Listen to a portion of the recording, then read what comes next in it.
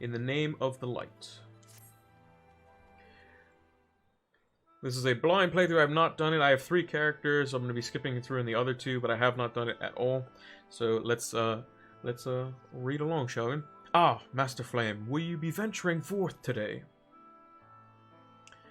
Do be sure to take care. If so, though they say the star shower was harmless, one can never be too careful. But I concede it for me to tell. But I concede it not for me to tell the Warrior of Darkness how to look after himself. Old habits you understand. Ah, Pilot! How very opportune. Who's this now? Maureen. Greetings, my friend. Do you perchance have a moment to spare? Sure. Why not?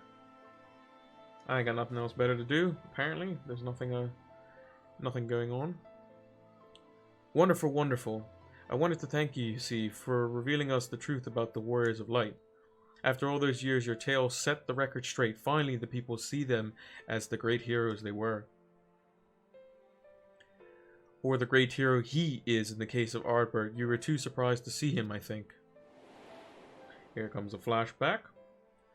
So yeah, we saw Ardbert in the previous set. I have to kind of remember because it's been so long since I've actually done the 5.2 story. At the time, I was not certain what to make of it, but I could see the effect his words had on those around me, and then the stars rained down from the sky, and well, you know the rest.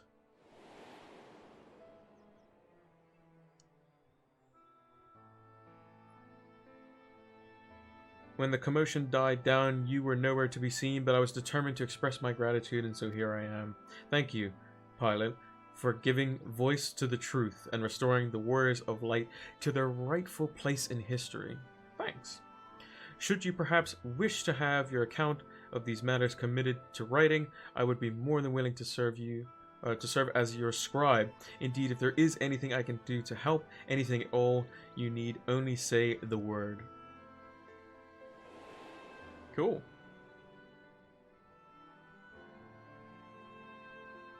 As we know, he is not actually the not who he says he is. That's a little bit, which is what we know from previous story. So we move. What will you say?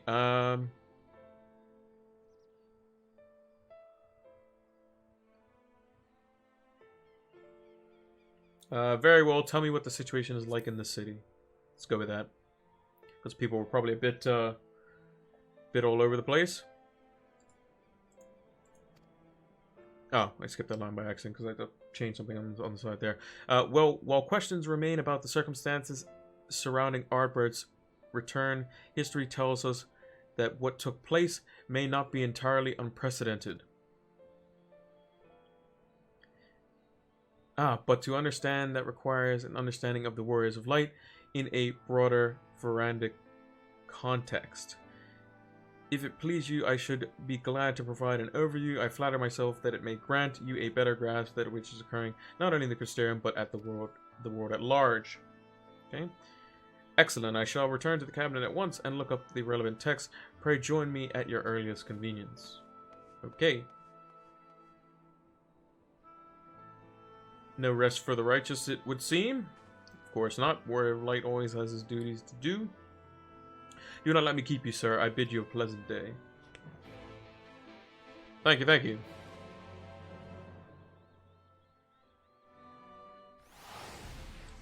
Okay, speak with Morin. Where's she at? Cabinet of... what's it called? So we will go here and...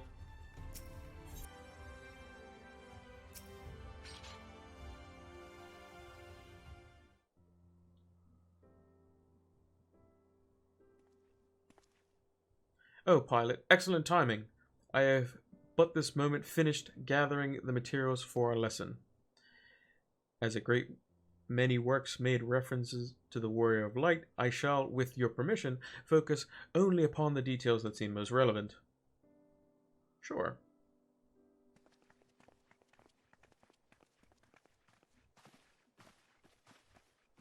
The Warriors of Light, you say? Forgive us, but we couldn't help overhearing. Eavesdropping, Mr. Alphino and Miss Alize. We've been out keeping watch over the Crystarium, but it appears to be business as usual. So I thought I'd spend some time brushing up on my knowledge of familiars, and Alphino volunteered to help. I actually came on a different errand, but I'd be interested in hearing about the Words of Light as well. May I join?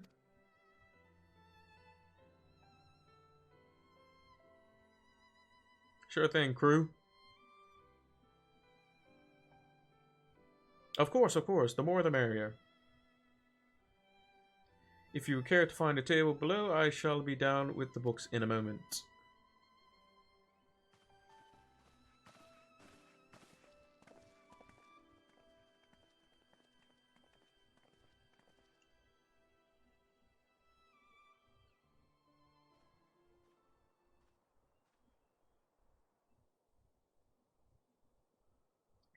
Were one to pore over the annals of Varandic history, one would note the comparative frequent reoccurrence of individuals hailed as Warriors of Light. Ardbert and his comrades require no introduction, but many others bore the epithet long before them. To name but a few, there was, I'm gonna try to pronounce the name, Tothwheel, legendary first king of Lakeland, Rodfort, and Sollard, the fabled Dran and Gulgent duo of Vobert. These words are very hard to pronounce. And no list of Varandic heroes would be complete without the Archmage Tiuna of Ronka. In older texts, she too was called a Warrior of Light. It did surprise me how ready people were to forget the negative associations of the title, but it makes sense if it's been around for centuries. Verily, in ages past, it was simply a synonym for hero. In the wake of the flood, however, light came to be regarded with fear, the title used not to exalt, but to revile or rival.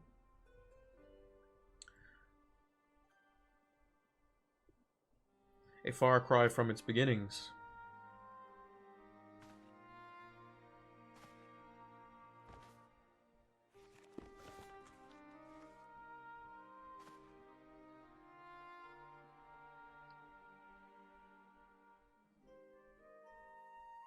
This, my friends, is Norvrant's oldest epic, the original tale of the struggle between good and evil.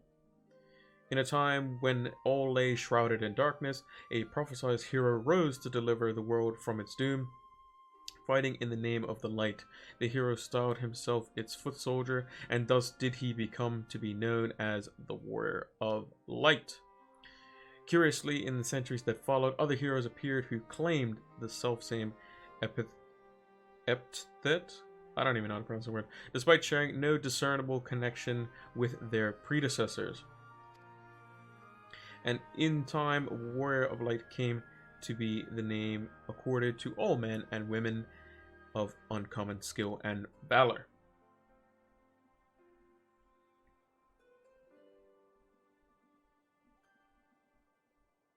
Well, the plot thickens. As you know, the title of Warrior of Light is also used in the source. Though the manners in which individuals have earned it are many and varied, heroes have been honored thus since antiquity. Nor does the custom show any sign of dying out, as you can well attest.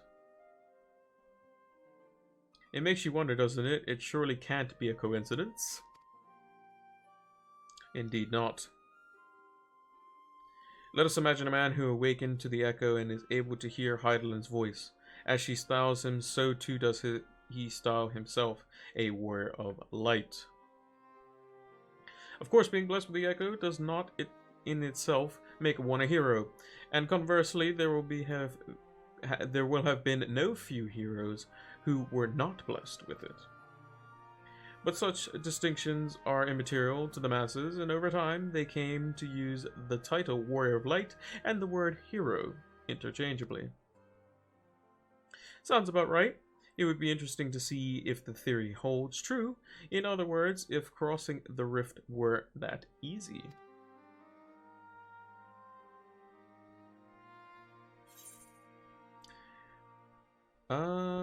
What's in the name? Oh, but Highland did call me a warrior of light.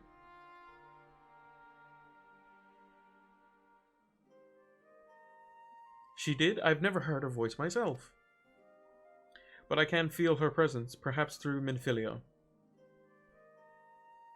At any rate, assuming all of this is true and there's a common thread behind the epithet, I doubt Asians will have been amused.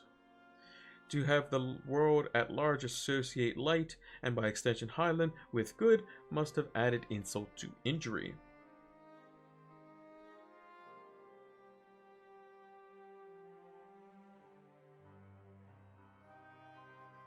Ahem. While this discussion is undeniably fascinating, I wonder, should I be privy to it? Mayhap it would be better if I excused myself. Oh, no need for that, my friend. Pray accept our apologies. Your lesson on the Warriors of Light has given us much to ponder. Ooh, did someone say Warriors of Light? Wah! Somebody fall down some stairs? Looks like it.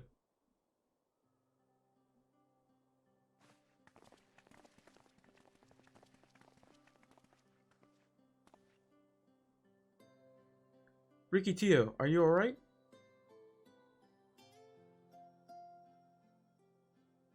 Ah, my precious tomes. Sigh. Did I not say you must take care in the cabinet?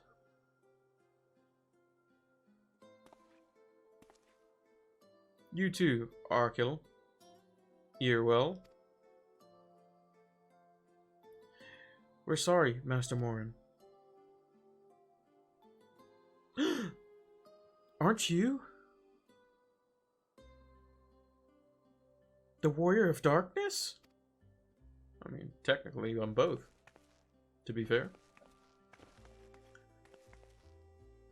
My name is Riki Tio, and I want to help everyone. Please, tell me what I have to do to become a hero, to be a Warrior of Light.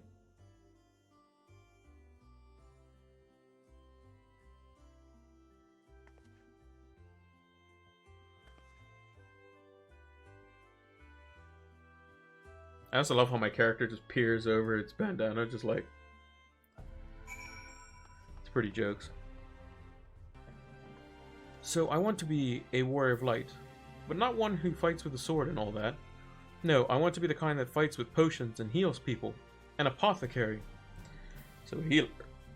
Excuse me. A healer. And I'm going to help everyone in the Crystarium. No, in all of Norvrant. When I told Arkil and Earwell this, they said that the cabinet should have lots of tomes about potions. That's true. But this place is so big and we don't have the faintest idea where to begin searching. At this rate, I'm not going to get anywhere. If I knew where to look, one should indeed be able to find treatises on potions here. Even so, I fear they may prove a little difficult for ones so young. But Esteemed Warrior of Darkness, perhaps you might accompany young Rikitio to Spragrix. Rather than through tomes, I believe she stands to learn more by observing the chirurgeons at their work. Sounds like a plan. It seems we finished here, so we'll come with you.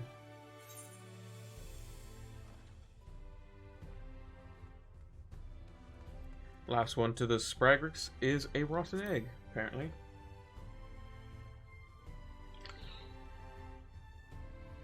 Ha! I'll have you know I'm really fast. You're going to be the rotten egg.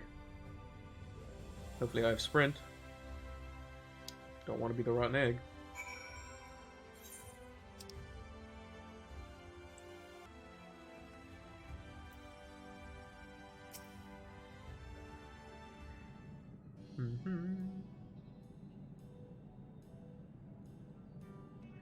Well now, to what do I owe the pleasure of so many bright-eyed visitors?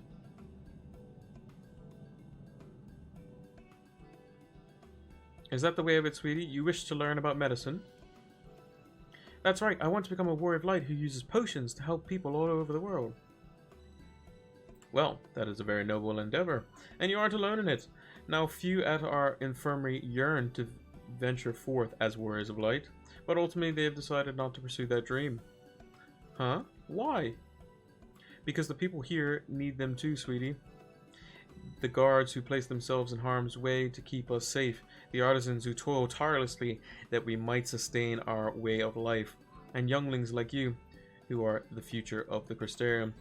They couldn't simply abandon them, you see, and so difficult though it was, they made the decision to remain.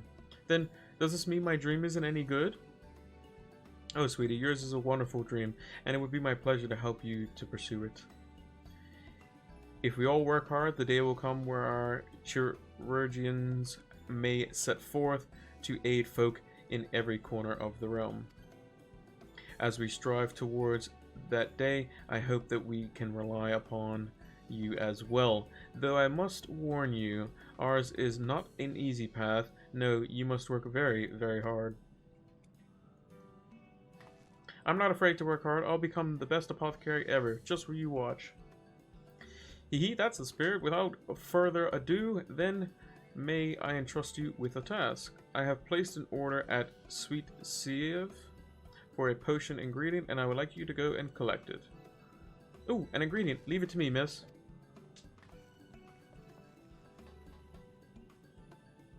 My, such an abundance of energy, though I can't help wonder if she'll all be right by herself. If she'll be alright by herself. My apologies, would you mind accompanying her when you arrive at Ffxiv? Speak with a woman named Gracine, and she will point you in the right direction. You can count on me. I shall join you as one of those suggested this course to Rikitio. I would assist her in her first steps.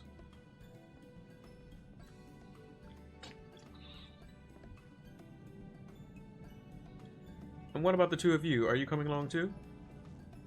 Well, we do want to become warriors of light, just not the same kind as Riki. So we'll wait for you here, warrior of darkness. When you return, please teach us how to fight. In that case, Reen and I shall keep them company and take the opportunity to ask about their aspirations.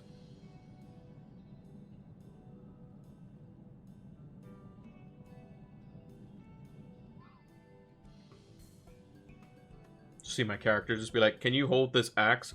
Dunk.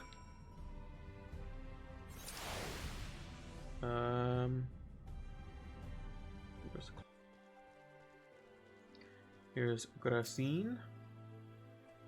If it isn't the warrior of darkness itself, may I assume you're with Master Alphino? Yes, sir. Or ma'am. Right, lest you wonder, Chesamil order is for grapes. As busy as we've been of late, however, I regret to say we didn't have the time to harvest them. So it was with my apologies I asked Master Alphino and his young companion help themselves to the fruit on the vines. Perhaps you could lend them a hand. It's the undersized grapes you'll want to pick. They're too small for normal consumption, but suitable to make wine and medicine. Alright. Obtain the grapes.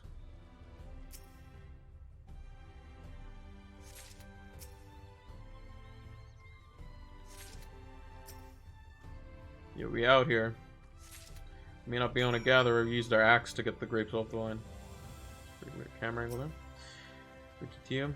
Oh, you're here too? We picked the little grapes. It's quite fun. There you go.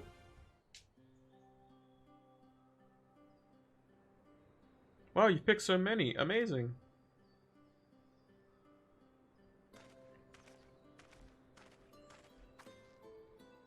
I dare say we have enough between us. Shall we take them back to Chesamil? I can wait to see what she's going to do with them. Or can't wait. Tell me, Riki, what made you want to become an apothecary and a warrior of light? Why? Well, a while ago, I fell really sick. Or fell sick. Really sick. My body was burning up and I felt so weak and I couldn't even get out of bed. Then a traveling apothecary came in and gave me a potion to drink. It was the foulest thing I've ever tasted, but it made me get better. She was so brave, the apothecary, I mean. She went around taking care of people even though it was dangerous, and I decided I wanted to help people, just like her.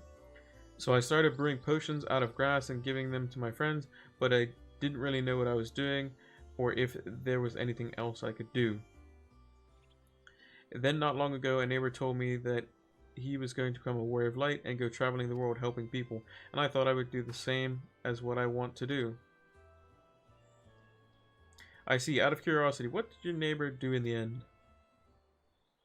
Thaler? I haven't seen him in a bit, so he must be out there looking for people to help. Thaler, one of the guards awakened by the star shower.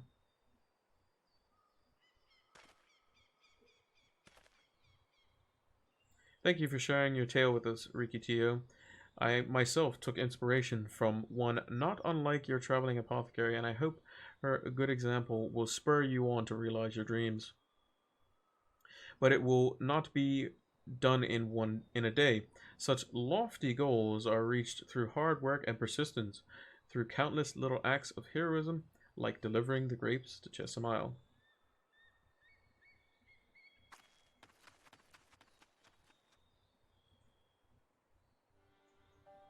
It would seem I've been laboring under misapprehension. I had convinced myself that it was Elidibus who had sowed the desire to become warriors of light within the hearts of the people, but I see now that an impulse to aid their fellow man abided with them from the first. Elidibus did no more than give it a name.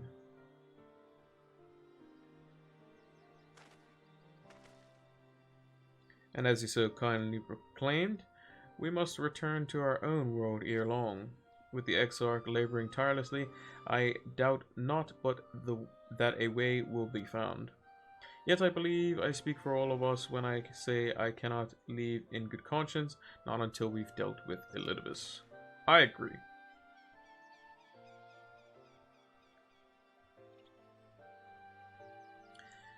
This is no longer a strange and distant land after all. Norvrand has become as a home to us, and her people our own.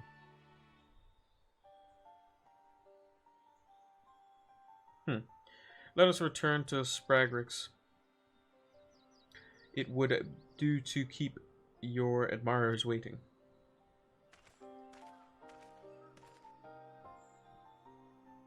I am terrible at reading, by the way, so if I'm mispronouncing any words, let me know when I put this VOD up on YouTube in the comments below.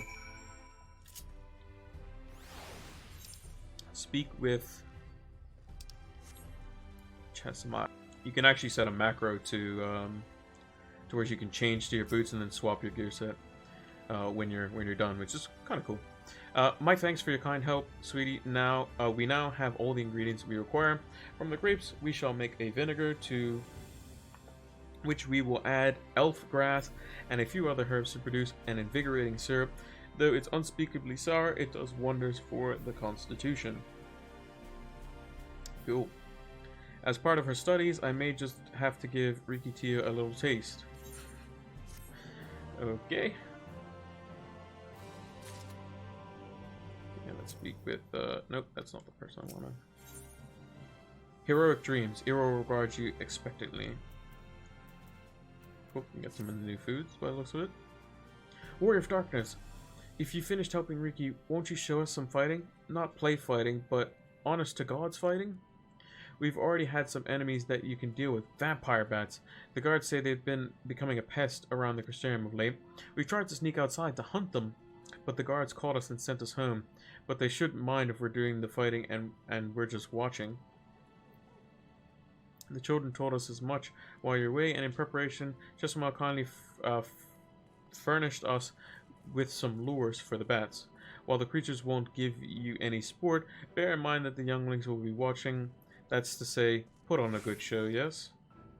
Right, let's head outside at once. Everyone follow me. Alright. Alice, wait, just a... come on then, children. Speak with Alize at the Exarch Gate. Okay, that should be... Okay, here we go. Alize, everyone's here? Good. Let's get started, shall we? As their name suggests, vampire bats feed on blood, and originally being nocturnal creatures, they've grown more active with the return of night, becoming a nuisance. To draw them out, we'll use Chesimile's lures, while work by exploiting their heat-seeking behavior. The bats are The bats are wont to nest under the eaves, so you are like to attract more if you place the lures near buildings.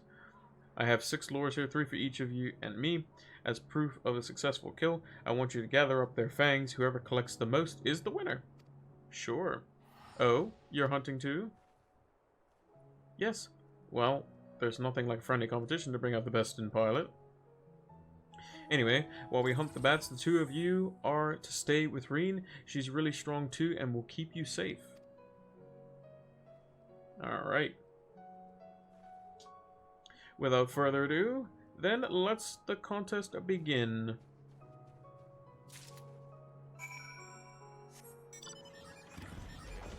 Alright. This is what I do best.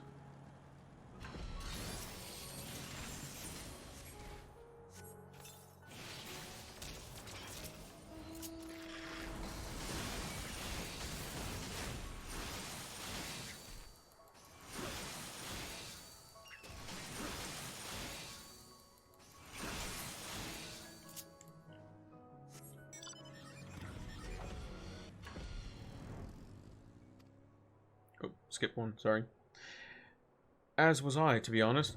Though I know the tally, may I see your fangs for good measure? Sure.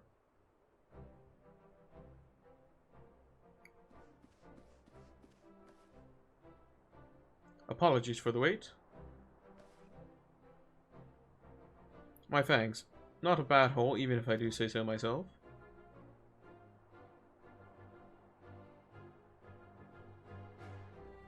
Five, 6, 7 fangs from Alizé. Which means the victor goes to Alizé. Pilot collected 5. Haha, I did it. I bested Pilot. In another God's damn life, you didn't even try, did you? Sigh. And there I was taking it seriously. Spare me your pity next time, will you? I was just hitting the bats, normally. So, children, you've now seen the War of Darkness in action. What are your impressions? He's incredible, miss. The bats were down before they knew it. Our guards are strong, but the War of Darkness is much, much stronger. We want to be just like him. Nice. Good. If you're looking for an example to emulate, you may as well pick the best. I want you to remember how you felt when you watched Pilot and train hard. Keep at it for long enough and you'll be strong too. You don't mind telling us, when did you decide that you wanted to become Warriors of Light? Well, we were listening with everyone when Ardbird appeared, but I've wanted to become strong since before I came to the Crystarium. The Sin Eaters killed my father and my sister. See, I promised myself I'd learn how to protect people one day. Like Ardbird said, this is our home. We're the ones who have to protect it. We're the ones who have to rise up as new Warriors of Light. True. What about you, Arkil? Me? To be honest, I'm still not sure what I want to do. But if my friends were in trouble, I know that I would want to help them. And I'd want to go on ventures with them, see the world together. That's a wonderful goal. You really think so? It's hard to explain, but it's something I felt when I saw the star shower the other day. I felt as though there was something I'd lost, and that I'd have to go out there and find it. Well, for both of you, there's nothing for it but to train. When we return to the city, I'll teach you some exercises that you can do by yourself. Okie dokie. Thanks for showing us your fighting skills, Warrior of Darkness. We'll never forget it.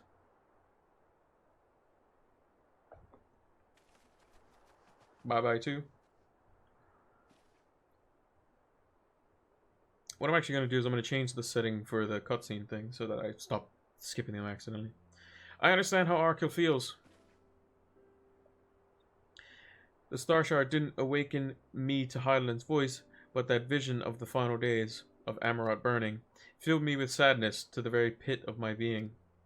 Things I once knew, people I once loved, promises I once made. It felt as though long forgotten memories were dancing at the edge of my mind, but when I try to focus on them, they simply fade away. and an effect of having a fractured soul, it I shouldn't doubt, but lest you worry, I'm perfectly happy to remain fractured and have no intention of donning an Asian mask. Huh.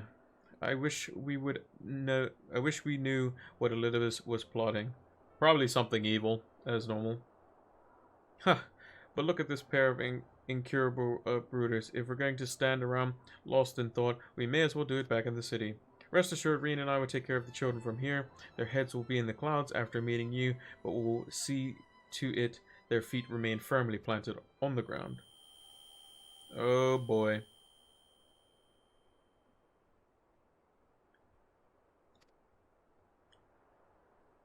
What happened? Nothing. Just a dizzy spell. Seems I tried a little too hard to beat you. I'm fine now. Not to worry. I'll see you soon. Could have something to do with the fact that their bodies are still back in the source, and it's starting to affect them.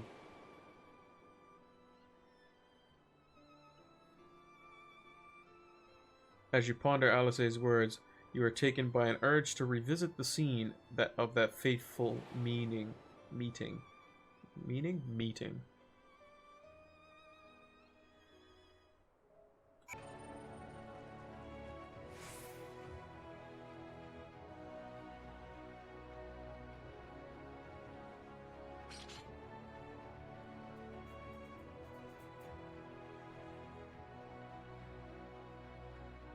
Okay, here's the destination.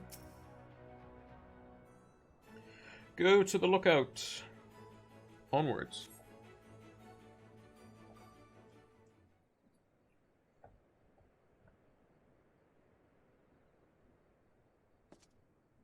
Oh, hello, our old friend.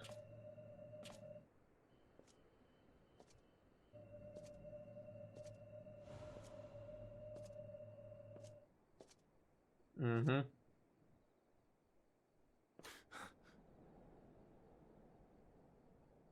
Why am I... Was it you who called me here?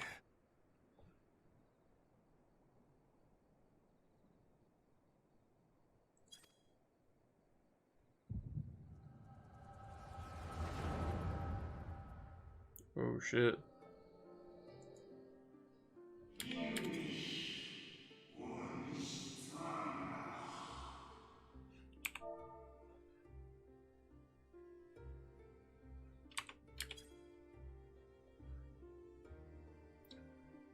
Apparently it's Y on the keyboard.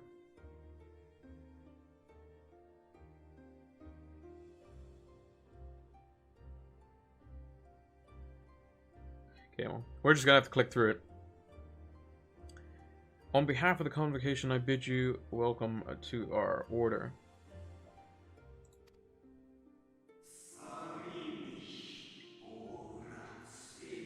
At times you will stand with us, at times you will stand against us, all that you might steer mankind and their very star upon their true course.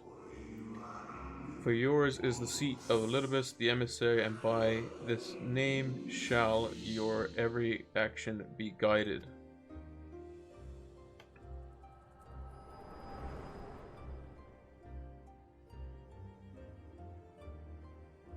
So you peered into my memories. No matter. You will have found little of import.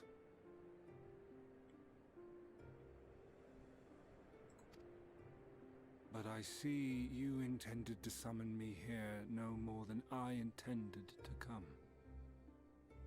The fault is mine. Such is the burden of hope.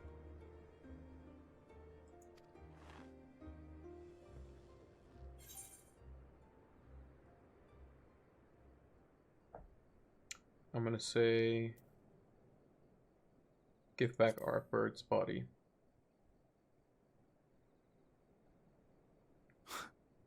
What fool would relinquish his weapon on the eve of battle? You're not wrong, Elidibus. You're not wrong. I thought I'd try something. That which I do is no different from that which you have done so many times, Warrior of Darkness. I arm myself, I hone my skills, I make ready to vanquish my enemy. You. You who have murdered my brothers, who have taken their selfless labors in service to the one true world and turned them to ash. I see you for what you are. You are death, and only in death shall you serve any purpose. Strong words from Elidibus there. The Convocation charged me to steer mankind and the very star upon their true course. As Elidibus, it is my duty, and I shall see it done. We'll see about that. I will strike you down. I don't see it. Destroy you, body and soul. All else must wait.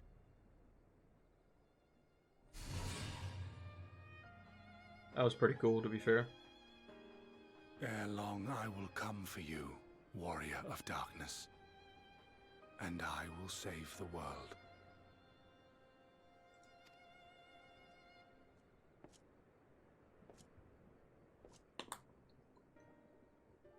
One last matter.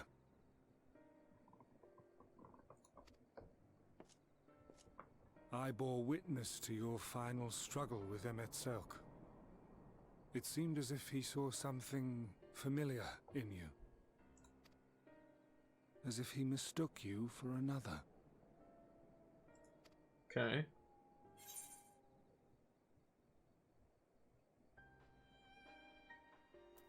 Call me his new old friend. Let's go with that one. No. I recall not of whom he spoke. Mayhap I never knew you. Or mayhap it is another fragment lost. Ah, I wasn't aware you already had a guest. If the conversation is constructive, I shall not intrude.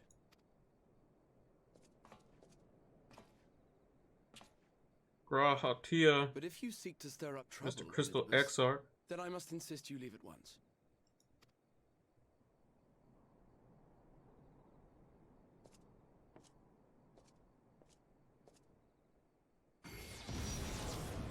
Oh, shit.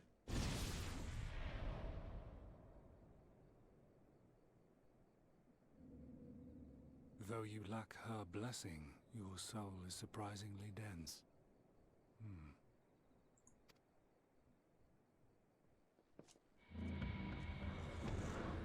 And he just yeets out of there. Worry not. I seem to be unharmed.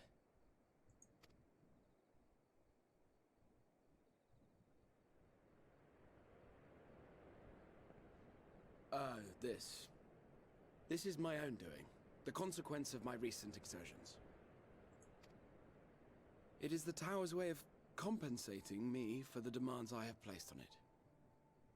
Rest assured, it is no great inconvenience at present. Indeed, I told Beck Lug as much, but they would not be persuaded and sent me away to rest. No need to make a fuss. Strange as it may sound, I consider it something of a badge of honor.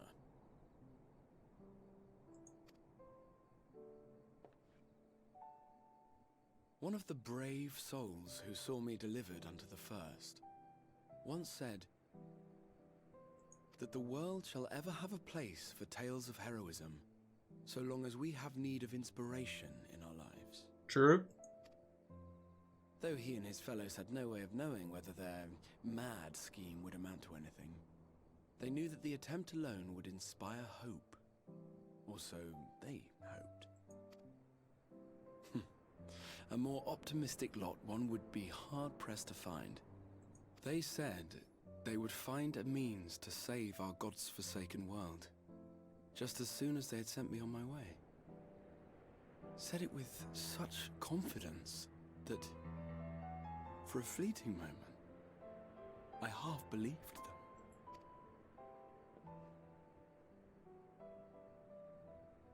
Such faith.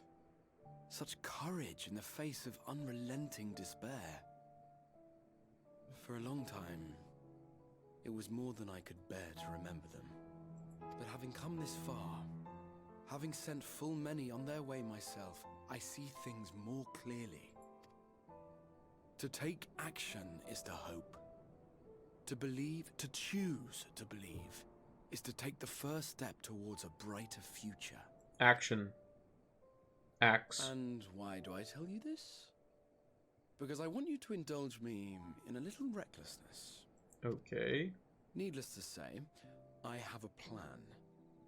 And when all is said and done, I will ask yet another favor of you. Oh, really?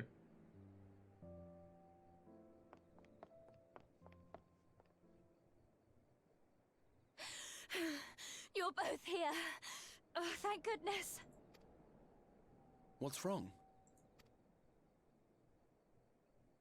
It's Thancred. He's collapsed. Okay. Well, that can't be good. Is Elizabeth going to take Thancred? Like, that other Ascian did?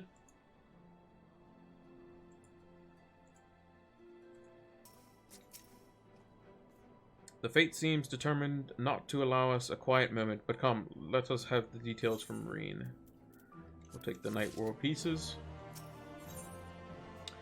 Fraying threads. Reen's face is a picture of worry. It happened after Alize and I saw the children back at the Spragrix. We chanced to meet Thancred there, returning from his mission. He'd been shadowing Elidibus around the realm, only to lose sight of him near the Crystarium. And he was in the middle of telling us where he'd been, when he just crumpled to the ground.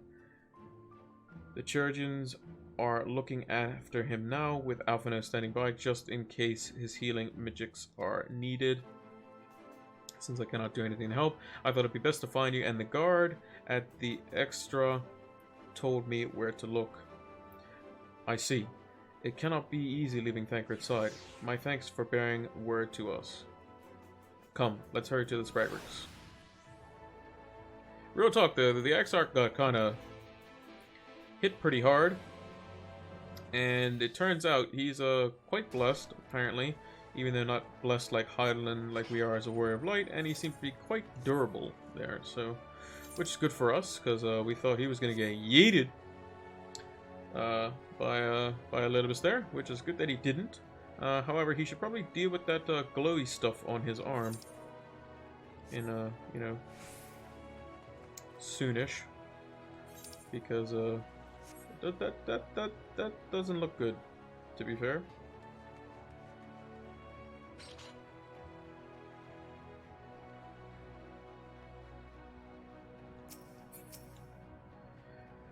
See what Thancred's saying.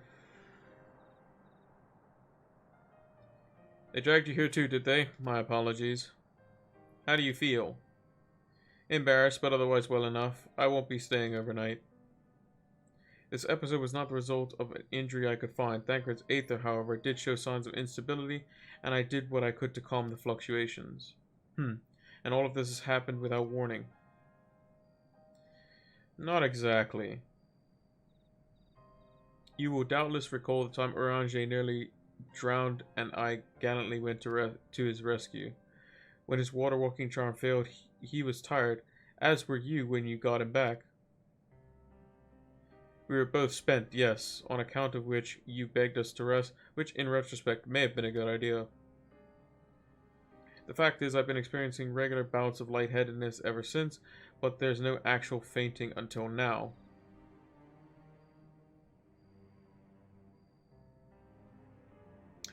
Oh, Alize, that just happened to Alize. As Alphino observed, I have no lingering injuries, but it most assuredly isn't old age, which leaves but one likely cause. The link between body and soul has weakened further. Time grows short, we must complete the spirit vessel with all haste. To that end, pilot, might I trouble you make a trip to the source. In addition to look in our friends' bodies, I would have you consult Crow about our plan. If she has any concerns, we should at least endeavor to address them prior to proceeding. Sure thing, buddy. In the meantime, we should get back to laying bare Elidibus' plot. Thus far, I've learned this much, that in each place he has visited, there have been sightings of suspicious black-clad strangers. Moreover, the coming of these shady individuals has invariably coincided with some manners of misfortune, beasts terrorizing settlements, blight ravaging crops, and you know the sort of thing. All of which serves rather conveniently to make Elidibus' call for new heroes reverberate that much more loudly in the hearts of his audience, and you think these black-clad strangers are Asians. I do, and I fully intend to investigate further, though for that I shall require additional feet on the ground. You can count on me. Gods know I've been itching to get out there for a while. Mayhap Urion J2 can be prevailed upon to join in your efforts. He has already provided copious guidance on the matter of the spirit vessel's construction. It is for Becklog and I to wrestle with the rest. Well, if you can spare the old boy, we may as well make use of him. I'll go and give him the good news. You'll do no such thing. However heedless you are of your own well-being, if you care at all for Rien's feelings, you'd stay in bed until you're needed. Alphino and I will find Urianger.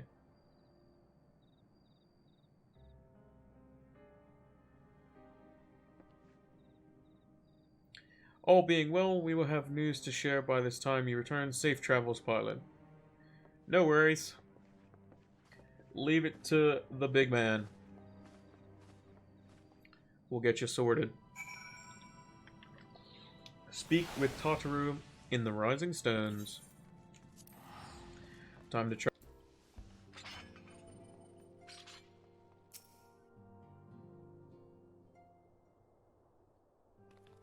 Pilot, what an excellent, awful timing. Eh? You see, our friends, they've taken a turn for the worst. Krau's hardly had a moment to rest these past few days.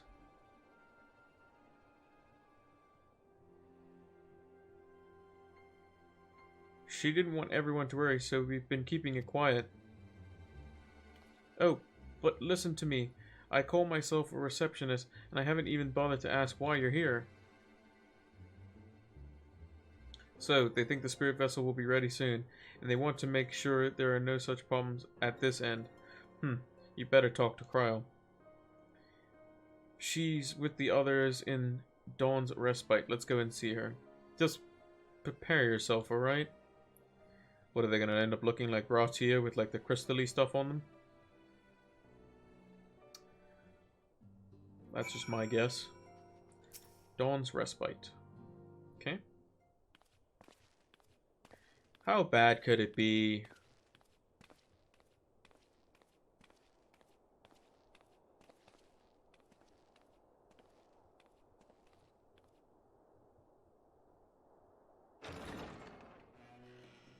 Excuse us.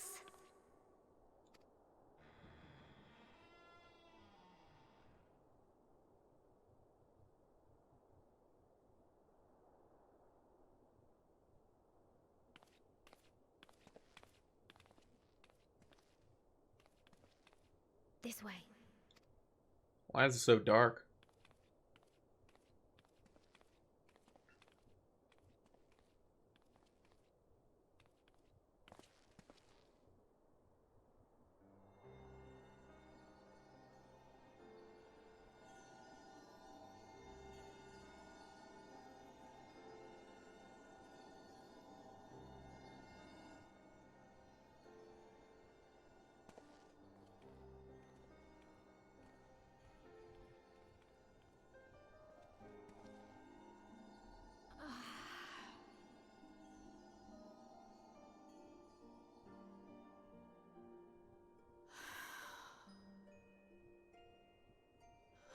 I would rather you hadn't seen this.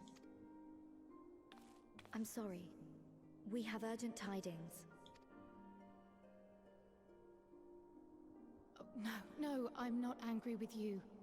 On the contrary, I know full well how hard everyone has been searching for a way to return home. And I had hoped to afford you the time. But given our friend's present state, perhaps it was for the best that you came. Yeah, we'll help him out. In however which way we can.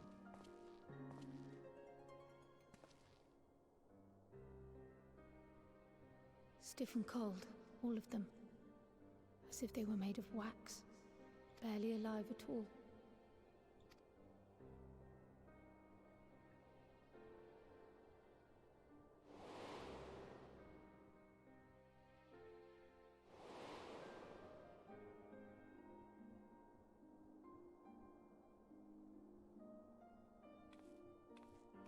And they had been doing so well.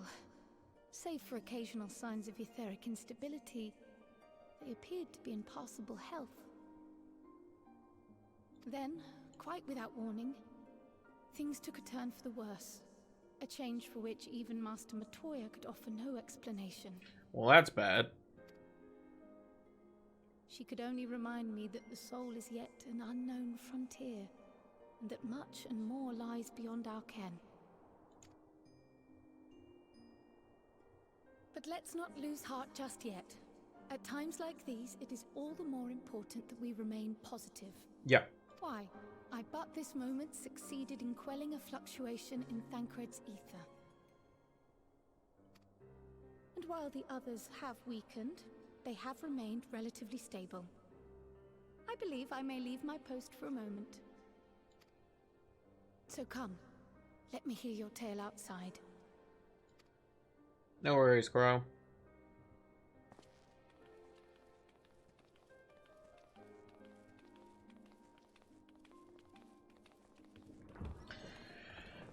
So it's a fluctuation in aether because their bodies are in a different they're in a different realm, which we've known for quite some time, and we've got to get that sorted because otherwise it could end quite badly.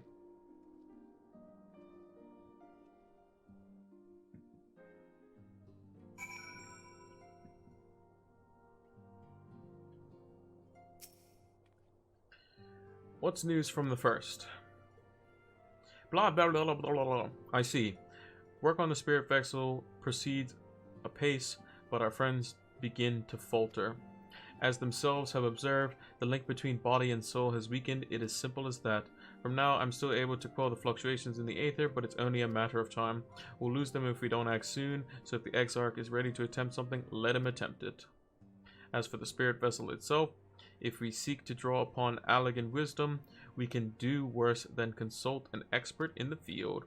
I think I know just the man. Time being against us, it may be best if I go and solicit his aid in person, even if it does mean leaving my patients. Food for the soul. Judging by her sheepish expression, Tataru has a favor to ask. Okay. Pilot, could you spare a moment while Kryle goes to find this expert of hers? I mean, there's a gift I was hoping to send to our friends in the first, you see, and since we might be waiting a while, I wonder if you wouldn't mind giving me a hand. My first attempt turned out well, so now I'm going to make it properly. I'll be in the kitchen at the House of Splendors. Meet me there. Well, I better be off too. I shall see you soon, either here or at the house, depending on how our patients fare in my absence. Alright.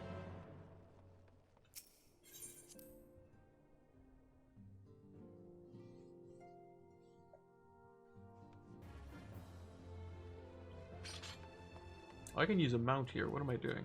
Anyway. There you are, Pilot. As you guessed, the gift is a bit of home cooking. Unlike Crow, I can't do much to help our friends directly, but that doesn't mean I've been idle. No, I've been doing my best for the Order, taking on this job that to keep our coffers full. I've helped out with the Ishgardian restoration, and in all course of this, my culinary skills have become come on quite a bit. So I thought, why not make something for our friends? It's baking in the oven as we speak. Shouldn't be long now. Really? Some home cooking, you say? Sounds good to me. There, baked to perfection, even if I do say so myself. What is it? Bread! What type of bread? Your cake looks like bread. I'll just say, smells great.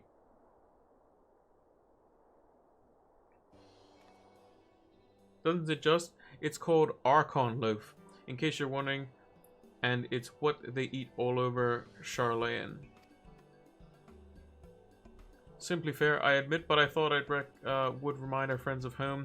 If nothing else, Carl tells me it's a good source of ether. Okay, so it should lend them a bit of strength at least. Right. There truly is nothing like the smell of bread fresh from the oven. Carl, and if isn't Rambros too? Hello, Rambros. I trust you require no further introduction, pilot. Greetings, my friend. Fully glad I'm able to see you well. I confess I have a long list of questions to ask you, but I will endeavor to contain my curiosity for the present, and I understand our mutual friendship is struggling with the application of certain elegant technologies. I have been keeping Rambros apprised of events in the first. Suffice to say, he knows about the Exarch. If anyone alive can provide insight into this matter, it is him and his fellow sons. Ahem. Loath as I am to disappoint you after so glowing an endorsement.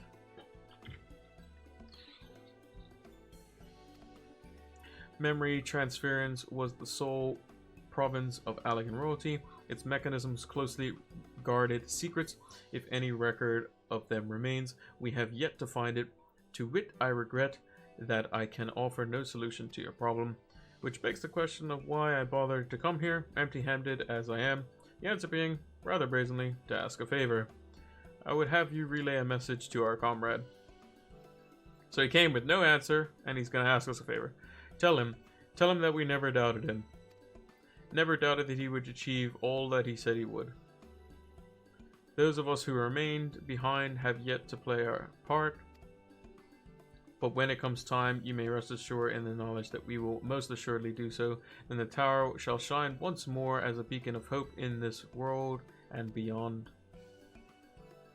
So tell him that we consider his duty done and that he should follow his heart now. Forgive me, but did you say this to discourage him or from overexerting himself, or encourage him to hold nothing back? That is for our friend to decide, but either way, I dare say a certain someone will be unimpressed. Well, there you have it, pilot. If you would be so good to see his Rambo's message and Tataru's bread to their intended recipients, along with my report, of course. Kyle, before I wrap up the bread, would you mind giving it a try just to make sure everything should be? But of course, I'm always happy to lend my taste buds. I want a piece. Excuse me, Rambos. As a fellow Charlene, may I trouble you for your opinion? Well, I usually have mine with a good dollop of Roland Berry jam, but I suppose plain is best for sampling purposes.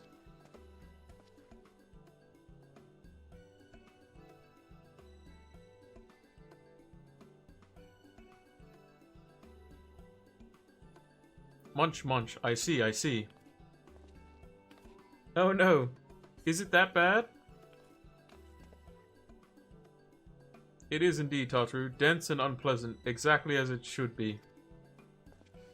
Gahaha, just so. The very taste of home. As you might expect, our countrymen have amassed a wealth of culinary wisdom from every corner of the world, but our native cuisine is, shall we say, a little lacking. In Charlian, the majority regard food as an excellent sort of nourishment than enjoyment. Save for those few who actually research the culinary arts, we pay little heed to the niceties of taste and texture. It was such a gastronomic landscape that what is now called the Archon loaf was born in the creation of Archon, who devoted himself to the study of bodily sustenance. It was such a gastronomic landscape that we now call it the Archon loaf was born, the creation of Archon, who devoted the self of bodily sustenance. In order to maximize its nutritional value, he incorporated copious quantities of pulverized fish and vegetable matter into the dough, all with nary a care for those qualities which make bread enjoyable. The result is a flavor that continues to defy description. Yet, for its many shortcomings, the loaf's natural value cannot be denied. and being damnly convenient way to cater to one's bodily needs, it quickly found an audience amongst busy scholars. Why, when I was a lad, nigh every meal was a sandwich made with this very bread, and whatever ingredients happened to be on hand. I suspect just about every Archon could say the same. Having been away from home for so long, I thought I might have forgotten the taste, but no, it is all too familiar. Ah, how it takes me back. So I guess it's just a very boring loaf, but does the job because it's nutritional value. If there is enough, perhaps you can spare some for the Exarch. He is certain to appreciate it. Oh, there's plenty to go around. I'll be sure to wrap up an extra slice. Nice. Pilot, when you deliver the loaf, be sure to send everyone my regards. Tell them we're doing everything we can, and that we'll be praying for their safe return until the moment they get back.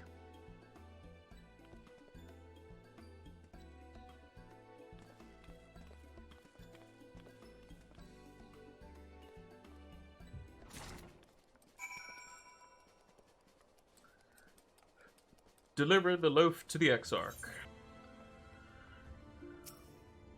Welcome back, my friend. How was your journey? Here, have some bread.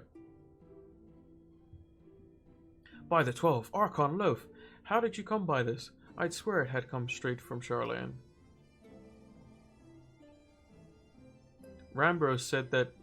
Did he? Sigh. His words are very nearly as heavy as the bread, but I appreciate the sentiment. Should you have the chance, you may tell him that he needn't worry. That which I seek to do, I do on my own volition and with all my heart. In pursuing this path, I fully expect to earn the censure of our friends and to deserve it, but I shall forge on regardless. Forge on as you did when faced with a similar predicament, so I ask that you have faith in me in what we do. But we were talking about your journey before the others arrive. I would hear how their bodies fare. Oh, and the bread I shall save for later. Though it has been many years, I have not forgotten the feat of mastication required to consume it, nor how unconductive they are in conversation.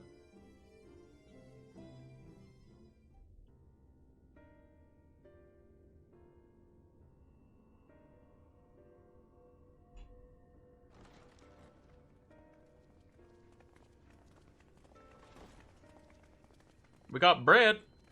You want bread? The gang's here. Forgive the delay. We have visited every region and confirmed the presence of Ascians throughout the realm.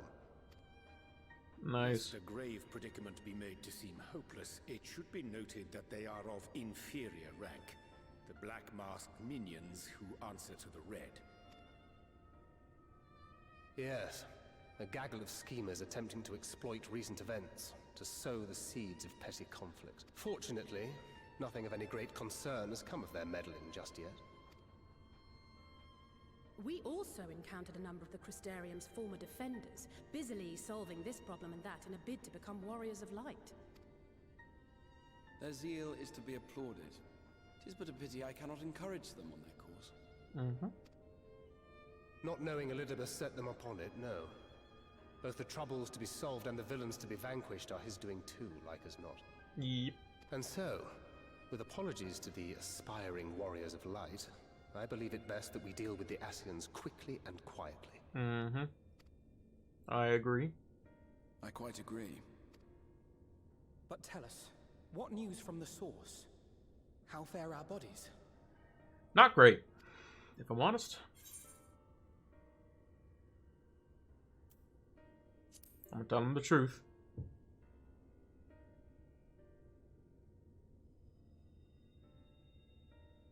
Oh dear. Then we must redouble our efforts. Not that we've ever stinted in that regard. This would seem an appropriate moment to ask about the spirit vessel. Tell me you've made some progress. Hopefully they have made some progress. That would be nice. We have, as it happens. One moment.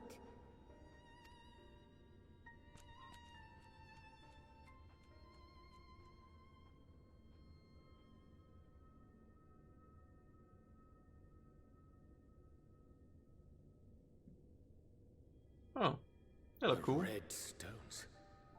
Then this doth mean... For the benefit of all, permit us to explain.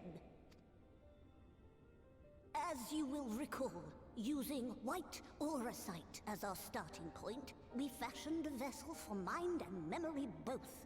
Yet, though it served this purpose admirably, the process of imbuing it with one's complete essence proved a somewhat thornier proposition. Okay.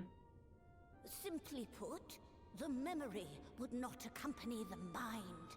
And so, we looked to the Allegan's mastery of memory transference for a solution. Mm-hmm.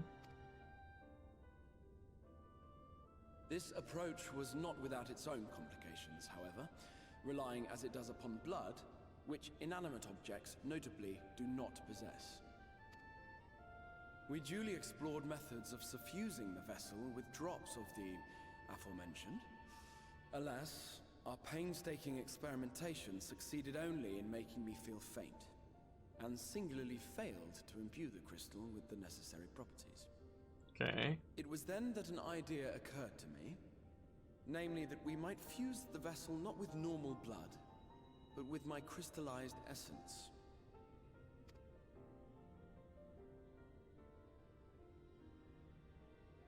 You're doing this for our sakes.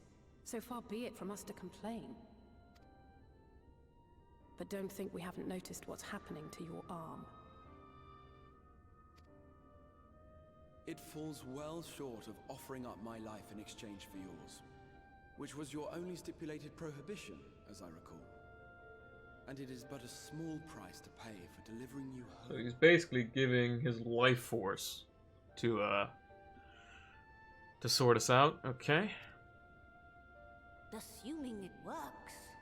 Yeah. We shall soon know if this grisly addition will serve as a suitable conduit for the subject's memory.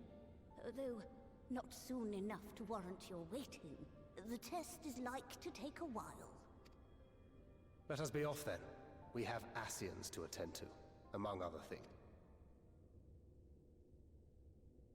Forgive me, but I count 6 vessels, and there are only 5 of us. One is for testing purposes. I will personally use it to see whether the crystal functions as it should. And if it does, wouldn't that mean that your soul could also return to the source? Yes. In theory, at least. But there is a distinct difference between your circumstances and mine. While your corporeal forms want for souls, my past self does not.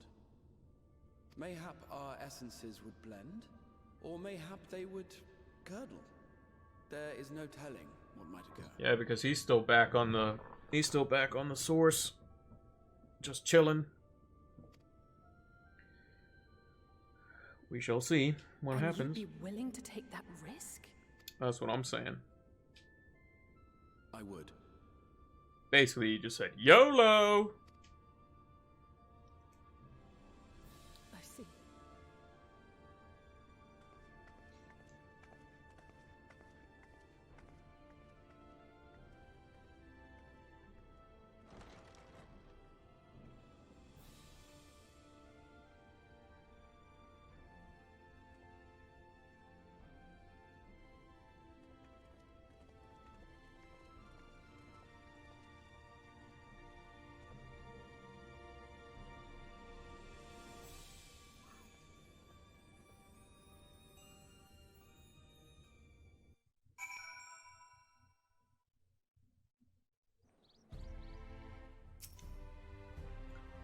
Hast thou a moment, pilot? I would speak with thee on the matter of the Exarch's mooted return unto the source.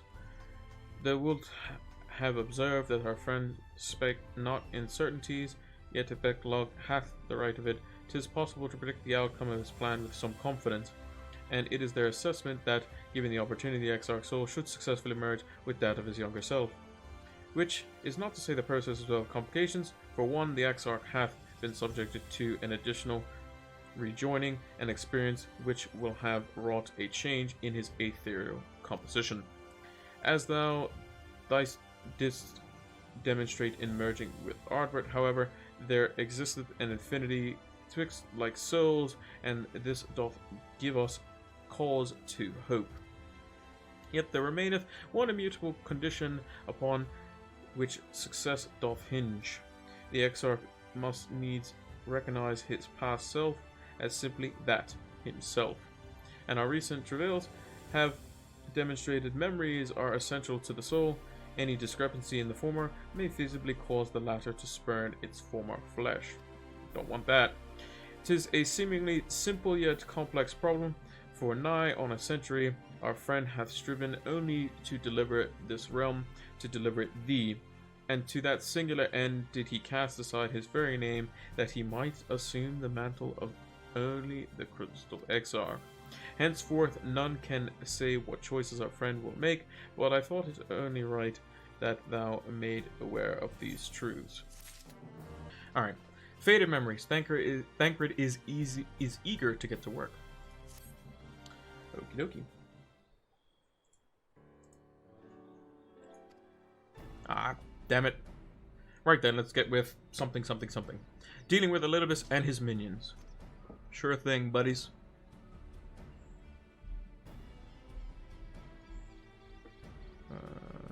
Just give me 1 second. Cool. And so, there is one other matter. In light of our deteriorating health, Y'shtola should not be left alone at Ander. Might I trouble you see her visit, pilot?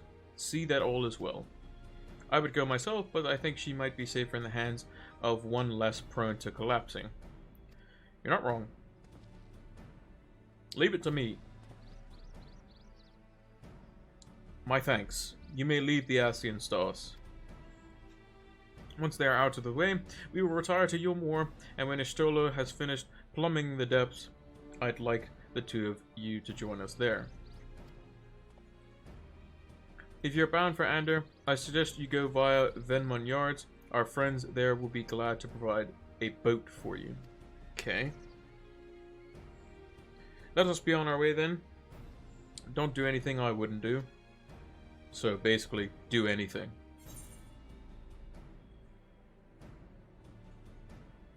I have a delivery from the source, Kupo, courtesy of one Tataru Taru. It does the Moogle noise too. You're a long way from home, Moogle. And this is from Tataru, is it? Whatever could it be? That's jokes. It actually did the Moogle sound. Archon Loath, thou sayest? Why, even to hear the name doth transport me times long past. Bread from another world? May I try some? It's not great.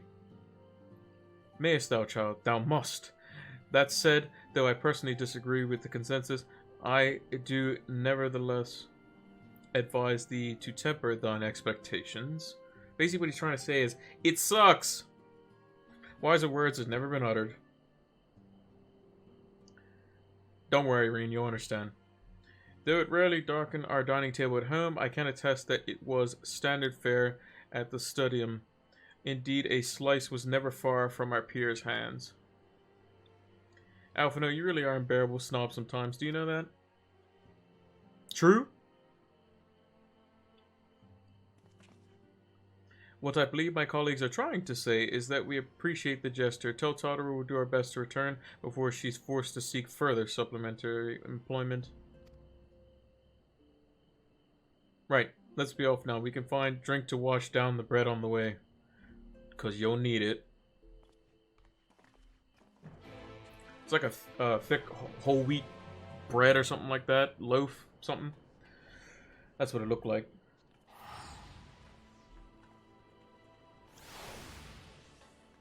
Speak with idle shipwright at Venmont Yards. Alright, let's see.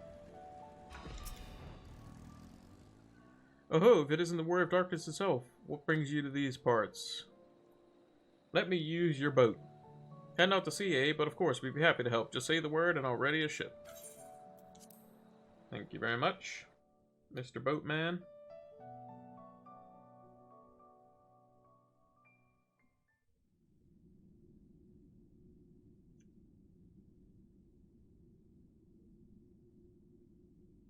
Looked like somebody was on the ground.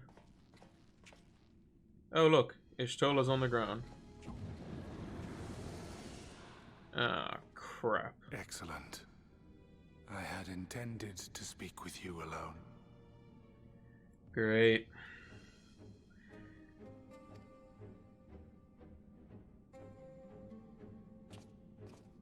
None of my doing, lest you misunderstand. The link between her body and soul wavers.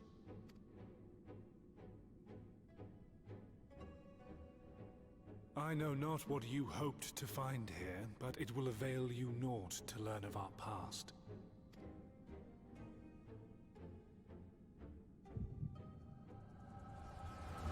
What you showing us, Elizabeth?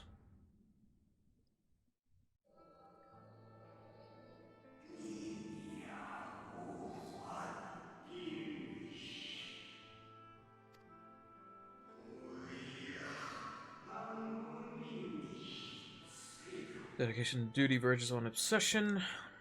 Okay. To think some thought you ill-suited for the role, how wrong they were. But come, turn your gaze outside the window, my friend. The rains have ceased, and we have been graced with another beautiful day.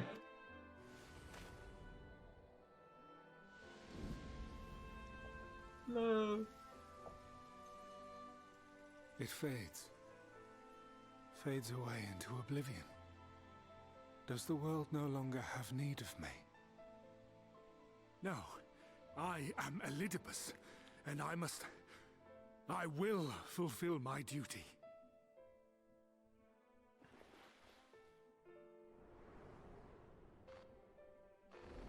Who dat? Sundered though you may be, you fought for the world's salvation. For hope. Hope. Oh, that was the dude in the book. It swells within me. I think that was the dude with the book. He had horns and stuff and looked like a dude with a sword. Now I may carry out my mission. And yet... why do I yearn for this? Why do I struggle so?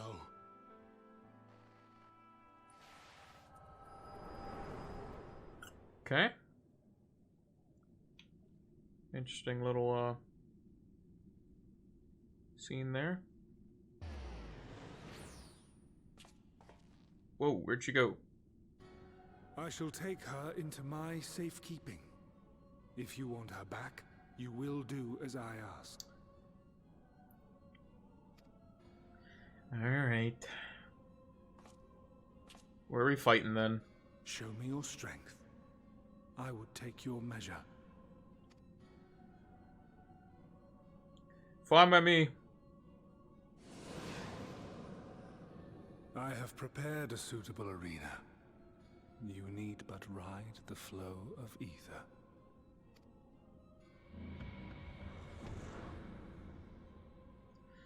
Am I really gonna go follow this Dawn?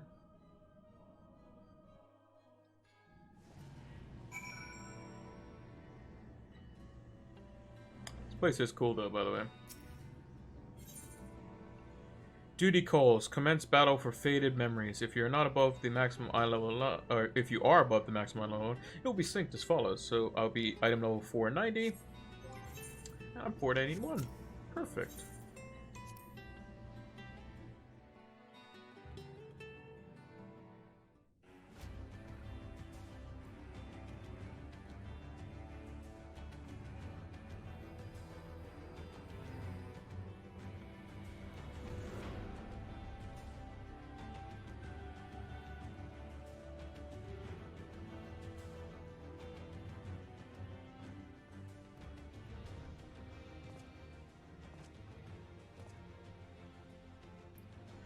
You are familiar with this place, I believe. This remembered Amarot? Yes, I do.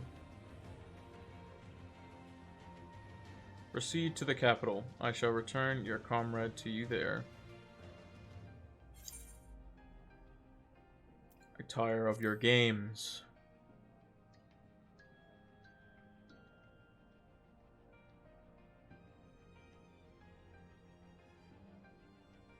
You speak as if you were disappointed in me. Why?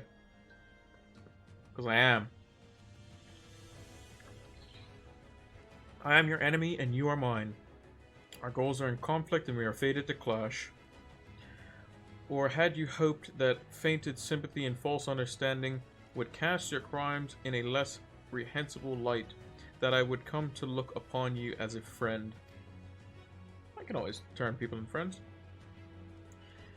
You who have slaughtered my people, who tear down everything we have built.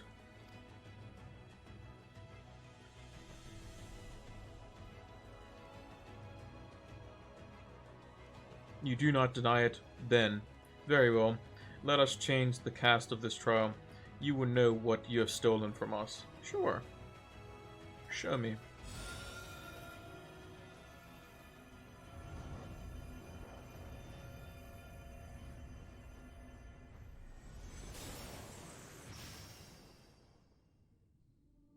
Huh?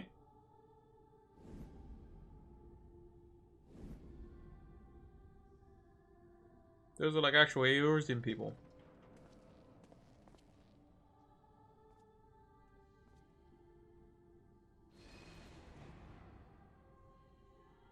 But do not imagine I crave remorse, only justice. Alright, bro.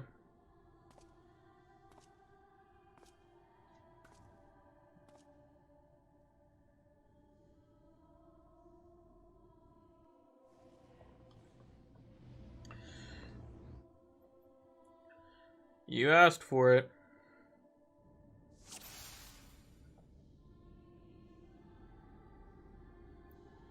Forward, hero. We shall see how strong you've become.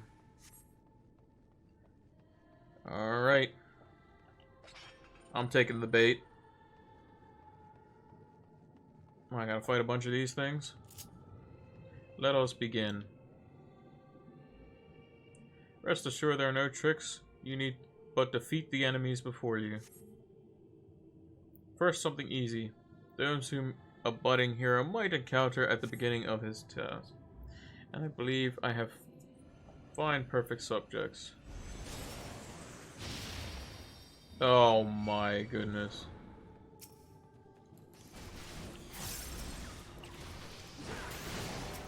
This guy is an ass.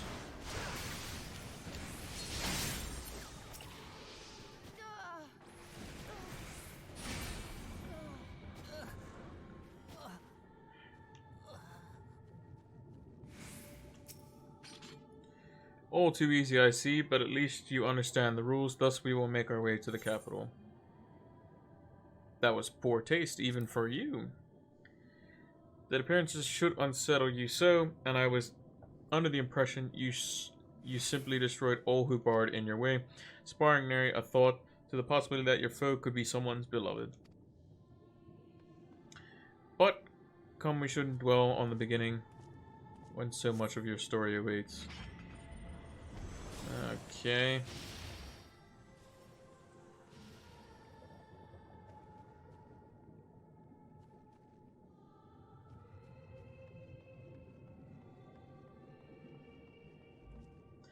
Every tale requires villains. Defeat them and claim your prize as a hero.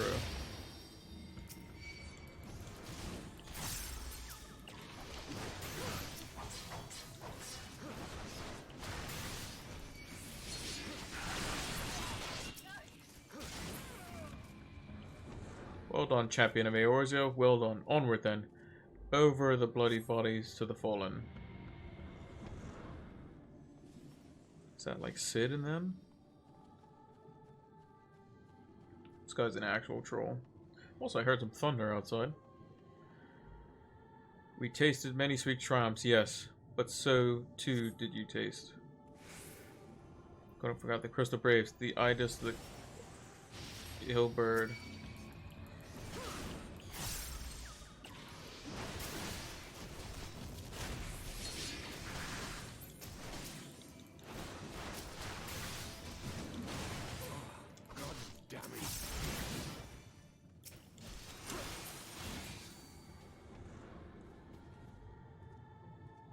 Such ease yet again.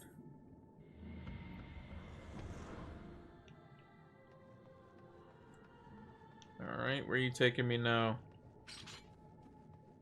Elidibus. It seems it would take more than those monsters to leave an impression upon you, or mayhap you simply failed to understand my meaning. Not that it matters, nor have I dealt... no, I have dealt with countless heroes and always ends in the same way. No amount of reasoning will bridge our differences, will result in happiness for all. Whatever your reasons may be, I cannot be bound by them. I can put faith in my own beliefs and fight for them with all of my being. You're wrong. You can always strive for understanding, for compromise. How very naive. If you're willing to compromise on your beliefs, you all but admit that they are flawed. And I assure you I have no intentions of compromising on mine. Come what you may, I will fulfill my mission as Elidibus. Search which is not known, but your own strength. Okay.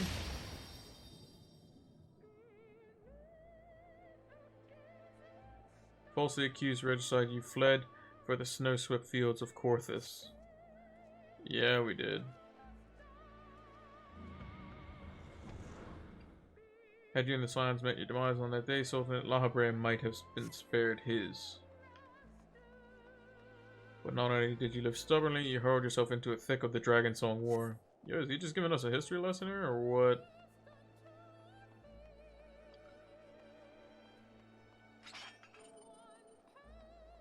Swept along by the tide of events, you pursued and slew those who sought the ending conflict just as you were a bid. Okay. Hello, Thornton. Thornton and the gang.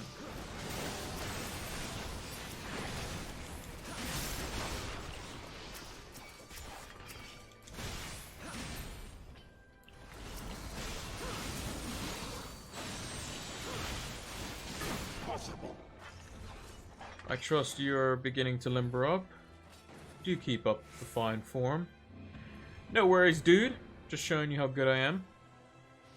Doesn't matter what you throw at me. What's this now? That's without harsh font. He's just trolling us. Around here, as people are wont to flock, people who harbor all manners, each based to their last. What now? Oh, we gotta fight Amric? Come on, let's curtain rise on the grand melee.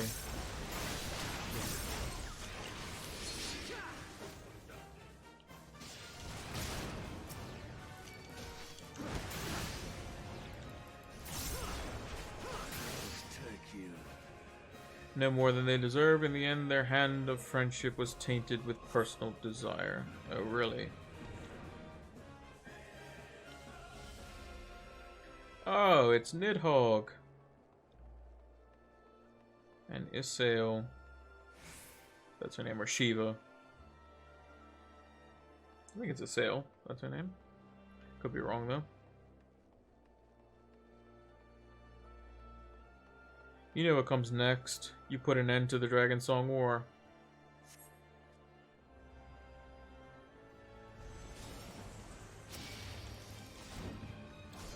Yep, that's him. There's no saving this comrade. All you can do is cut off the serpent's head. I will definitely do that.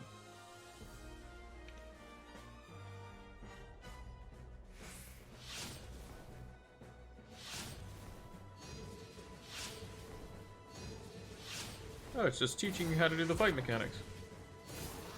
I'm gonna run around in circles.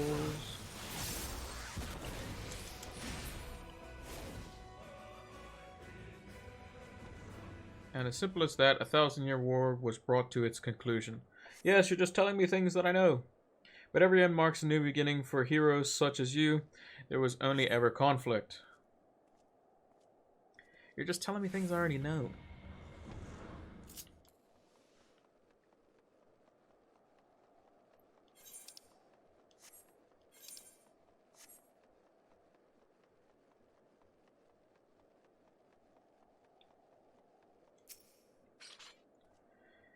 How are you enjoying the walk down memory lane? I dare say there will have been a few individuals for whom you harbor deep feelings, whose passing caused you keenest grief. That is what our people are to us, an irreplaceable existence that can ill be lost. I will save them, for they are my... Let's see what you have to say. Never mind. Damn. We are not here to talk. Let us return to the task at hand. Emperor Solus had kindly an insatiable flame. Garlemald was its name. Yep. Following the trail of ash, you set forth to Alamigo and Doma in storm of blood. Where are you taking me? Again. Fought again and grew stronger. Yours is unnatural, beastly strength. Yep. Let's do it. In order to gain a foothold in Liberations, you journeyed to the far east plains. Yeah, buddy. It's Grenwald & Co. The sun cannot be extinct. It's not enough. The stronger you dawn, thus gather new allies to your banner. Where we going now? Who are these people over here? More domens. Yet where ardent souls gather, so too does fire burn in this way. Else cosine. Oh, I gotta fight Hien and Yugiri, of course.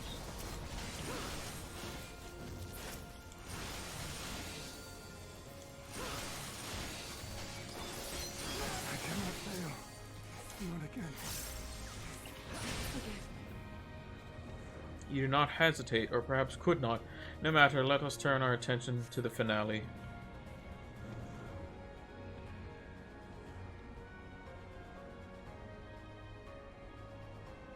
Here we shall test between fellow beasts. It is only fitting. Would you not agree? Oh, hello, Xenos. When you pointed once, 'twas I who triumphed. Will you turn the tables this time?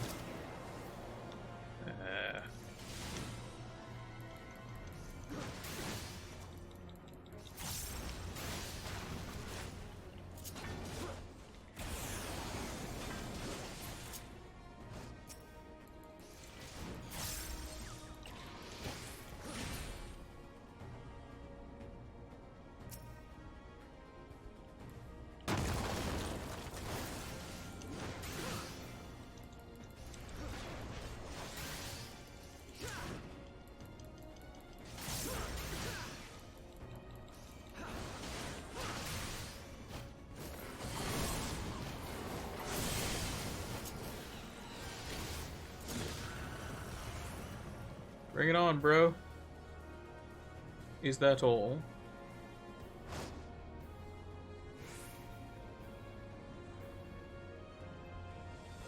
Actually, let me take that, I'm gonna make this gauge slightly bigger.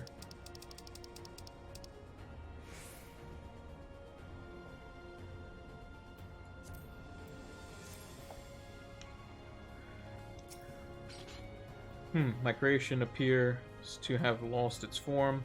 It is no easy thing to see through the eyes of a beast such as him. In any event, there is only so much to be learned by taking your measure this way. Let us try something different. Come, we continue this within.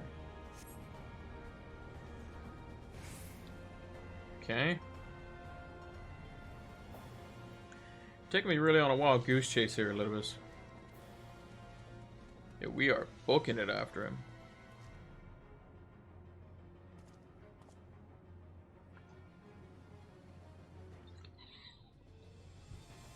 An impressive show of strength, but surely no more than a foretaste of which MXL's Conquer is capable. Such might requires a fairer measure to compare like with like, yes.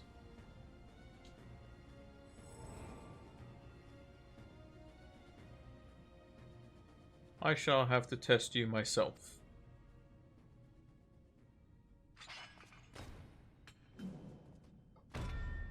Come on, pilot. Show me what you can do. Sure thing, pal.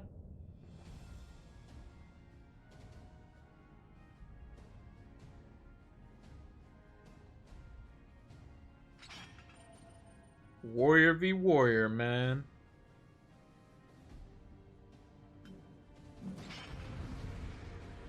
Let's do it. Defeat Ardbert.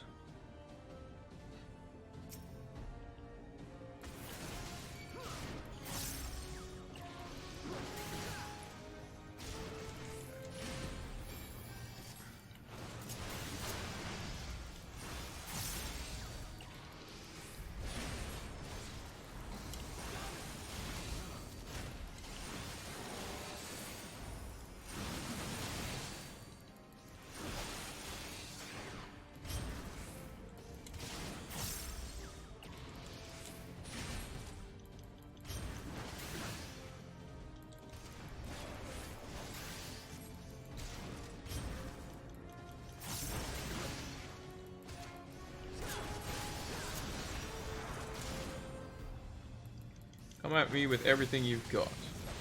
Say no more.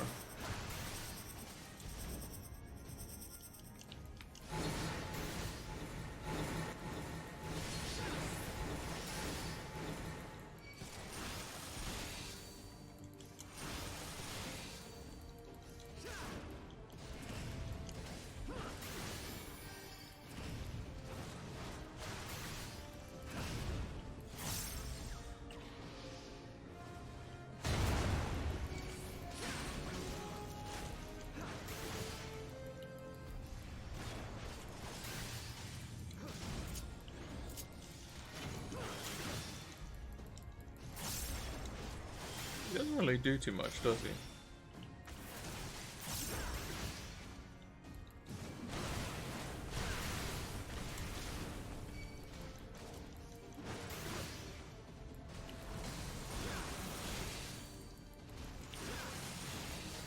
Oh, we're just fighting.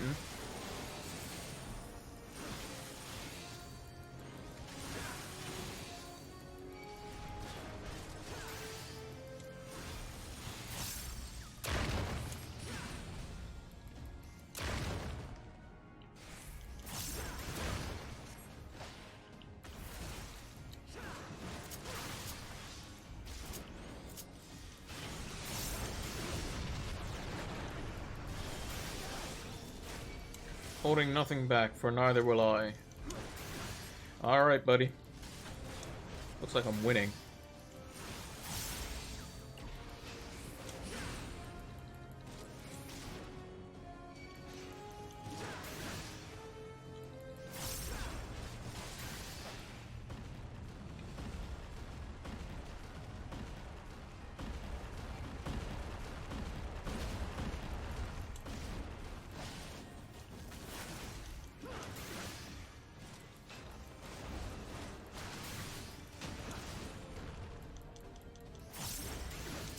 Yeet!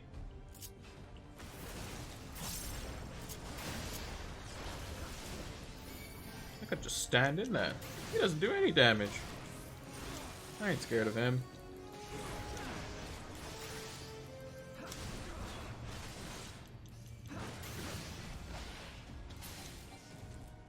I have my answer. Okay. What, that I can just smash you into the ground?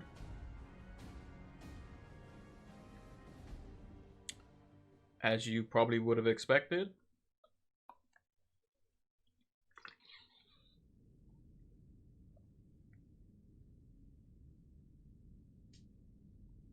You have grown stronger since last we fought.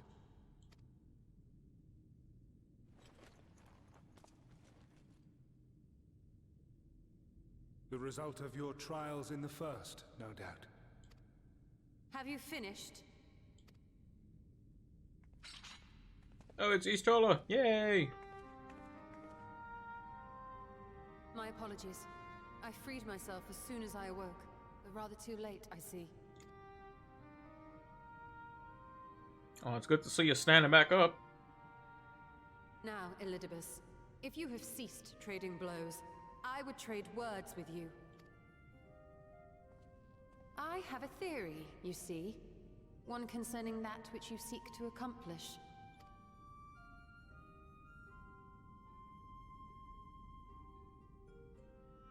It stems from who, or rather what, you truly are.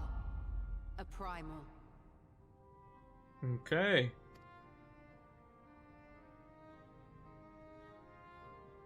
The ancients created Zodiac to deliver the star from destruction. Okay. If the magic that brought him forth is the precursor of what we know as summoning, then Zodiac would have been instilled with a presiding desire. Yeah. Okay, go on. I found it among the records at Anida, and it came as no surprise. Were I faced with the world's destruction, I too would wish for the same. You got a point. Salvation.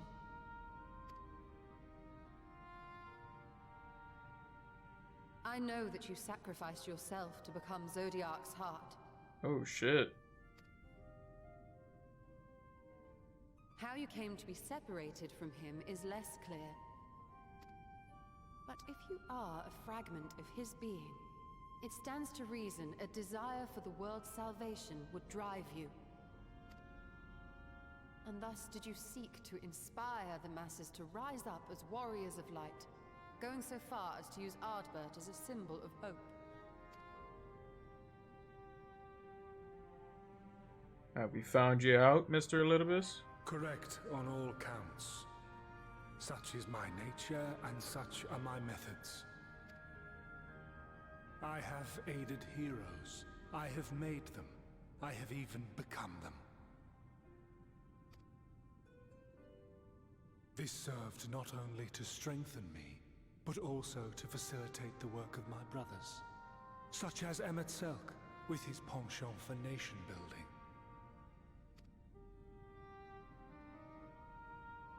Then you will be all too familiar with the fickleness of mankind.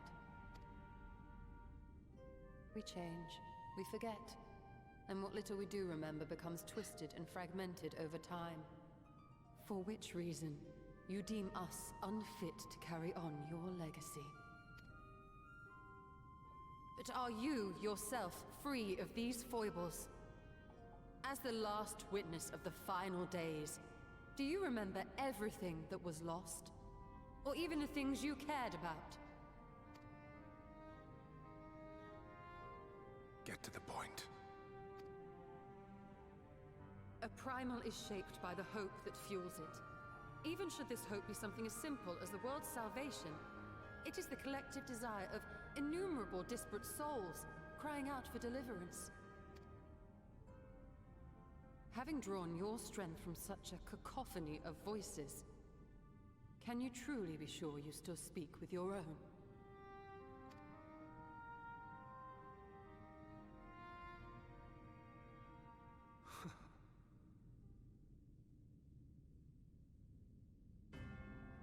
Your question is irrelevant.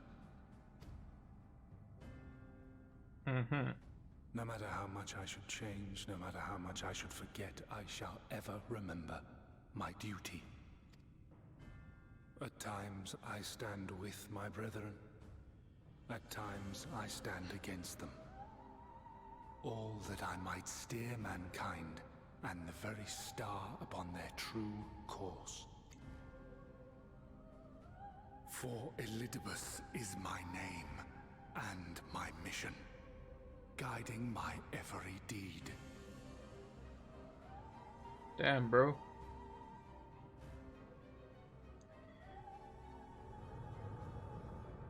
But enough talk. You have shown me sufficient proof of your might. As I am now, I would struggle to defeat you. Yet I have still to play all of my cards.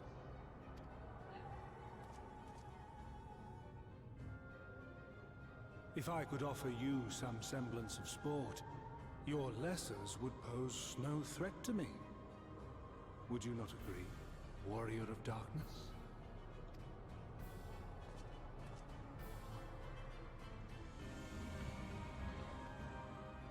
Oh boy.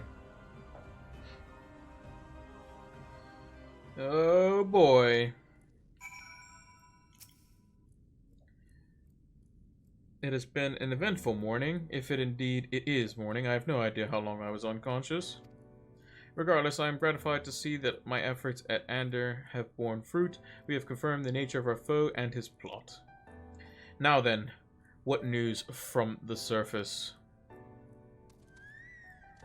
I see. Then let us make for Yomor at once. We have much to share with our comrades, Elizabeth's parting threat not least of all. Ah, but forgive me.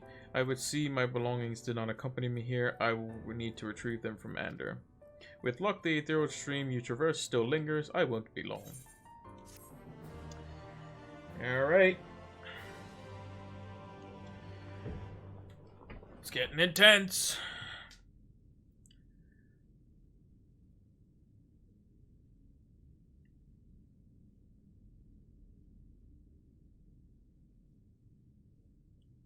What is that on the ground? Looks like a warrior axe blade or something.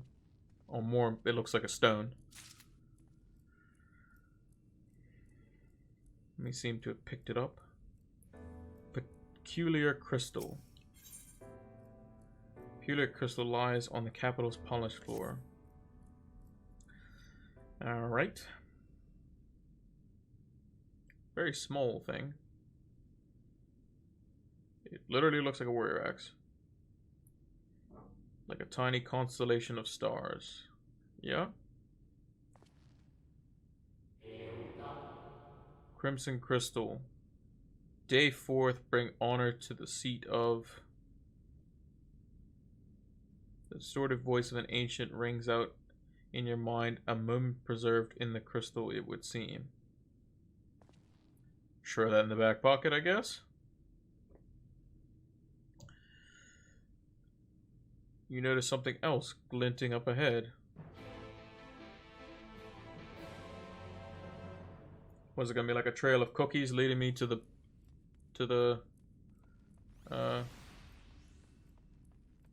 all the way, I guess?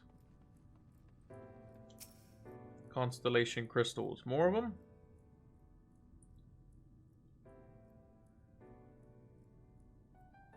Different colors. You find 3 more crystals lying on the floor. Though they are different in color, decoration, each identical shape. You focus on the crystals and find the words they hold ring clearer than before. Behold, my friends. Embraced by the earth and caressed by the wind, vibrant light flourishes, all is right in creation. There can be no greater joy than use of our wisdom for the good of our people, no greater pride. May all know happiness now and forevermore. Okie dokie.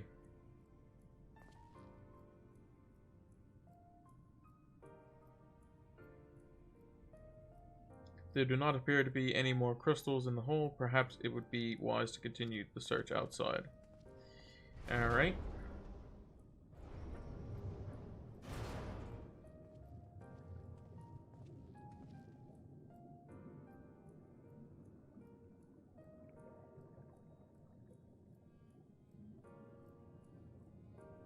There more on the ground?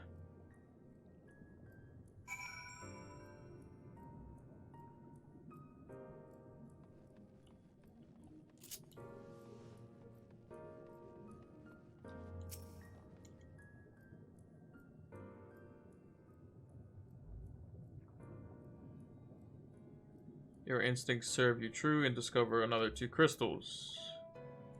Reach out, new voices begin to echo in your mind. The heavens are ablaze and the land rent asunder. What will become of the world? Is life itself to be denied? Come what may, we must not surrender to despair. If we but hold fast to hope, we may yet find a path to salvation. Yeah, we're gonna need a bigger backpack, boys.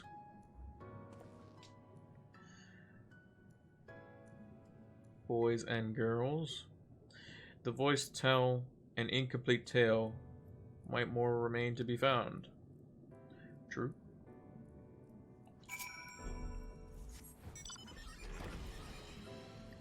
More crystals.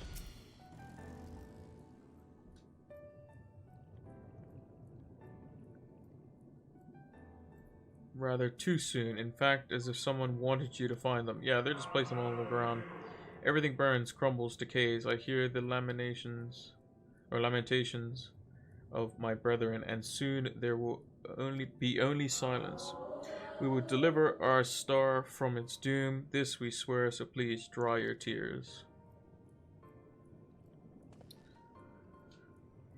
They look kind of like job crystals, to be honest. It's plain you have yet to find it. Yep. Whatever awaits us. Search for yet more crystals.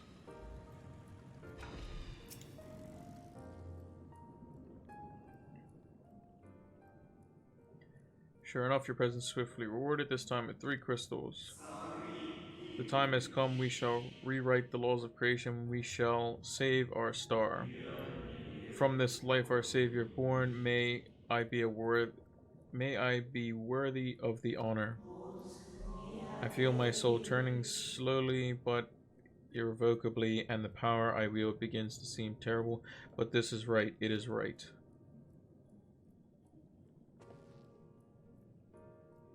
In the back pocket they go. Ends near, but it is not over yet.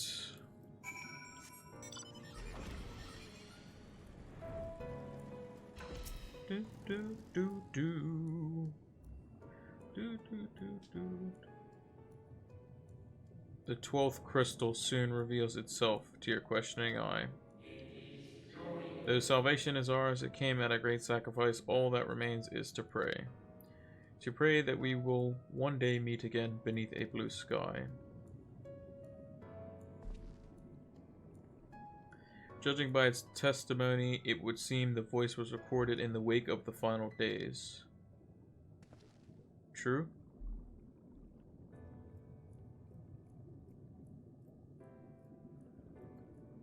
Catch another glint in your eye. Yep, I see it.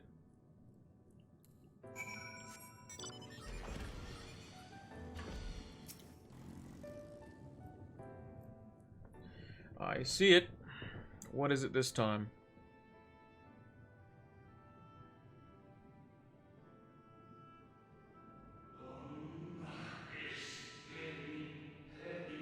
Gone is the brilliant radiance of light, replaced by the sickly glow of malformed creatures. Is this to be how it ends for we who love the star with all our being? No, I will not suffer it to be so.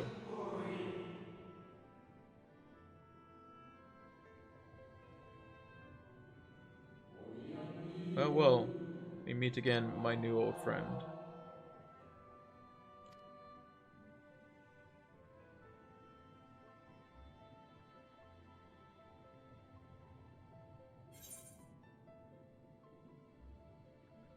I think his name is Hithlodius or whatever his name, whatever that is. How good of you to remember.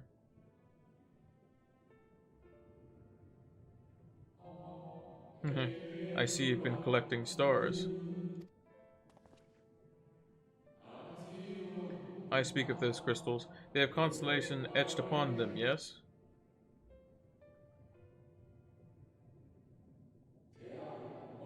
High in the heavens, those stars shine their guiding light down upon the lives below, fitting symbols for the convocation of 14.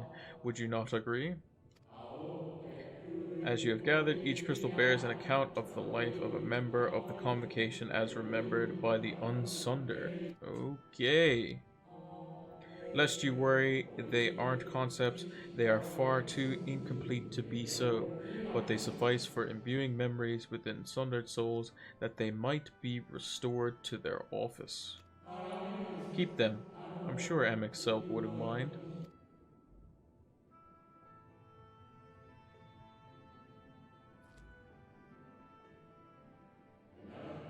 So, How fare you of late? You're feuding with Elidibus this time, I believe.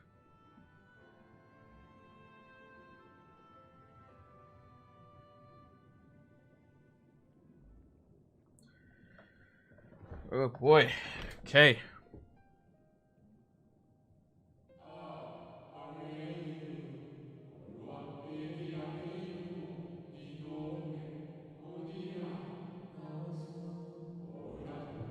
I shall refrain from passing comment on your struggle. This is not my place to do so, long departed as I am. But if I may give voice to a personal desire, I would rather you lived. If you do not, how will you keep your promise to Emmett Selk, the promise to remember? That's true. That is true. It must weigh heavy, the burden of all those memories. To one who lived as life such as yours, I can well imagine how Elidibus' existence might seem hollow, how empty his single-minded pursuit of a half-forgotten cause might appear. But know that his devotion is not without reason, even if he can no longer remember what the reason is. Yeah, that's true. Well, that is enough talk about Elidibus. I would see if you can reunite the wayward stars.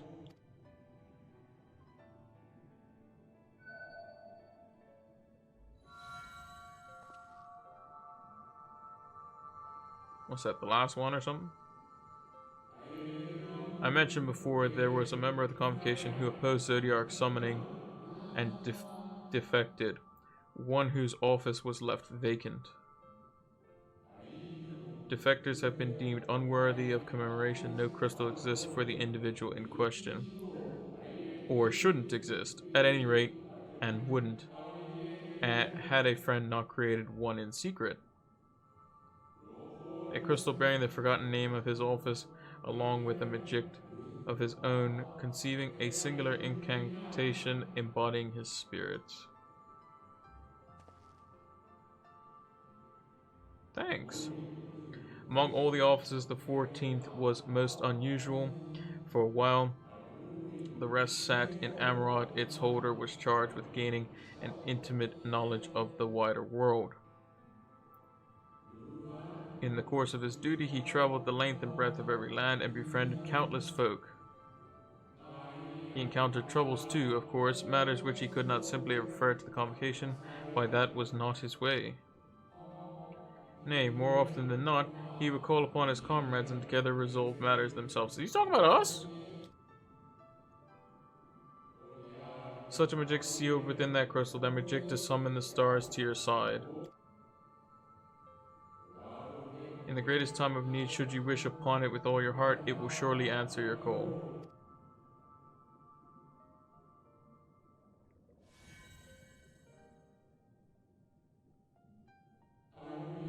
And now it is where it belongs.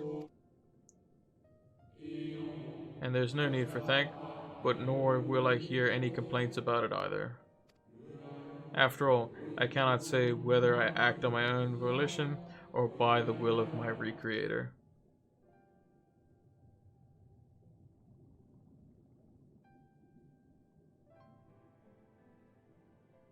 And he's gone.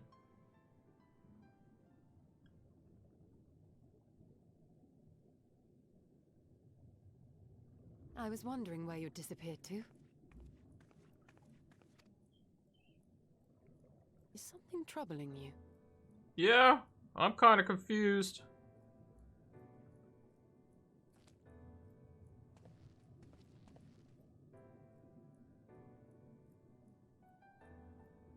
No? Very well. I have everything. Let's hurry back to the surface.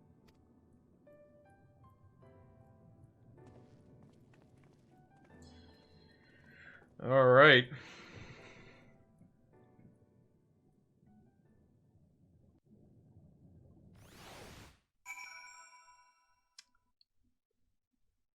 Pretty sure he was talking about us. Ah, fresh air, at long last. I will celebrate my return to dry land with a pot of tea, had we the luxury of time. But we must be prepared for Elidibus. Given what we know, it is plain he will not be deterred from his course, and nor would I, were I him, not if it meant forsaking everything I loved. That said, I have not forgotten how Emmett Silk sought to find common ground with us for all our misgivings. Ultimately, our differences were not to be bridged, of course, but you must always try. Emmett Silk understood this, and if his gesture resonated with you, perhaps you might consider reaching out to his brethren. Though it may all be for naught, and you of all people know that there is no such thing as a foregone conclusion.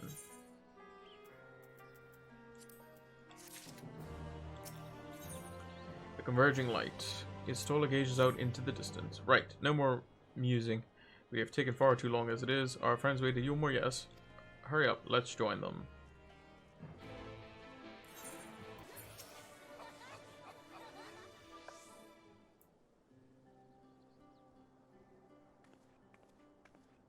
Forgive us our lateness.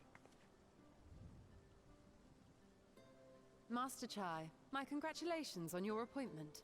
By all accounts, you are a capable mayor. Oh, I have capable friends, my lady. I must say, it's good to see you looking hale and whole again.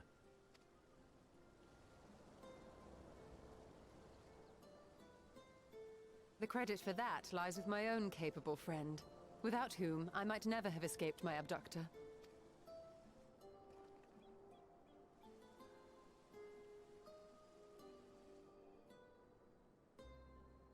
And then we give him the spiel.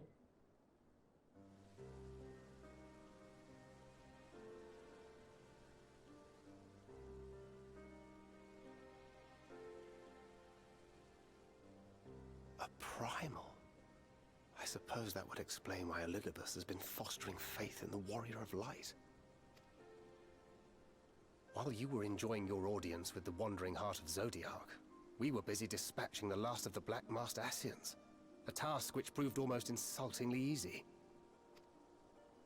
Formidable though we undoubtedly are, they were obviously sent to provide encouragement for budding heroes.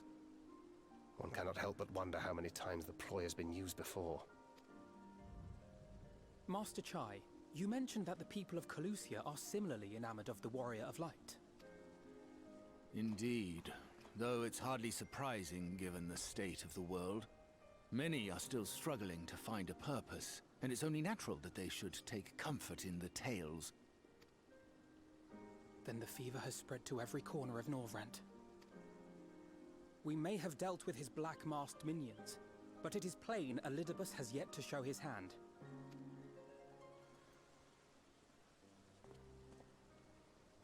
Oh my! What a spectacular sky!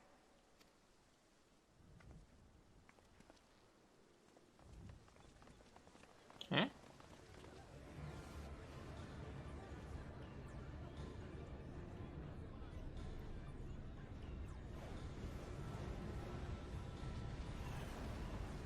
Another star shower.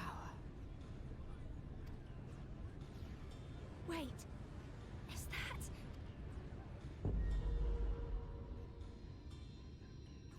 Amaranth?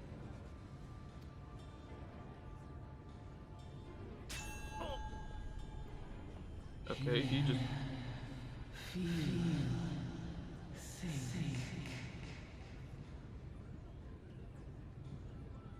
Did you hear that? That voice calling out? No, I didn't hear anything, but... Why do I feel so... like I've lost something dear to me? Does Elidibus seek to awaken more people to the Echo with clearer visions of the final days?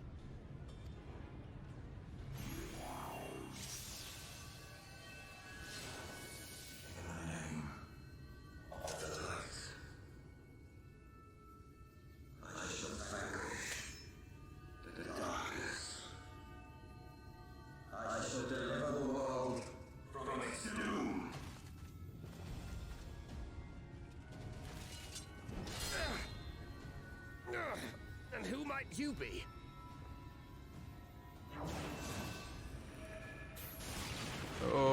Okay. Thank you for that.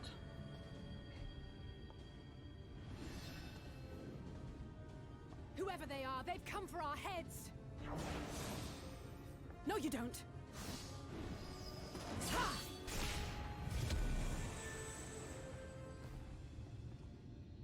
They are not of flesh and blood.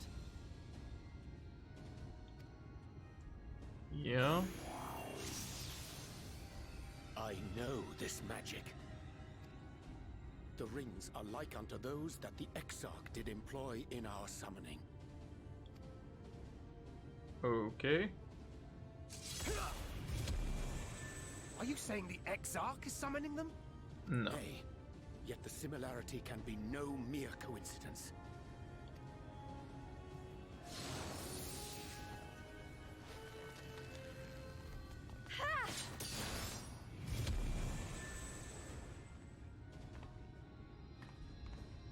Should we make a stand here, or retreat to the Crystarium?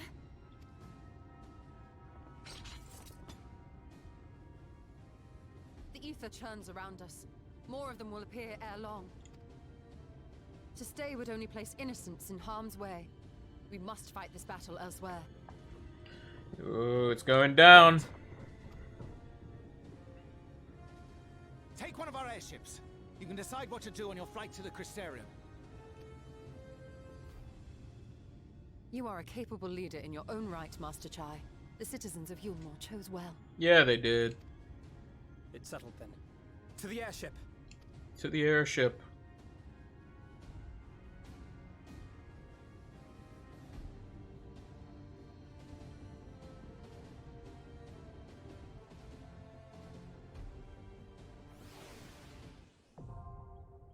The Hero's Gauntlet is now accessible.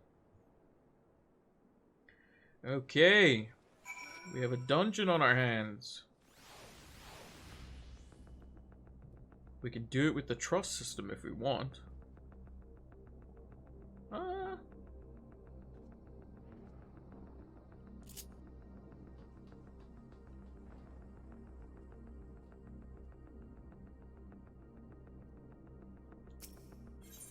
Yeah, let's do it.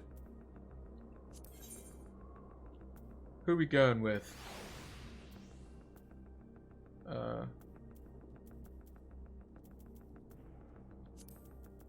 Our fates are not yet sealed. Yeah. That looks good.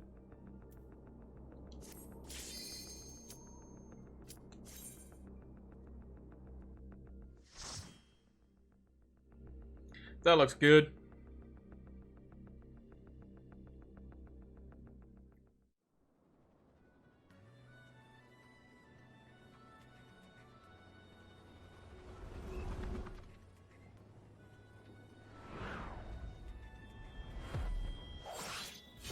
Oh boy. Damn it! Hang on to something.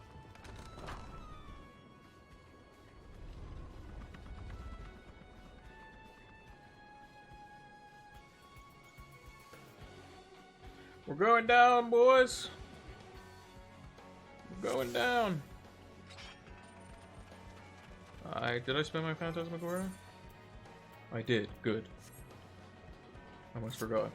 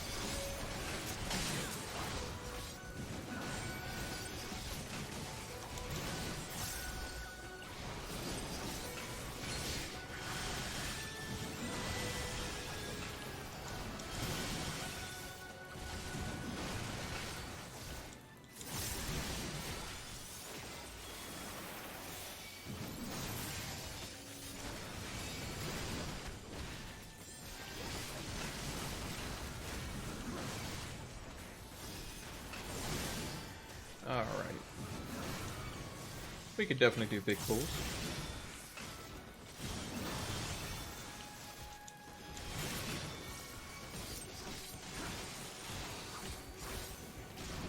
Or big enough pulls.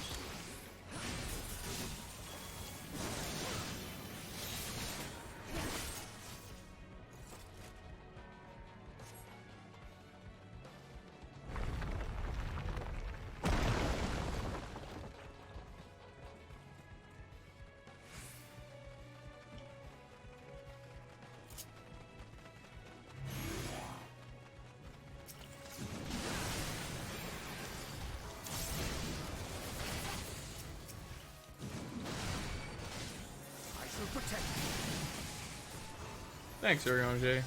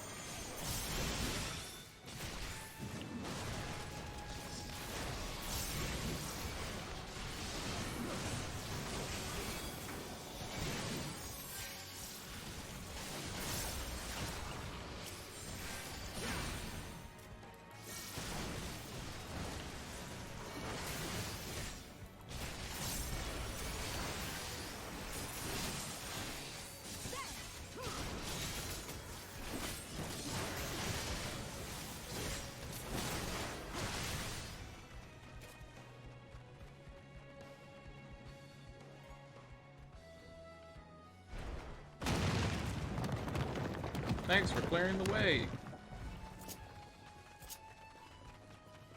Alright, who's the first boss we got going on here?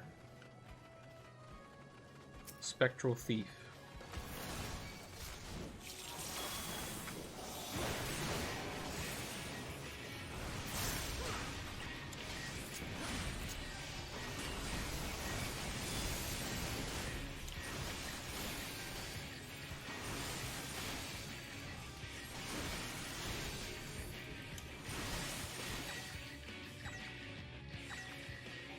I don't know what that does, but... Oh, so he's gonna change the AoE to that location. Alright, I got you. Makes sense.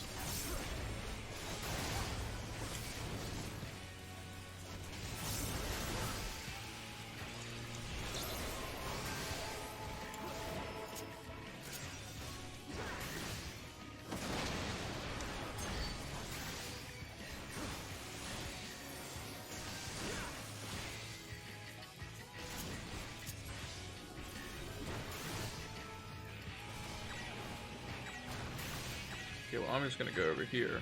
I'm gonna follow the trust system because they won't get hit. This is going to leave a mark.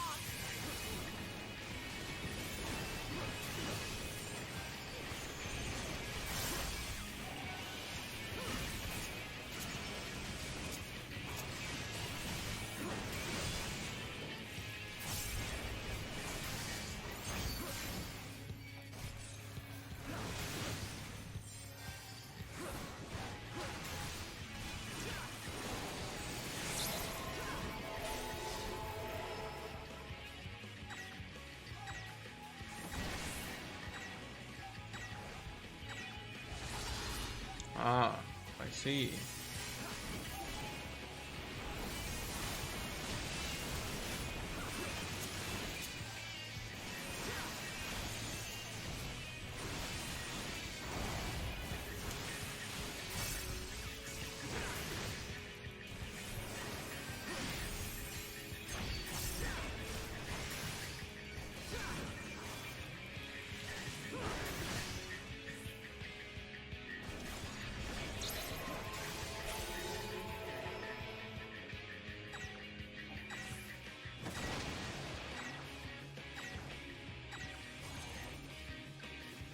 going to leave a mark.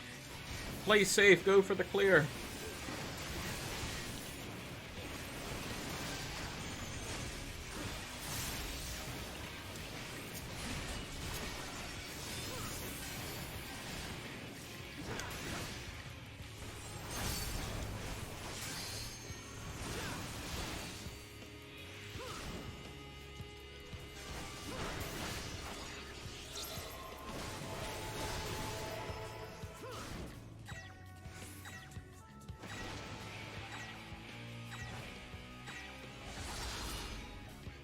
Going to leave a mark. This dungeon hates melees, by the way. Definitely does not like melees. Sabatons of aiming.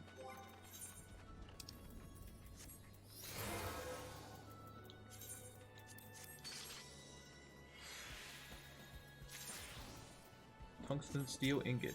Nice.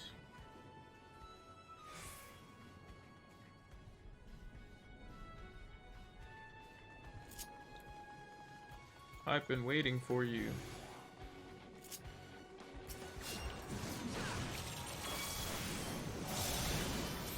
Get an eye real quick.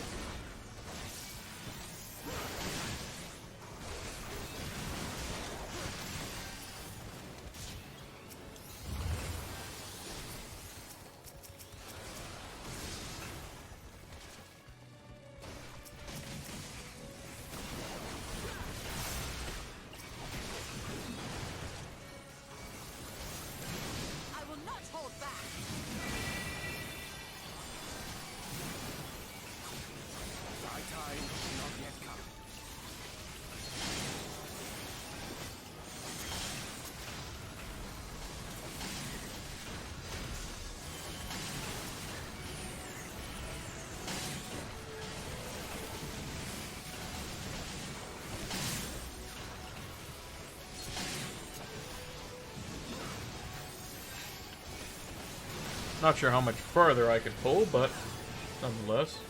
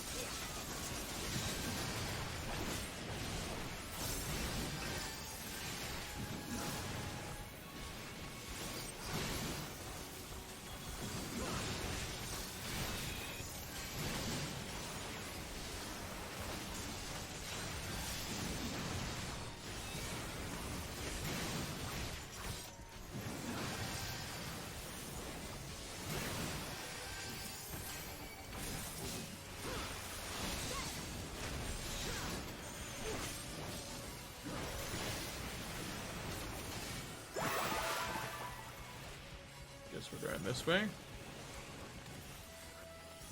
Walking across the river.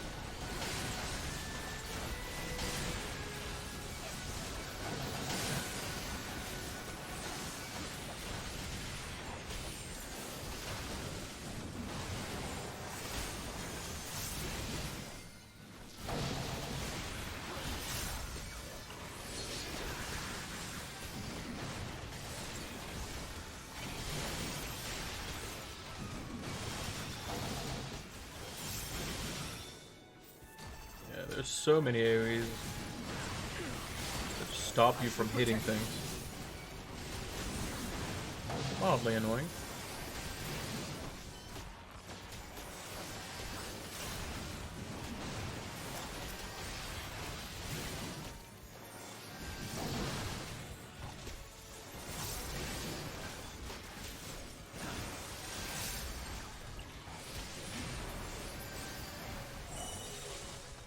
Continue on, pilot. We'll keep these ones busy. Okay. Alright, on to the second boss.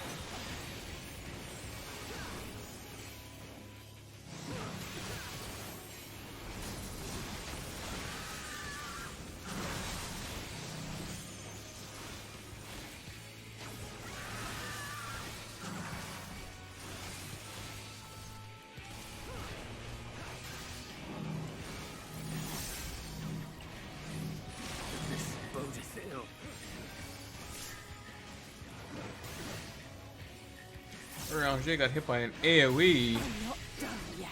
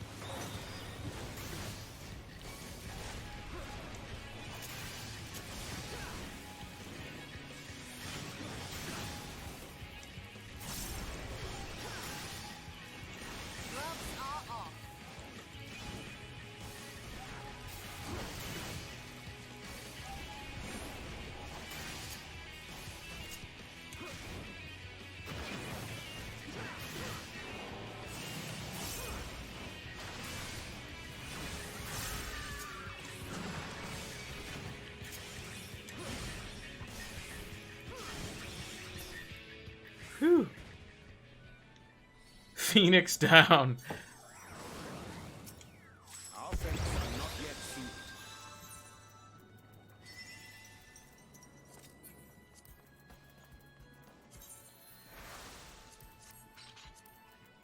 Well, while you're bringing them back up there, RJ, I'm gonna decent these piece of gear. Pretty sure it was my fault that they got taken out, but you know, nonetheless, we move on.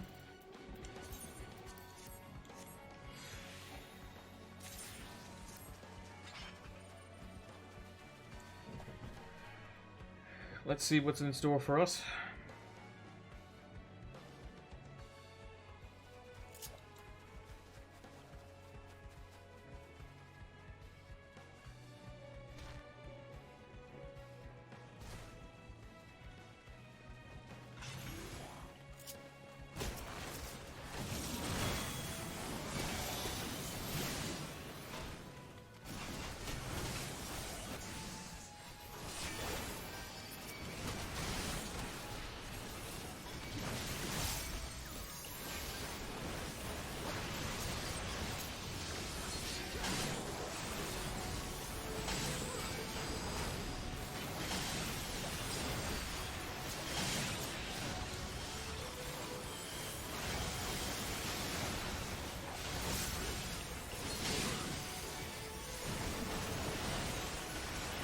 shall protect.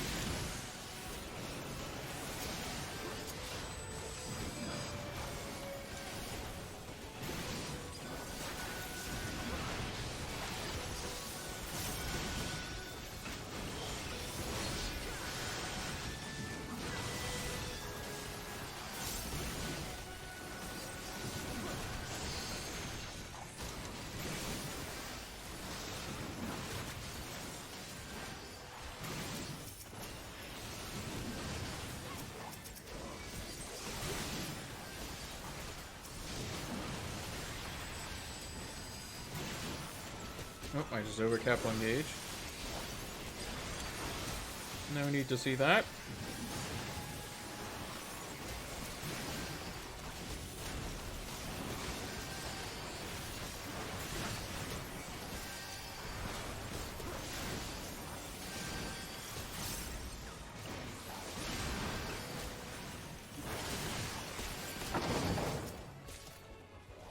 Heidi Materia 7, love to see it.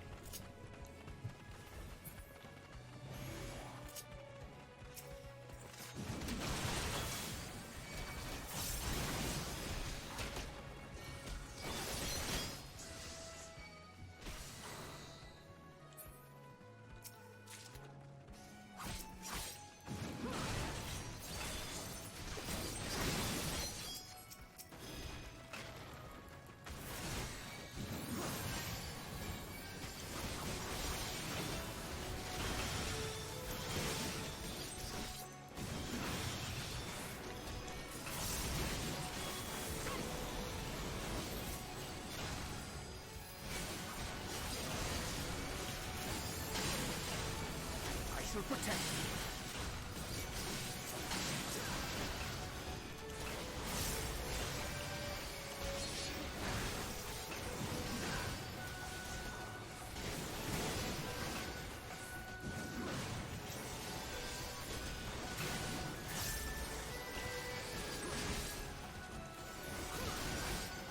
Alright. I think this is the last pull, maybe?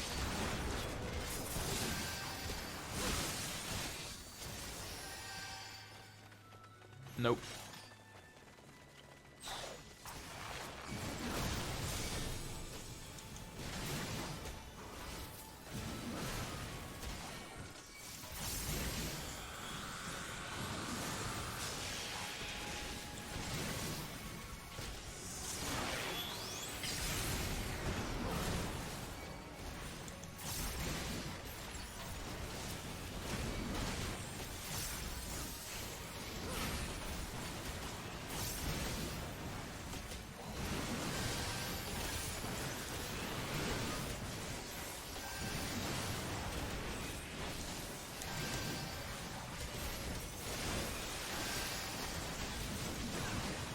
I shall protect.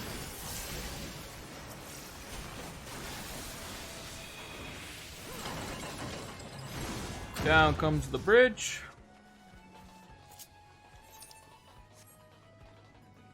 And the final boss. Alright. Hopefully, I don't die to this one. Let's see.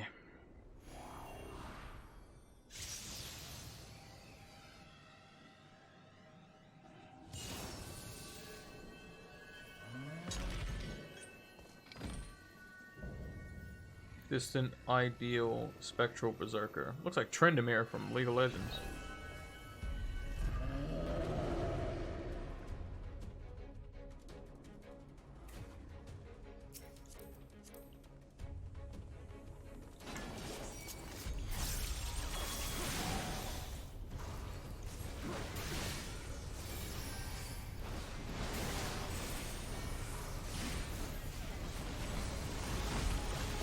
Beastie Fury's the AoE.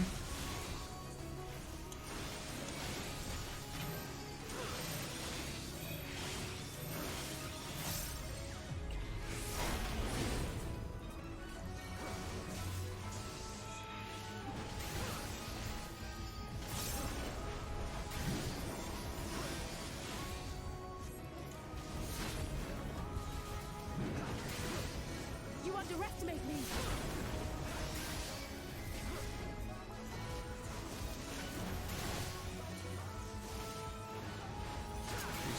again. Gloves are off.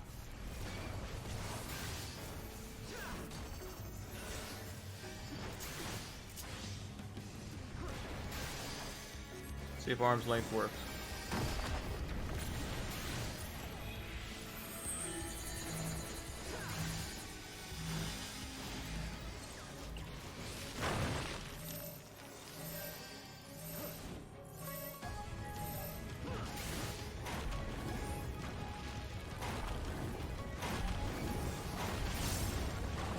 Supposed to break the rubble. You have to stack it with the rubble. Makes sense.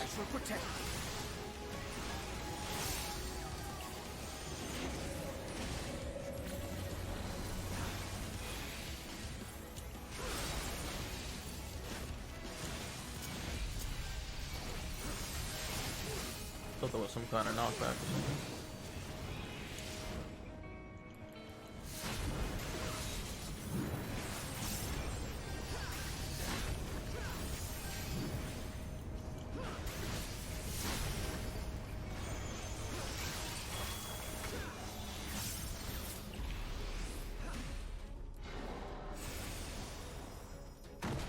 Okay, we have to get knocked not into the hole, basically. Oh, so we go in the hole to stop us from getting yeeted. Okay.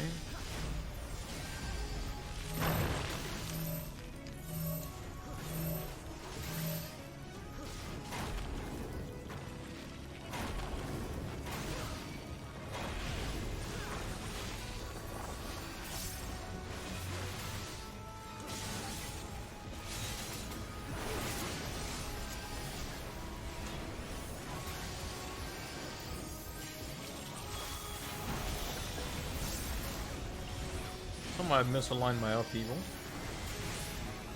but we keep going.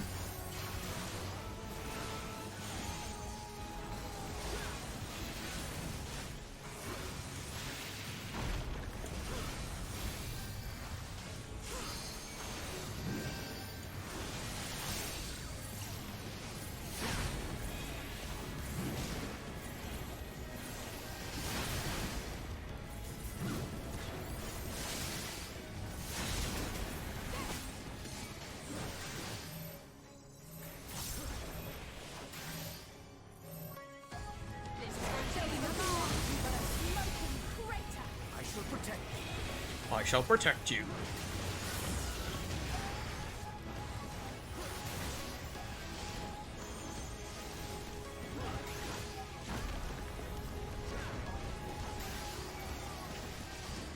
We did it! That was pretty cool.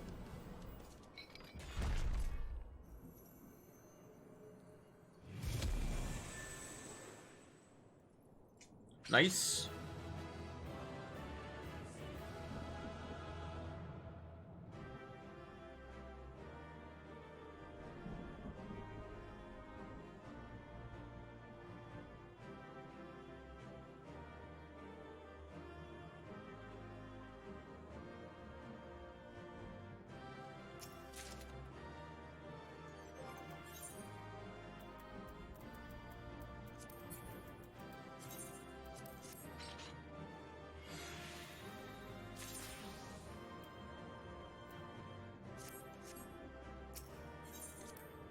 All right.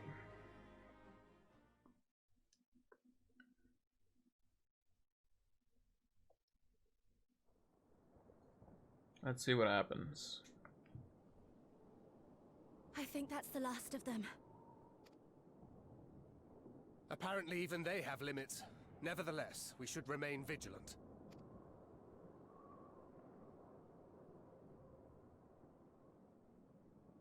Urianger, something occurred to me while we were fighting. These enemies. Are heroes hailing from other shards, summoned hither to deliver this world from its doom. Scant moments after the star shower did they appear, as yet more souls were inspired to walk the hero's path, no doubt. Thus did hopes for salvation of realms near and far resonate and converge, lending still greater strength unto our adversary. So that's Elidibus's game. But first things first. If the rings are the same as the Exarchs, then we need to ask him how that's possible.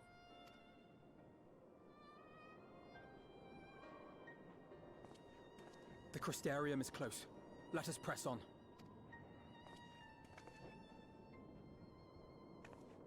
They come. Oh boy. And there's a shit ton of them.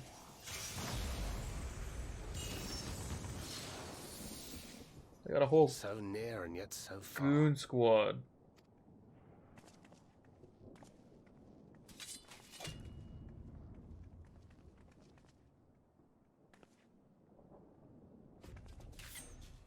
In the chaos of conflict, one can always find an opening to exploit. Whoever taught you that is a wise man indeed, and good with a gun blade. But yes, I dare say we can create an opening wide enough for at least one of us to slip through. That being you, of course, though others are welcome to follow in your wake. Reen and I will keep our guests occupied. Nice. Brave and selfless as ever. Yet the two of you may struggle to fool our foes, etherically sensitive as they are. Had you a comrade who could use destructive magics to wreak havoc upon the ambient ether, on the other hand?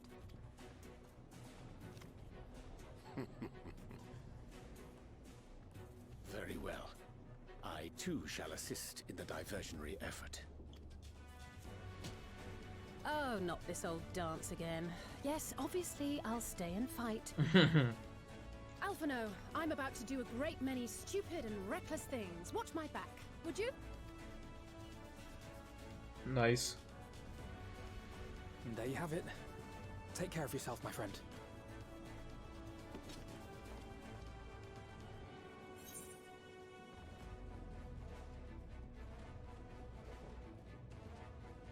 Make it a nice big opening, eh?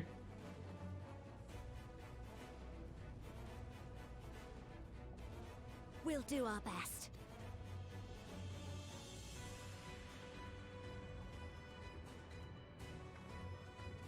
Finished? Then let's begin.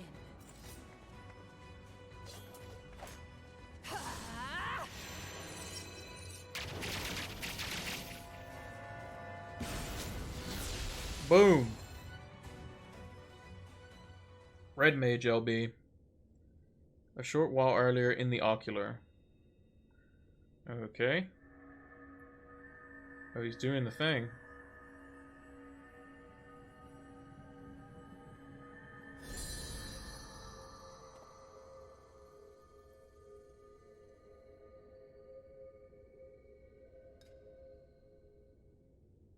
Tis done. Oh, let me see, let me see! Let me see, let me see!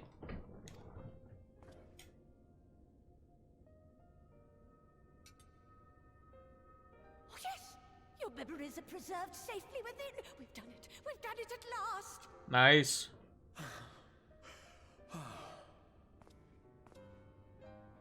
I have inspected the other vessels. They are all ready to receive of our friends' memories. Oh, excellent! Excellent! I shall have my familiars bear word to them at once. Oh, of course, he has to come and ruin the party. Elidibus.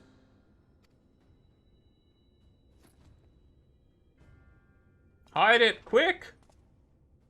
It was not until I observed the battle between Emet-Selch and the Warrior of Darkness that I realized what I must do. I will summon heroes from other worlds unto the first, just as you did. Yeah. Their presence shall serve to empower me, granting me the strength to crush my enemy. Though it pains me to disappoint you, I feel compelled to explain that the magic in question requires no small amount of preparation. Oh, he already knows how to do it, unfortunately. But you assume I require my champions to be summoned in their entirety. I do not. Their souls needn't even be whole. My purpose requires no more than their burning desire to vanquish evil.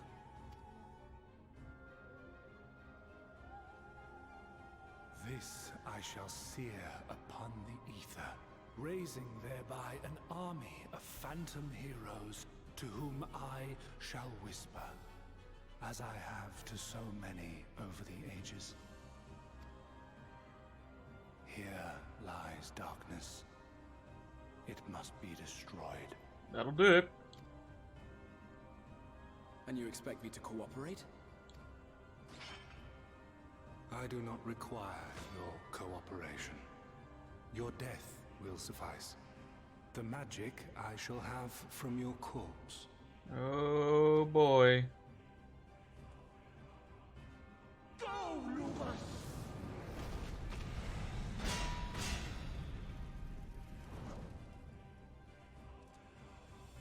Yes. We must flee!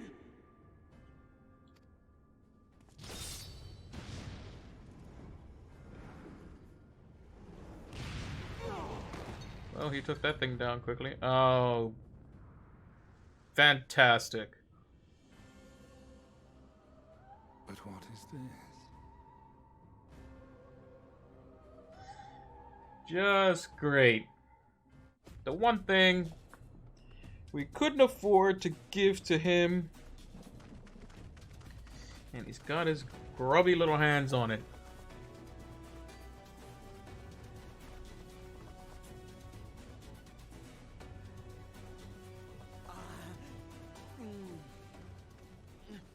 Huh?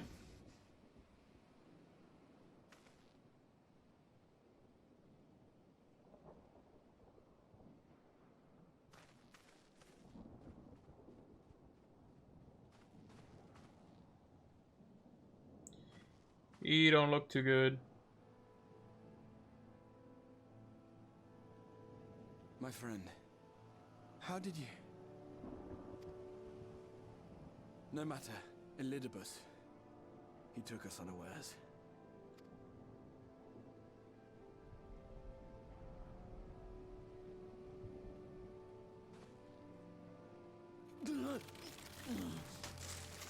Uh-oh. That's not good. That is not good.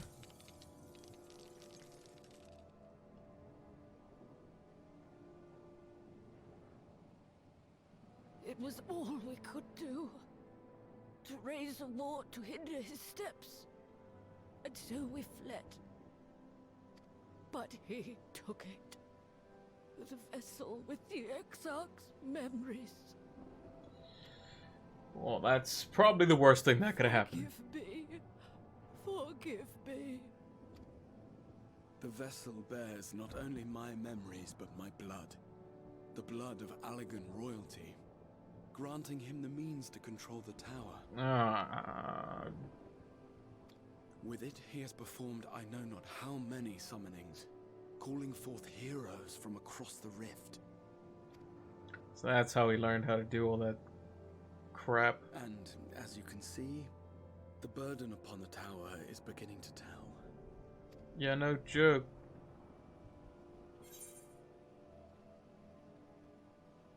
I'm just glad you're alive. Make sure you stay that way. We will prosper. If you mean to face him alone, I will not allow it. Not this time.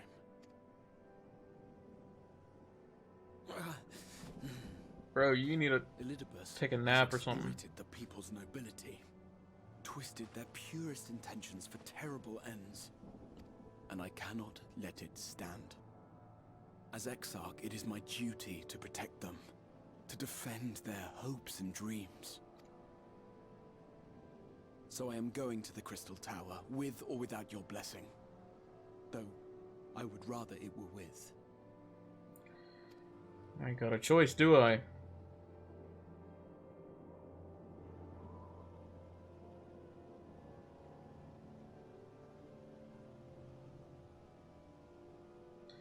Alright, let's do it. Thank you. I joined you, but I would only be a burden. Better that I remain here with my gremlins. I shall send help. Stay strong, my friend, and take heart. By binding Elidibus within the tower, we have done more than simply delay him. Much like our adversary, I am not wont to show my hand prematurely, but the time has come to bring my strongest card to bear. Nice, he's got the best card in the deck. Shh, he says.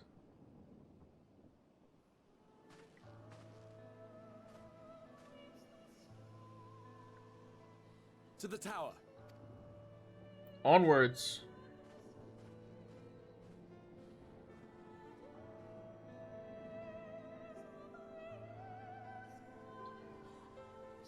Onwards, onwards, onwards.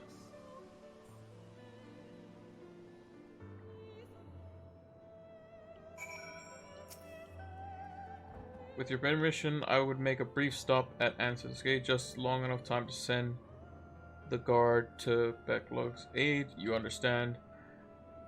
Were it not for them, we would not have escaped Elidibus, much less with the spirit vessel. Though mine fell in our foes' clutches, Beklog gathered up the rest at great risk to themselves. I must see that you are safe before we press on. Enough good people have given their lives that I might fulfill my duty. Damn. Speak with the nervous guard.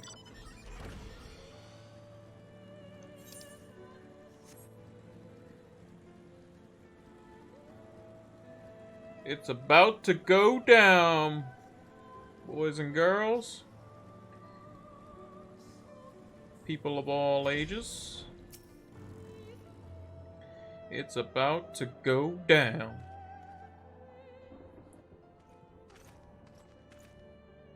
Word of Darkness, Exarch, forgive us for this paltry greeting. We are not notified of your coming. It wasn't planned. I need you to assemble a rescue party. Our friend Beklog lies wounded in a clearing to the west. Pray go there and aid with all your haste. At once, my lord. May I ask how they came to harm? There have been reports of enemies in our midst, specters who appeared after the Star Shower. Do they have something to do with it? Yes, the man who attacked Beklog is also responsible for the Star Shower and the appearance of the specters. I have no time to explain, but know that the individual in question does not seek to do any indiscriminate harm. If you do not bar his servant's path, they will not turn on you. You are to leave his foe to us, understood? Meanwhile, I ask that you alert the rest of the guard and focus on maintaining calm in the city.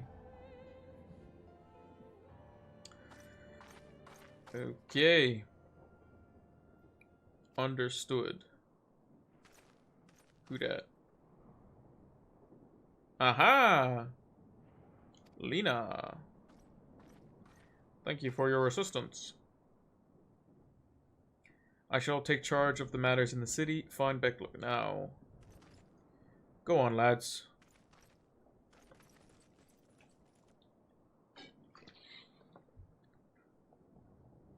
No time to explain. His arm's pretty messed up. The graver the matter, the less inclined you are to speak of it, even when it is plain for us to see, like what is happening to you. Lena, this time there is truly no time. I know, my lord. Were matters otherwise, I believe you be willing to speak of your past if pressed. Yet I'm afraid to do so. Or I remain afraid to do so. Afraid of what I might learn would make the stranger of you. Forgive me, there is no time.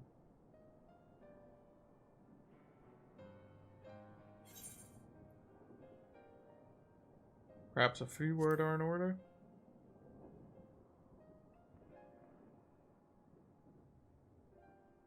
Indeed, time must be made.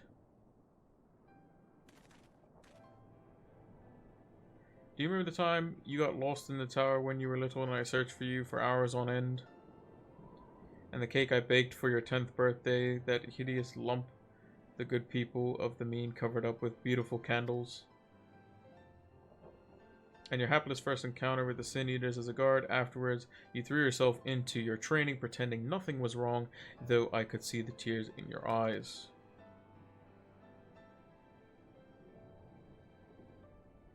All these moments that we shared, all the feelings that we accompanied them, they are as real as aught that came before, and nothing will ever change that, will ever change what we mean to one another.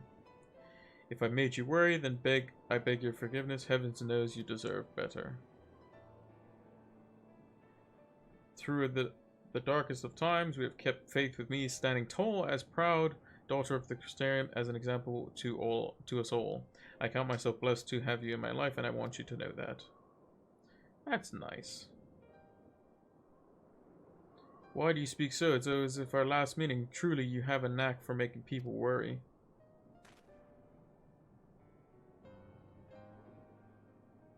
Besides, it is you who are an example to all of us. You who have led us through the countless trials, and you who will lead us through the countless trials to come. So go, my lord, do what you must, but take care.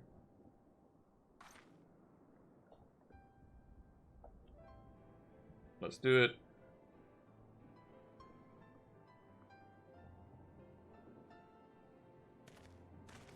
Let's do it.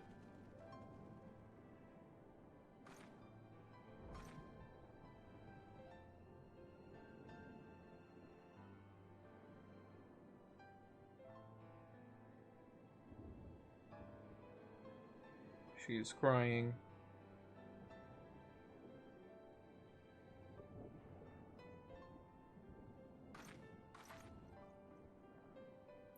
She knows it could go down. It might not go down how we want. The ward holds. Excellent. Elidibus will still be within the tower. Our foe's sole purpose is to destroy you, and to that end he will summon heroes from other reflections, empowering himself with their hope, even as they occupy your comrades. You will not best him as easily as you did in the depths by any measure. The odds are now stacked firmly in his favor. To bid spare no preparation, my friend. I shall lift the ward only when you are ready.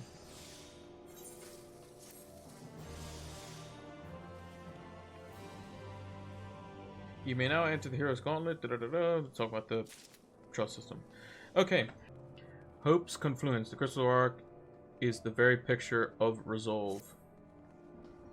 Are you ready then? Very well. I shall lift the ward.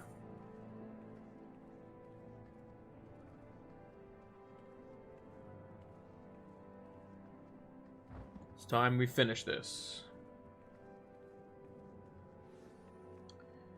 And finish it we shall, for no hero or foe could summon to his side shall ever compare to you, and as for me, well, no ally could summon to your side will ever try harder that much, I swear.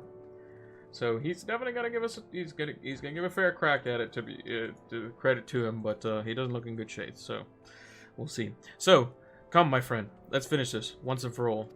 Let's do it. It's about to go down. It is about to go down.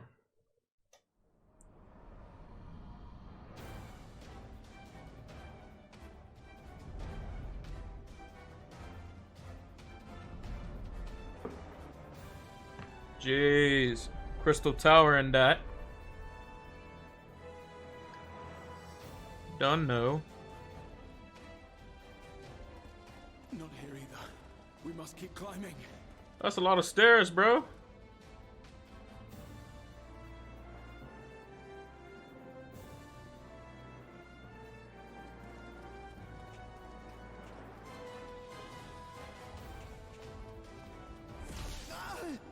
Uh-oh. SpaghettiOs. What happened?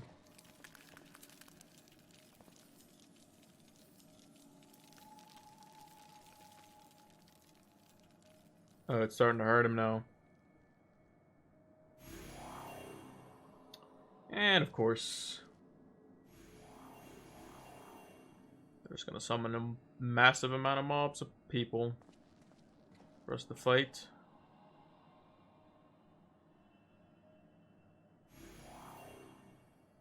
"'Twas but a matter of time.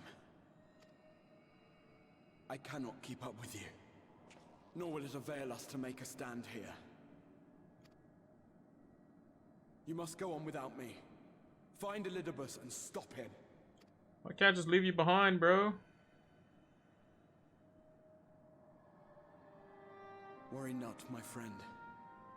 Though I am no warrior, I have learned to hold my own over the years."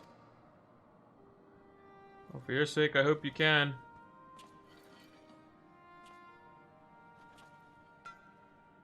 "When first we explored this tower, you and your fellow adventurers formed the van, while I was left to follow in your wake. Suffice it to say, I was not best pleased with the arrangement. How I wished that I could join you.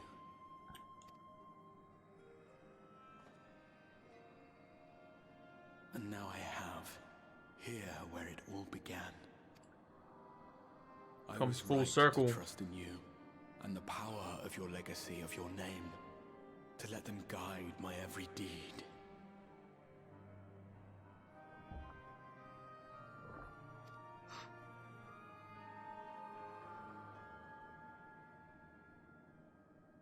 For Elidibus is my name, and my mission, guiding my every deed.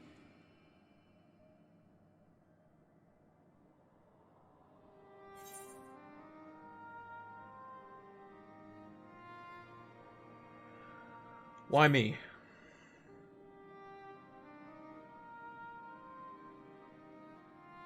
Why you? Why not you? Had I chosen another, we would never have made it this far. Or do I mistake your meaning?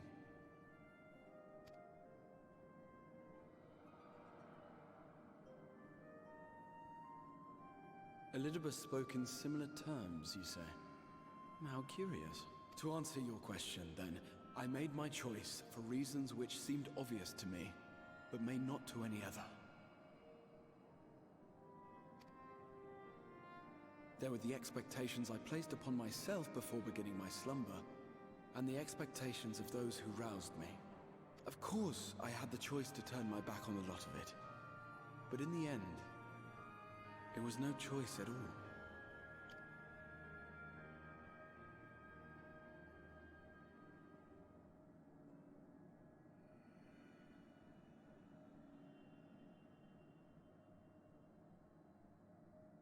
I cherish the time I spent with you and the others. What I wouldn't give to return to those halcyon days.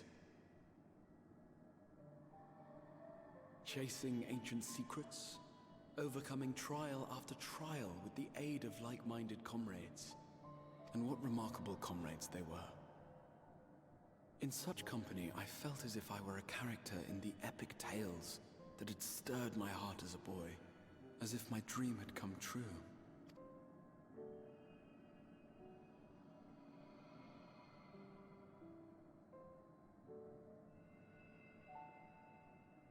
It hadn't, of course, for I was no hero. Neither then nor after. Man, you're a hero. Though the world to which I awakened and the first were beset with myriad problems, I rarely knew how best to play my part. There was, however, one thing of which I was certain. That I could not bear to let those dear to me meet a tragic end.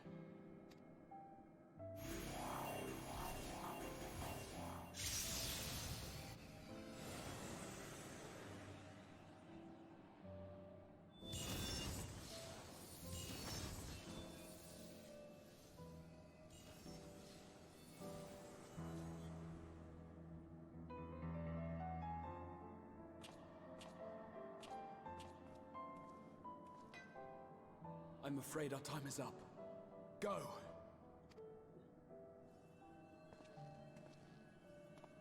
Rest assured you haven't seen the last of me. I wouldn't dream of playing my trump card save in your presence.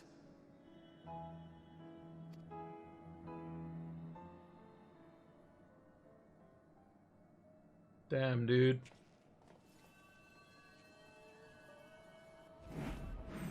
Break. Whoa.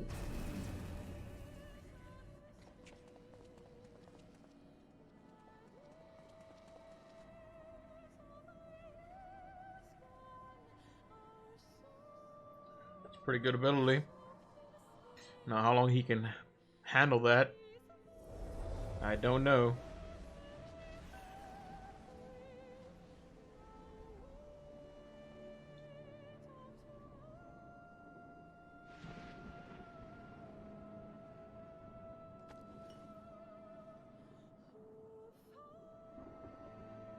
Memories of a possible future.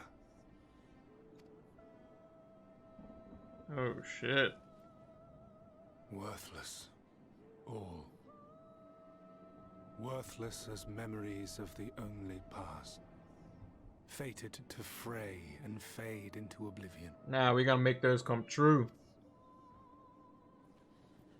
Leaving naught but a gaping void.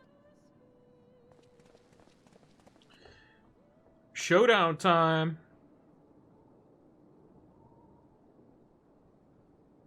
The Waking Sands. Yes, that was the place. The place I first made myself known to you and yours. Damn, that's been a long time. The seventh rejoining had left the realm listing dangerously towards darkness, and events were unfolding that threatened to push it over the brink. Thus did I approach you in my capacity as emissary, thinking that you would make a useful pawn. But I was wrong. And for my misstep did La Habrea and Emet-Selch pay the ultimate price, leaving me the last of the Unsundered. My remaining brethren, fragmented as they are, cannot hope to see our mission to its end. It falls to me. Defeat is not an option. I will strike you down. I will resurrect Lord Zodiac, and I will bring back those who sacrifice themselves to call him forth. Don't see it happening, mate.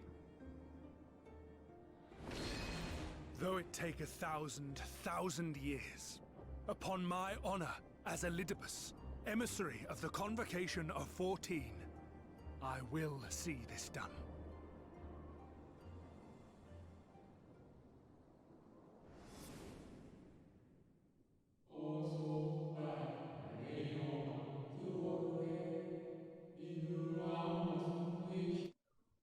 Yeah, anyone who's got a purpose.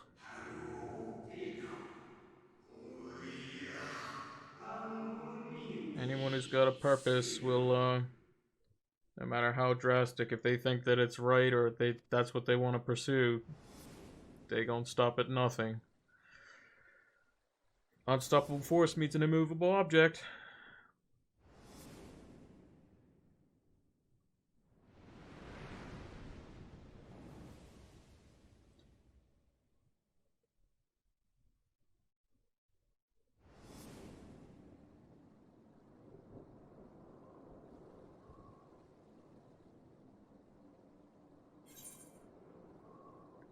Let's see. To those who once relied upon you are no more. However hard you struggle, you will never bring back the convocation. I'll say that.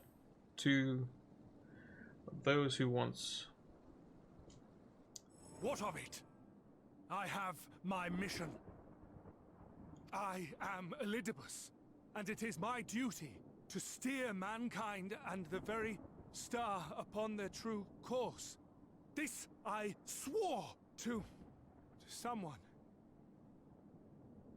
We spoke, and I swore. What? What did I... Trying to remember.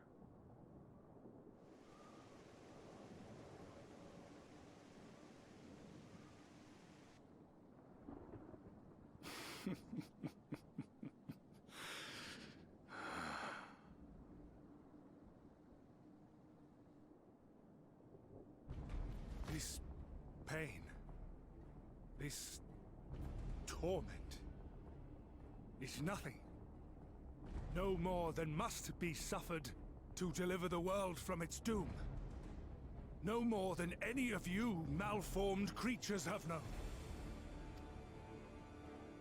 Even should you lose all that is dear to you, even should it cost you your life, you bear the burden and fight on, kicking and screaming until your last breath is spent!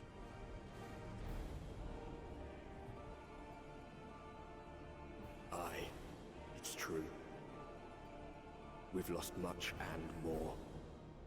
Known unimaginable suffering. But through it all, we never, ever forgot what was dear to us. Who's this voice? And that's what gave us the strength to carry on. You've no fight left to fight. Yeah. See if we can persuade him.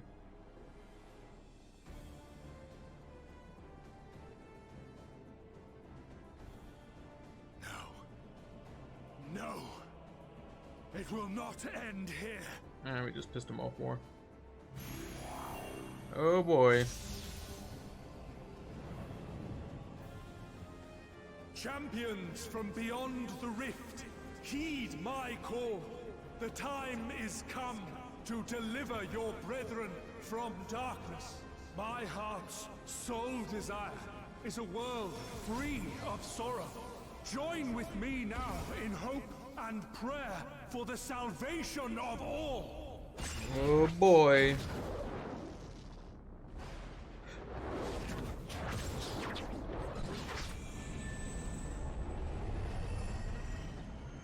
This is some Super Saiyan God type stuff where he just takes the energy of everything. If you oh yeah. usher in the end, then with my all shall I oppose you. As the avatar of those mortal heroes who fought unfalteringly in all their imperfection. As the warrior of light incarnate. Great. Come, warrior of darkness. Let us finish this. Fantastic.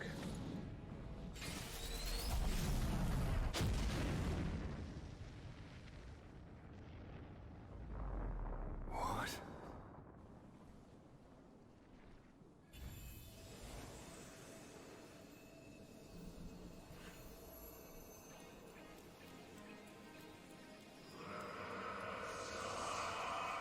Again, I commit the chronicle of the traveler, shepherd to the stars in the dark. That it will be sundered and our souls set adrift. Where you walk, my dearest friend, fate shall surely follow.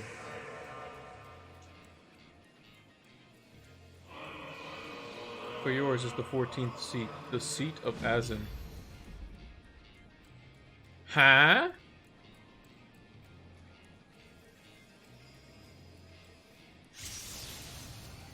So what? He was talking about me. An invocation of Eld, though not of Hydaelyn's making. What are you? I don't know myself, dude. No, it matters not.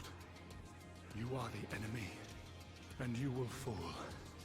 Even should it cost me everything, I will not forsake my duty.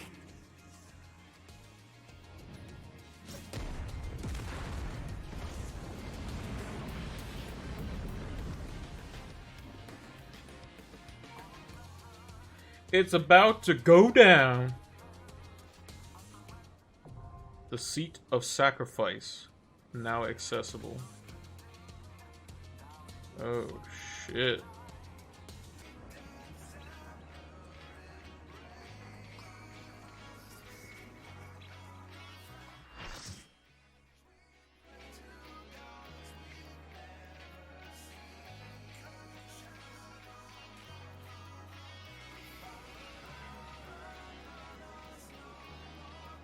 The seat of sacrifice. Warrior of light, Elidibus. For my people, For our world, I will strike you down.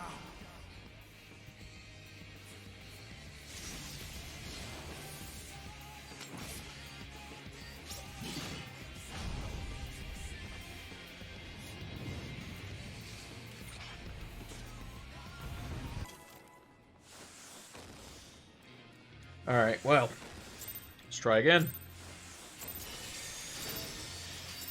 This battle shall be our last.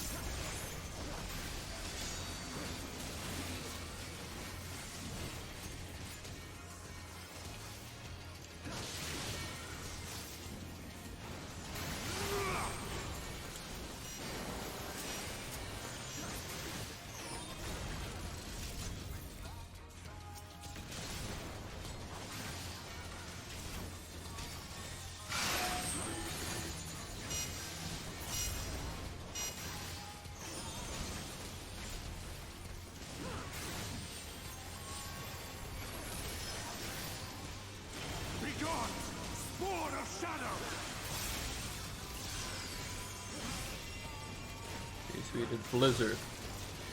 We just keep moving when we move.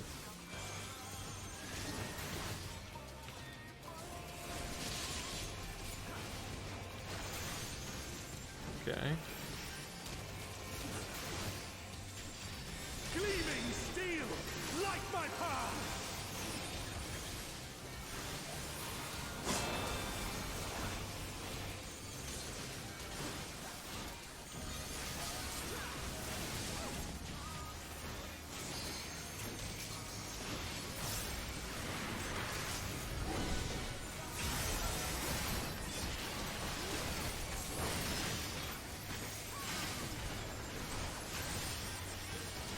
Oh, we all lived,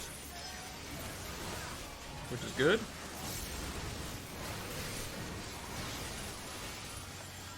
All right.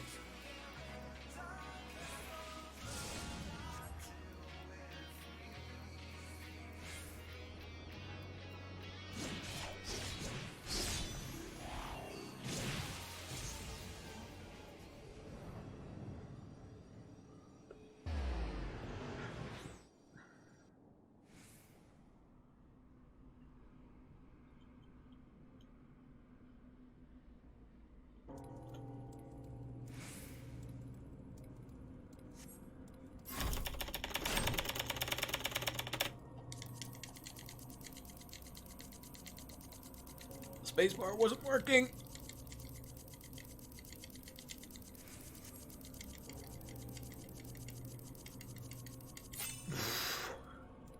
I thought spacebar would be easier, but it was harder. And it didn't look like it was working.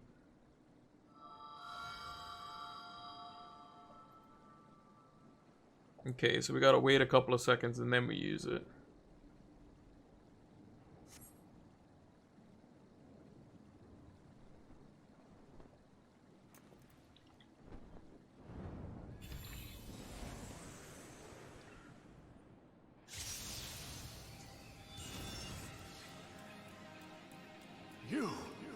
It cannot be!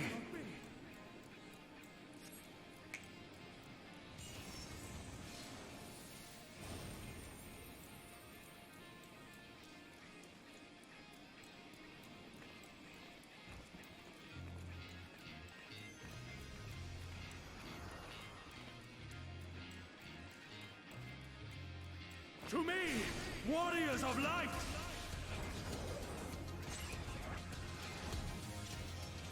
I am salvation given form. Mankind's first hero and his final hope. For victory, I render up my all. So Your demise 1, will be ours. 2, 3, 4. Now I'll use it.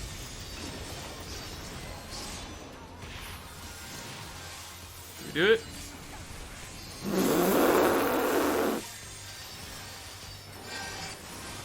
You still stand.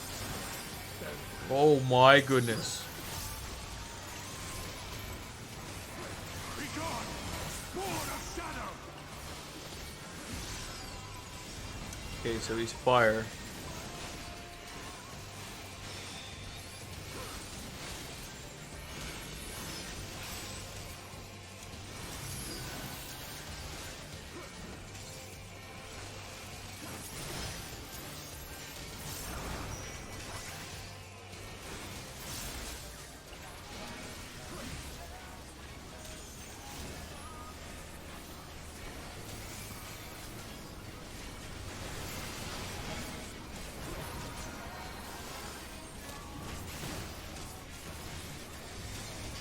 Darkness must be destroyed.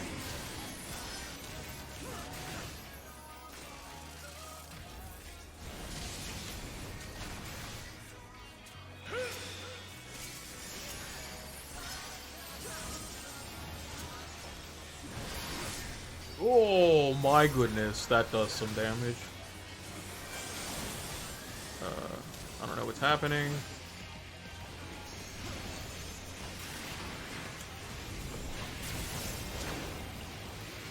That's a Bahamut.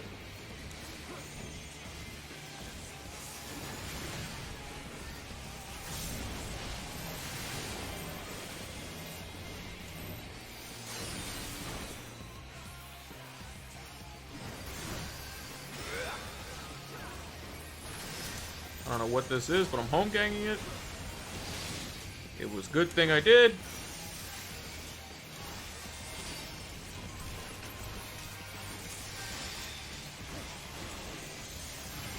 I overcast on rage, which is bad. My soul knows no surrender. I don't know what that is. Oh, the Earth Shakers. Okay. Grant me strength. To the limit.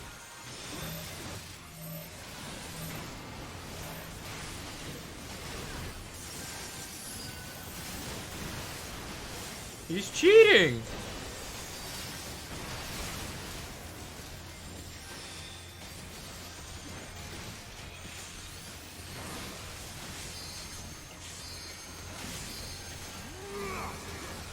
Oh my goodness.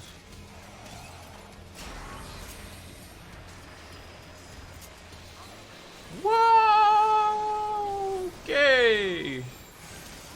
Gleaming steel, light my path. Okay. The sword of light thing, where's it going?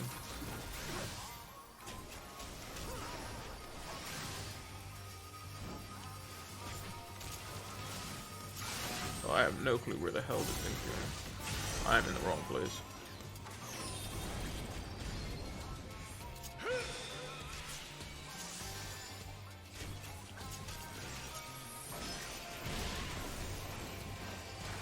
Whoa, I don't know what I'm doing. Be gone, Sword of Shadow.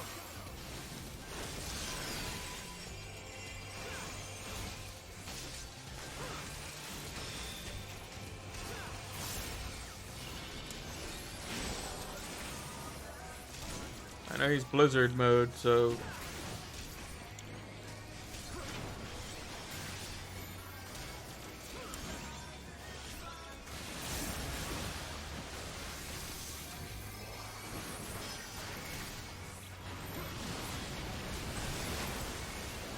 Darkness must be destroyed.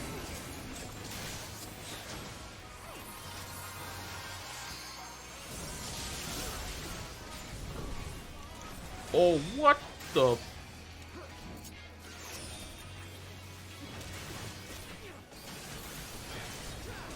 Ah!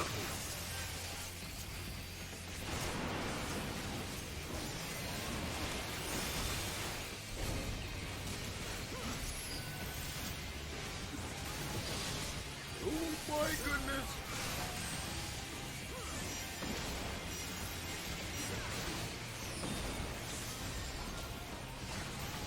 Okay, that's a bit of movement.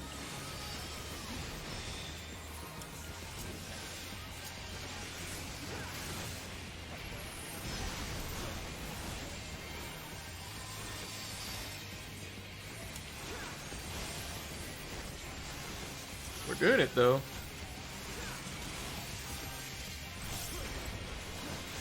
Be gone! Sword of Shadow!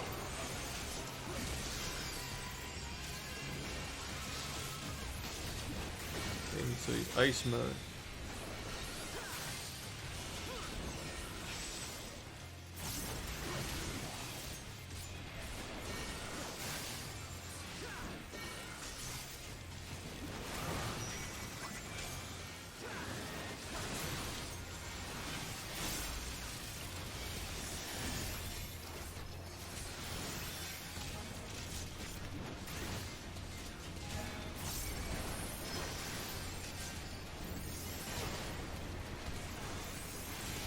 Darkness must be destroyed!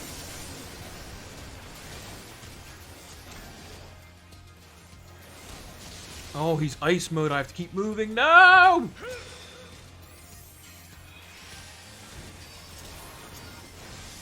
My beauty! No, not yet!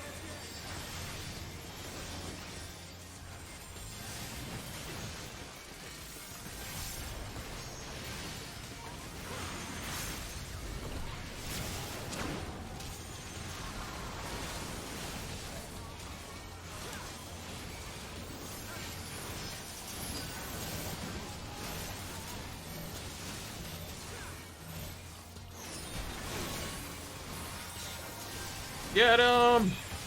Yeah, we did it.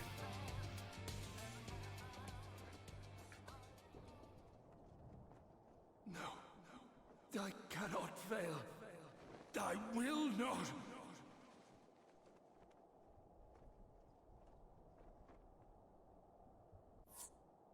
But that hooded dude was either Elidibus, I mean not Elidibus, Emmett Selk, or it's the other dude. The guy who gave us the little crystals. I can't pronounce his name. It begins with the H. I'm all messed up. But all I know is that it's fun. Let's see what he has to say. Fool! You have achieved nothing. I am immortal, yet I will never surrender.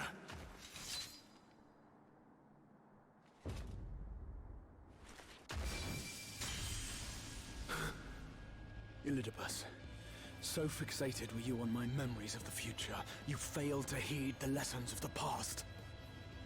Your obsession blinded you to the true nature of this tower, this beacon of hope for mankind. Nice. Got him. Created to serve as a reservoir for the limitless energy of the heavens. To harness and bind the boundless, not unlike white auracite. Your ill-begotten power, obtained by exploiting that which is best in us. I shall have it. Your soul and all! You tell him. Yeet.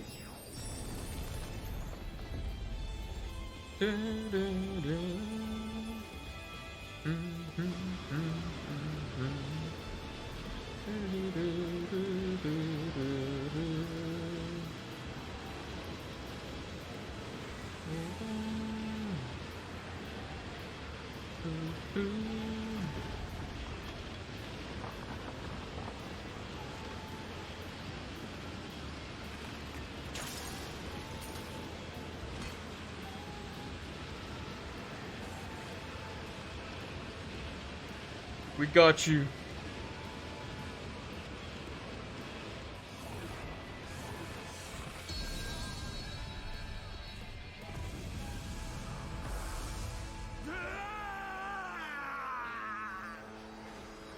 Goodbye.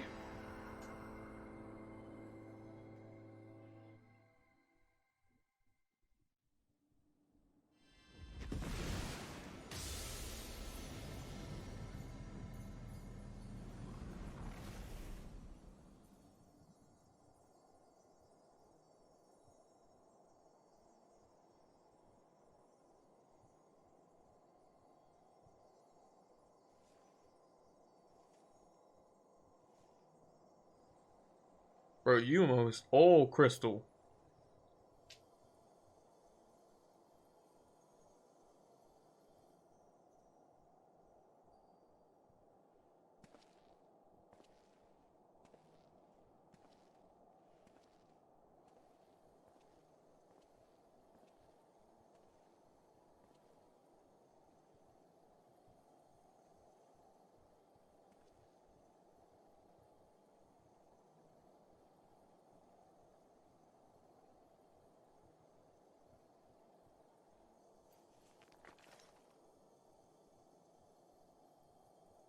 This...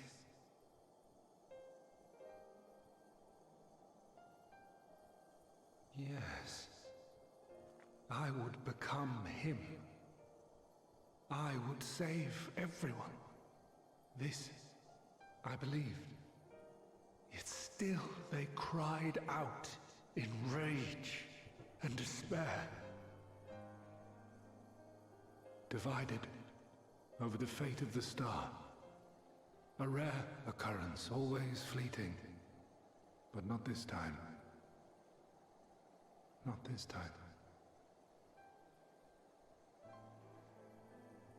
Reconciliation. Elizabeth. I was needed. I withdrew myself from Zodiac. For them. My people. My brothers. My friends. Stay strong. Keep the faith. At duty's end, we will meet again. We will. We will. The rains have ceased, and we have been graced with another beautiful day. But you are not here to see it. Jeez.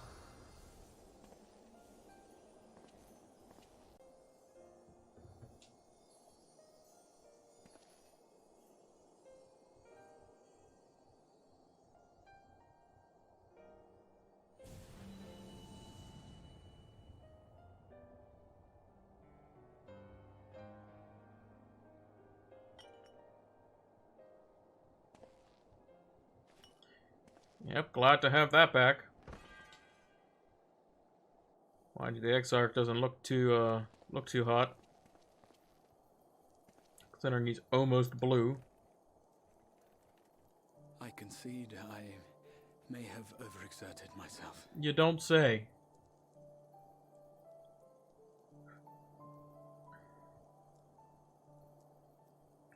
Steady now and listen.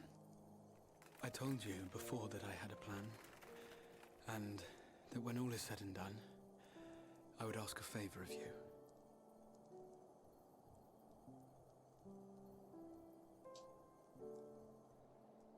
We have averted the 8th Umbral Calamity, found a way for everyone to return to the source, and, last but not least, we have secured the future of all the people of Norvrand. We have won, my friend. True. So, I hope you'll forgive me this moment of selfishness, and while I wouldn't want you to feel obliged,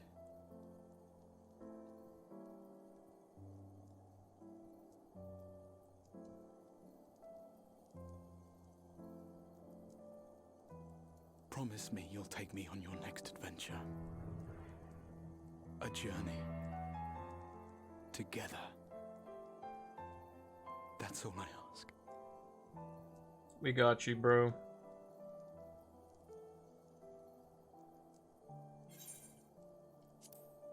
I mean, you could have asked me earlier, but...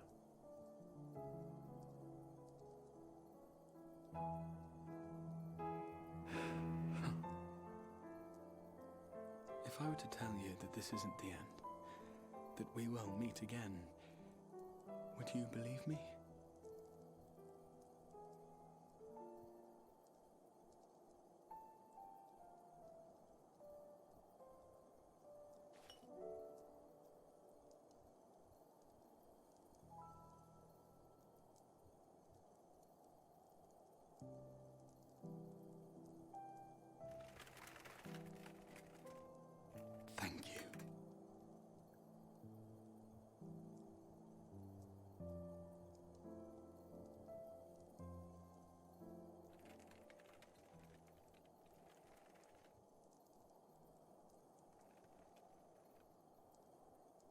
Why didn't you take it?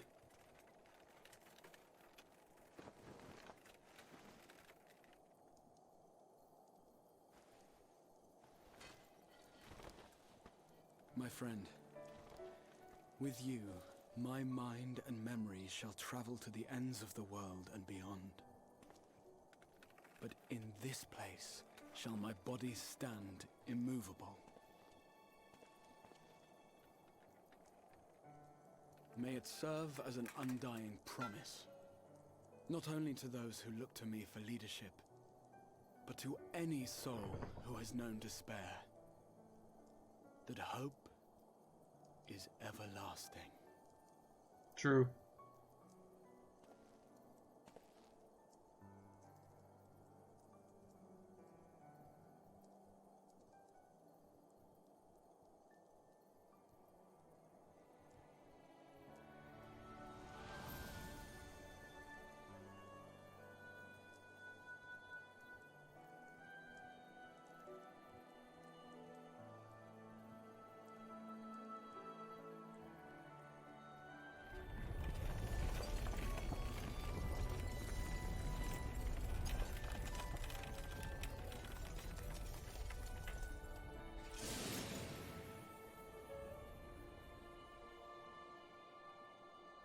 Damn, dude.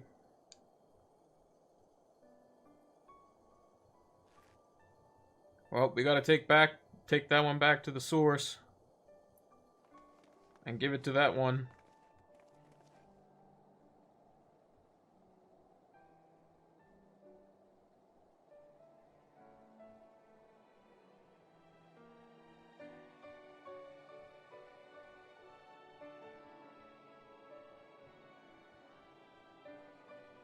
There, the Exarch would remain, keeping his silent vigil. When the Scions were not released from his summoning spell, we proceeded with the plan to return them to the source. The Warrior of Darkness, however, retained his ability to traverse the two worlds at will.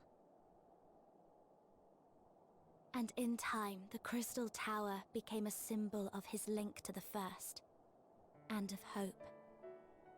True.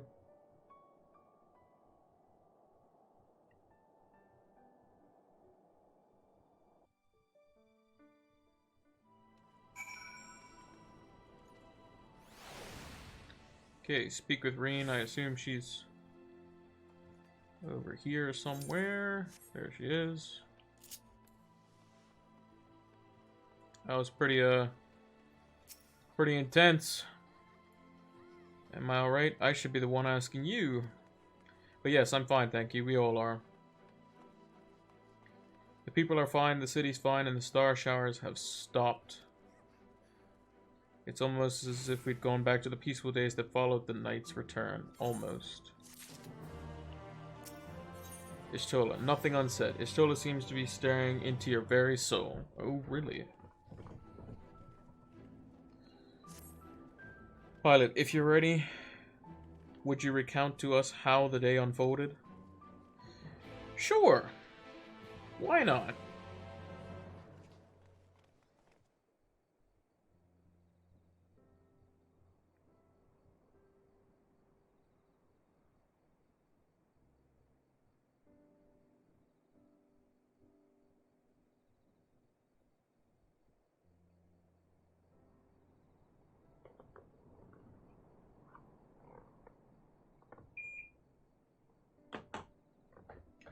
So he reached out to Elidibus at last, and his heart was moved.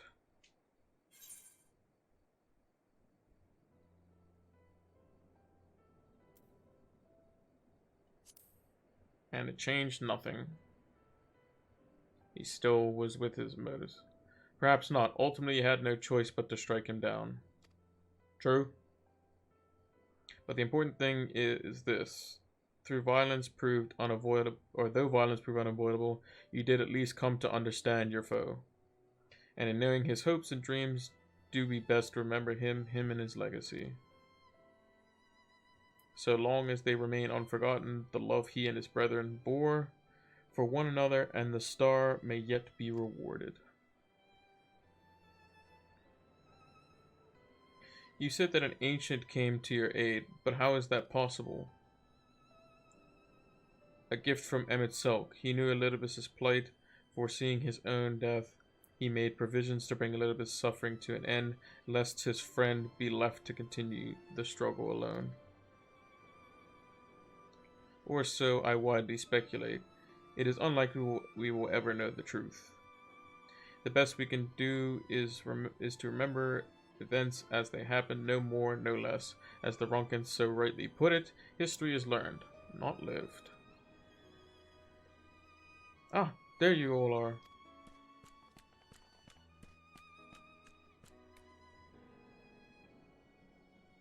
My friend, we were given to understand thou went injury. Shouldst thou not be abed? Lie down at a time like this? Don't be absurd. I would have come sooner had the guards not made such a fuss. Now, tell me what happened. Where's the Exarch? Well, you see, he's a crystal dude.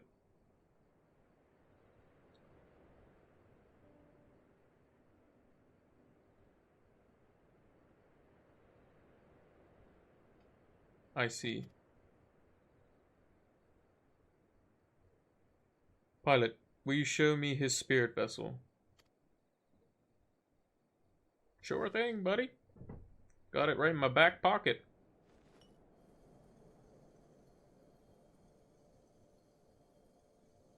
Yes, both his soul and memories seem intact. Good. Unlike the others, his aether was not highly charged, and so it did not seem necessary to employ a familiar for the imbuing. But I needed to be certain all the same. Oh, what a relief. Then 'tis but a question of restoring his soul unto his flesh. And as thou didst lately tell me, the success of this process resenteth on no more than our friend's soul recognizing his flesh as its own. Given his apparent desire to return to the source with Pilot, one would think his soul would be too happy to come home. No, surely it wouldn't balk at the relative newness of its accommodation. So one would hope, but none can speak for the Exarch's heart of hearts, and he can no longer speak for himself.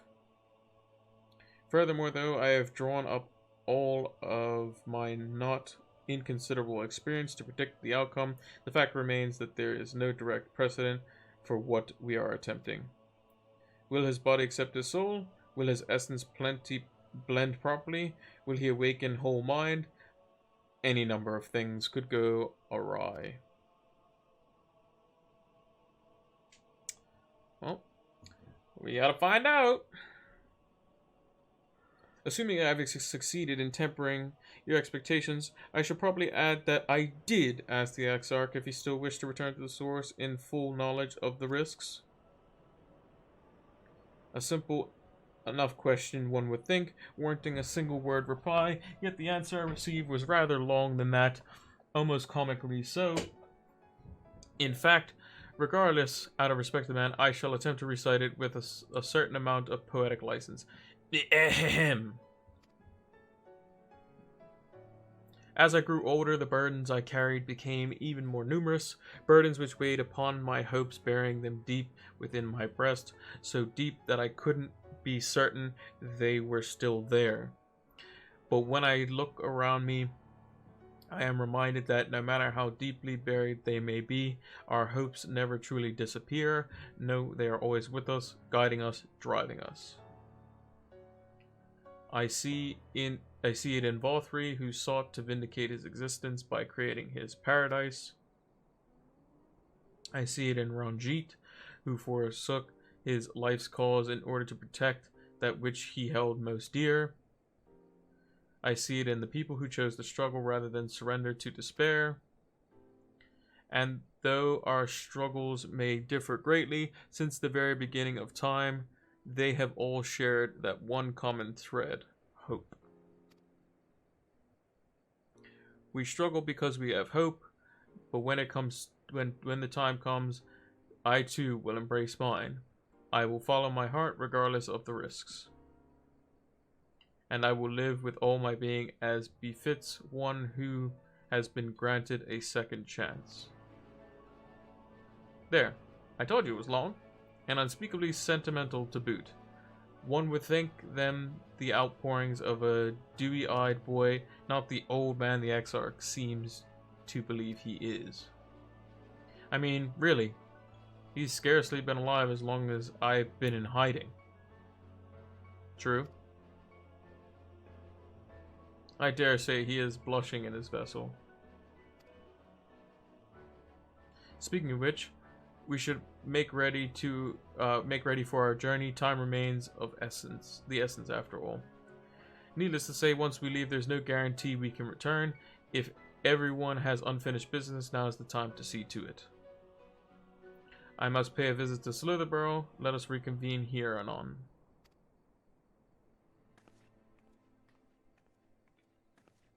There remains a few matters which require my attention in Ilmeg.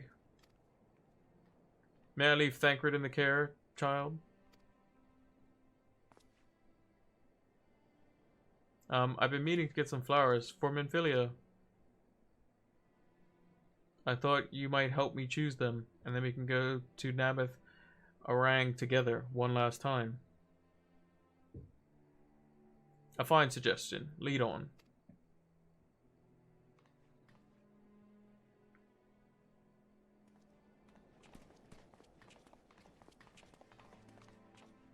Well, it's back to Yulmore for me, amongst other things. I owe the mayor an apology about his airship.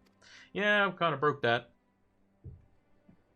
I assume you have places to be, your own to be, Alizé. I shall see you later.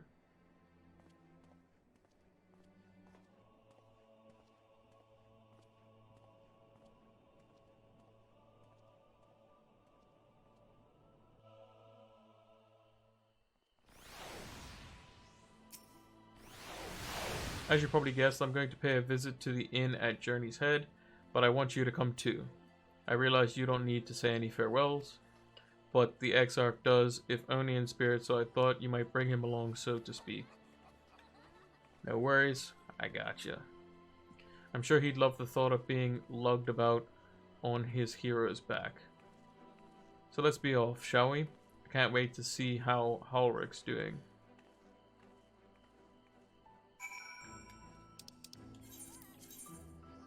Okay.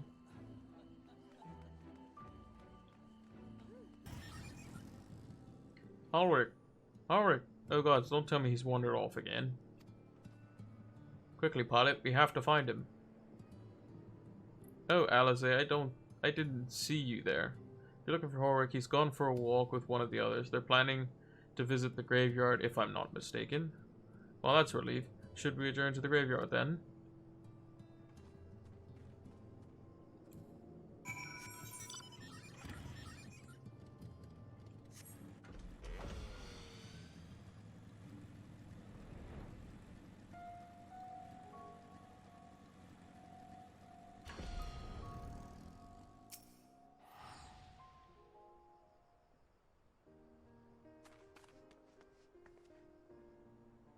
There he is. I was afraid he'd wandered off again.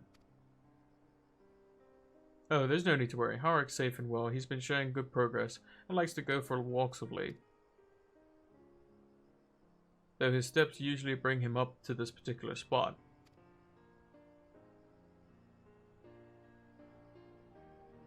Oh, I wasn't aware he had family here. He doesn't. It's Tesleen. Her sword, that is. We buried it here in her honor. So he remembers. What brings you back so soon, out of interest? I didn't think the next round of treatments was due yet. No, it isn't. Look, I realize this is sudden, but I've come to say goodbye. It's time for me to return home. But rest assured the treatments will continue. Backlog will come to oversee them in my stead. I see. You did mention that you and your friends were searching for a way home. Needless to say, we'll be sorry to see you go. But I know everyone will be happy for you, truly. Happy and grateful, you've done so much for us, achieved what none of us dared hoped was possible. And we'll see it to that your good work continues and that no more poor souls are buried here before their time. So rest easy and take care. We wish you every happiness. Thank you. I will miss you all. But it isn't time to say farewell quite yet, so if there's any tasks that you need doing, hunting beasts, fetching water, and what you have, just say the word. I mean, to make use of every last moment here, after all. The time left you is precious. The time left to you is precious, says Halric.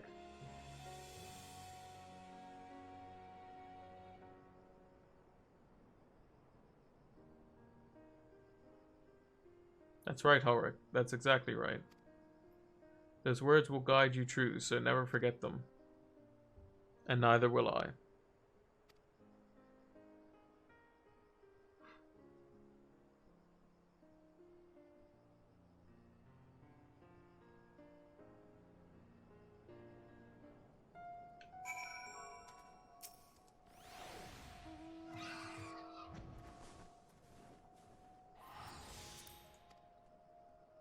So what? I'm not crying, it was just sand in my eye. Ahem.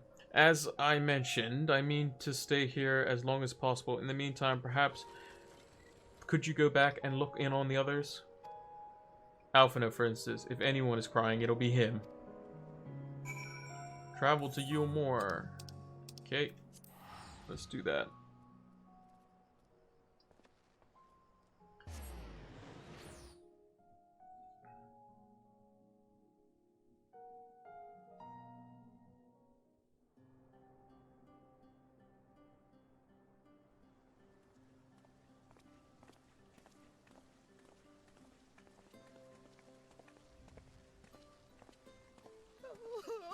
Oh, Alpha, no.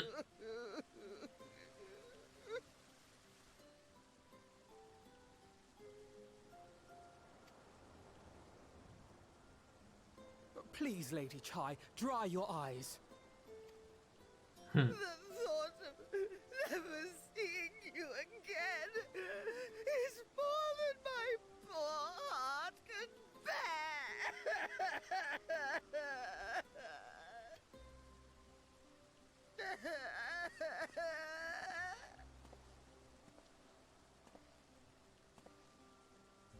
Oh, it's you. As you can see, Alphino has broken the news. I don't know how to console her. She thinks we'll be lost without him.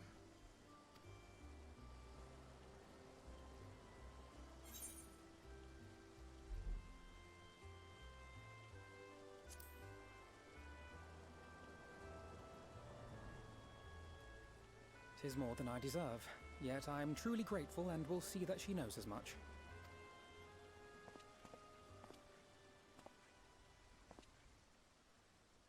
Lady Chai, I have a confession to make.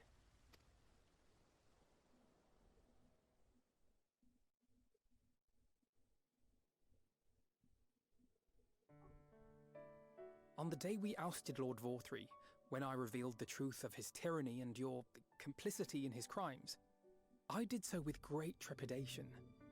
Not out of fear that you wouldn't listen, but that you might never recover. There was a time when I too, in my hubris, believed myself worthy to lord it over others. And when the lie was laid bare, when I was forced to confront the cost, the lives lost, it all but destroyed me. To awaken from a naive dream to so harsh a reality, I would have understood had you all surrendered to despair.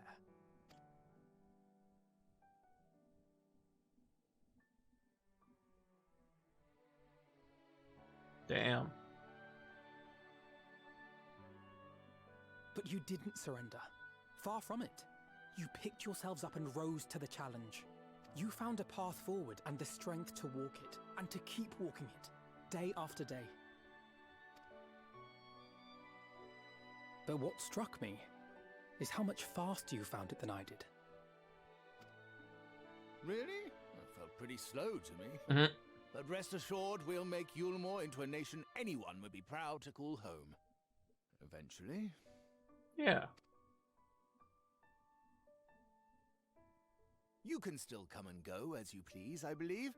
When we have good tidings to report, I may trouble you to be their bearer. Thanks.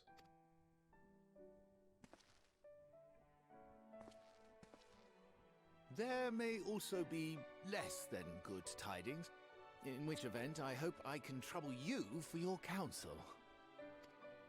I should be honored to provide it, Master Chai.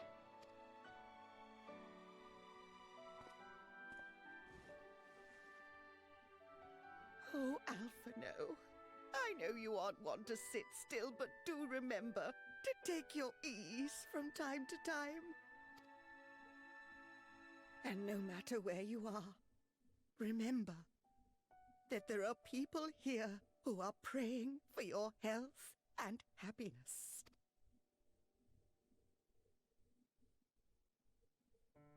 Alphino, the real G around here. Our brave and gentle artist.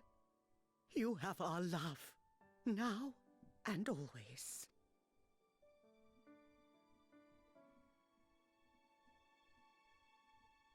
And you mine. Please take care.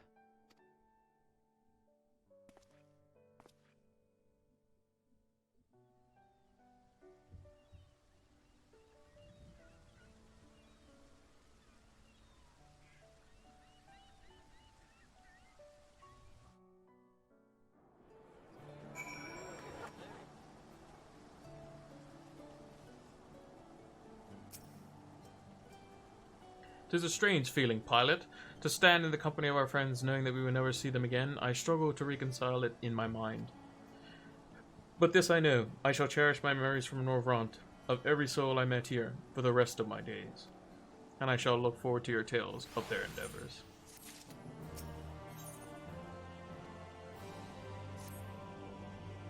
Forgive me, I realize I have never asked you what your business brought you here. Can I be of assistance? Well, Alice said that, did she? Well, as you can see, I'm quite alright now, unlike her by the sound of it. Ahem. Perhaps you might consider visiting Urianger next? Giving his conversance with the idiosyncrasies of the Fae folk, I doubt it will be an issue, but a small part of me worries that they might not relinquish him willingly. As such, I would feel better if you were to look in on our friend, assuming you have the time, of course. Well. Typically we do. Ha! That I should have the pleasure of welcoming a guest, even as mine own occupation dwelleth to a close. What bringeth thee hither, my friend? So thou wouldst grant the Exarch a final tour of the realm, which hath be his home these 100 days? A noble gesture. As for Master Alphino is concerned, thou mayest rest assured that all is well from here. Far from detaining me, our Fae friends have agreed to assist in the transportation of these tomes onto the Cabinet of Curiosity. Not more remaineth to be done. Regardless, 'tis well that thou didst come, for I have been meaning to show something to thee. An object I chanced to find after thy victory over Elidibus. Though it hath lost its radiance, 'tis remarkably a crystal of light, one that did, in all likelihood, once belong to Ardbert. Having been interred with his body, it would have remained upon his person after his possession by Elidibus. And when his mortal form was, forgive my indelicacy, consumed by the foe to fuel his transformation, I posit that the crystal did tumble free. Save that which doth abide in thee, in its all that remaineth of our friend, and if thou art willing, I would have thee deliver it unto Seto. I can think of no worthier recipient than he, and no more fitting a bearer than thee. As ever, thou wilt find the Amaro in Vulkendorf. My thanks, pilot. To Seto we go!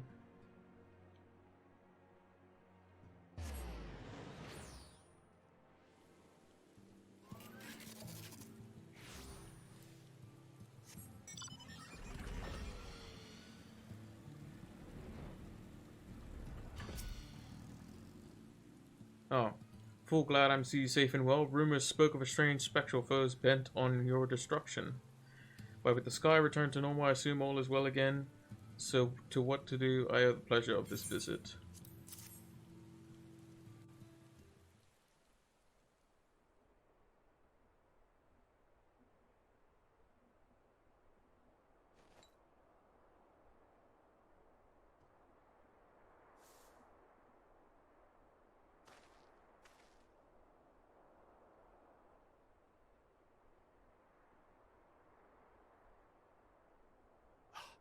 Is that Ardbert's crystal?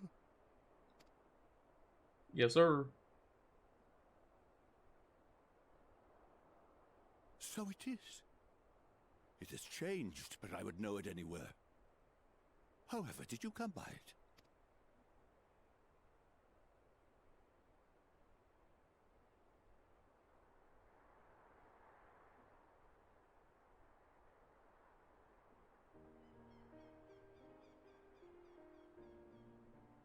Now we give him the whole spiel.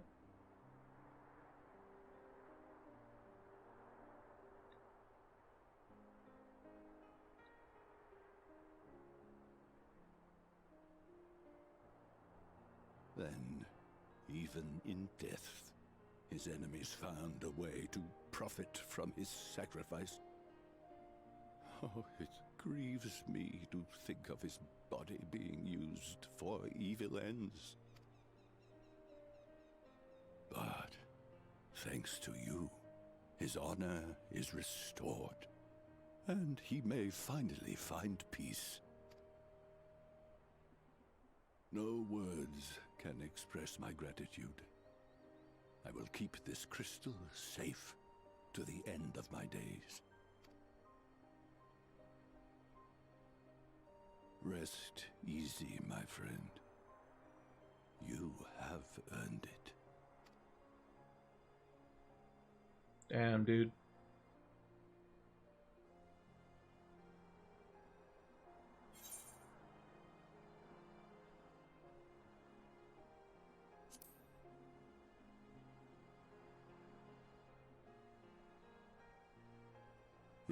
Your soul? Hmm.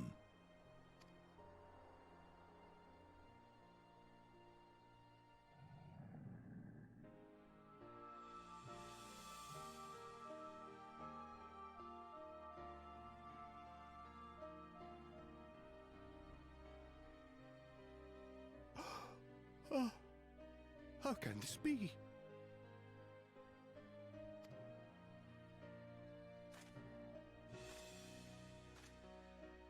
Yeah, buddy. Seto, my old friend. You've grown. Oh, Ardbert, how I've missed you.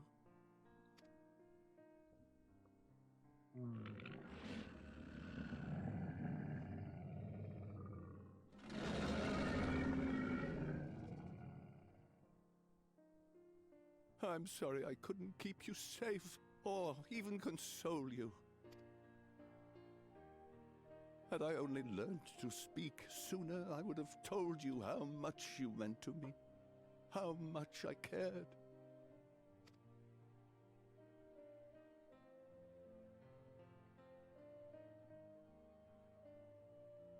I knew. I always knew.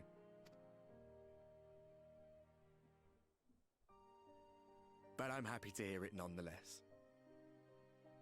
Thank you, Seto.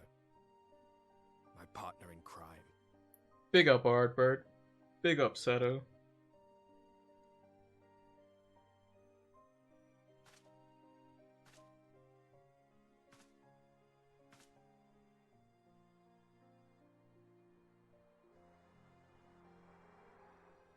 I see. His journey continues.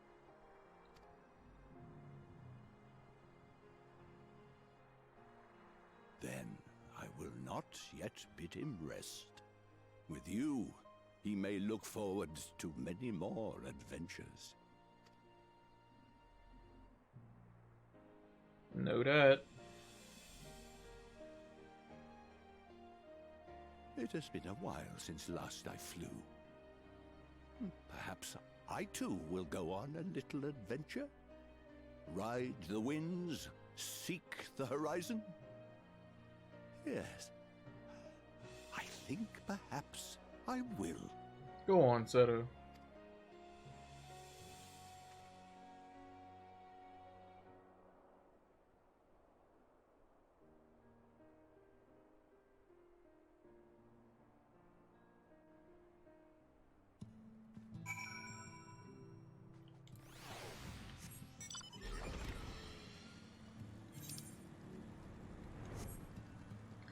And we gotta fly back over to Urianger. Think you liked it? Remarkable. 'Twas fated that thou shouldst be the one to undertake this task, I think. As our birth liveth in thee, so too shall he see the comrade lives on in the hearts of the people of Novrant. And their tale, now rightly told, shall inspire new warriors of light for generations to come.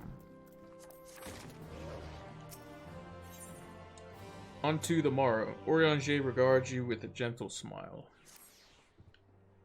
Now, assuming thou intendest to continue thy journey, may I suggest Slitherborough as thy next destination?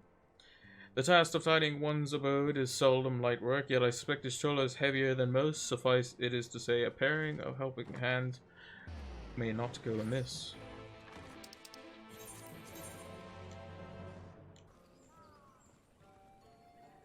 Does Urianger truly think me so solemnly? The nerve.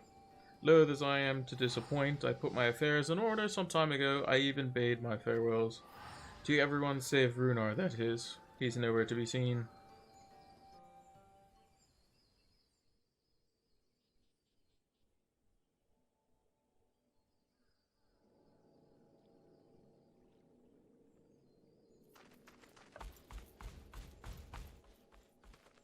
Master Matoya.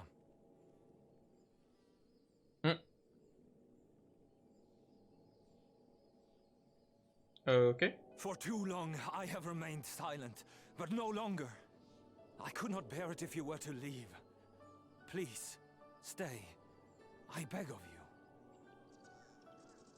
But you can't though.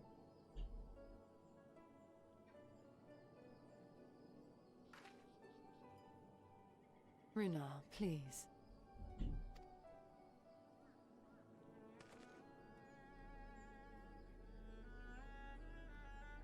I jest. At least in part. What I came to say is this. Thank you. Without your wisdom, your strength, and your kindness to guide us, our people would still be lost. We will never forget you, Master Matoya.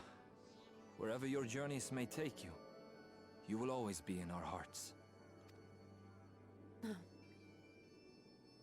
And you in mine. Remember that your people's journey, that our people's journey is yet ongoing. Your lives will change, and so too will your dreams. Yet come what may, you need not forsake your time-honored traditions, nor less your beliefs. But neither should you be beholden to them. For it is with curiosity and courage that the Knight's Blessed first triumphed over adversity.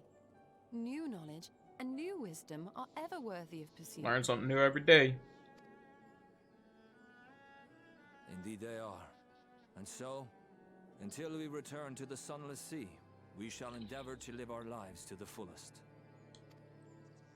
That is well. But however great your strides, there may yet come a day when the challenges you face cannot be surmounted alone.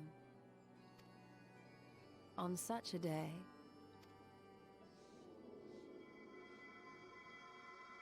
On such a day?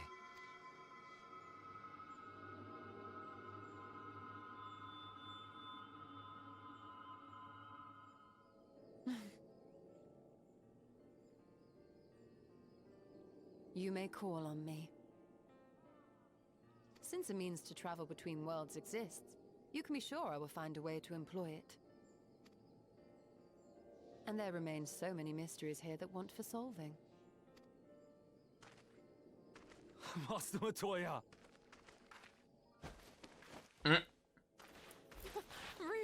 Really?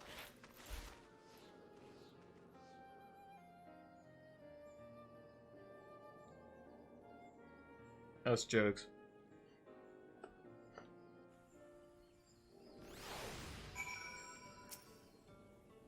Honestly, he's a boy in the body of a man.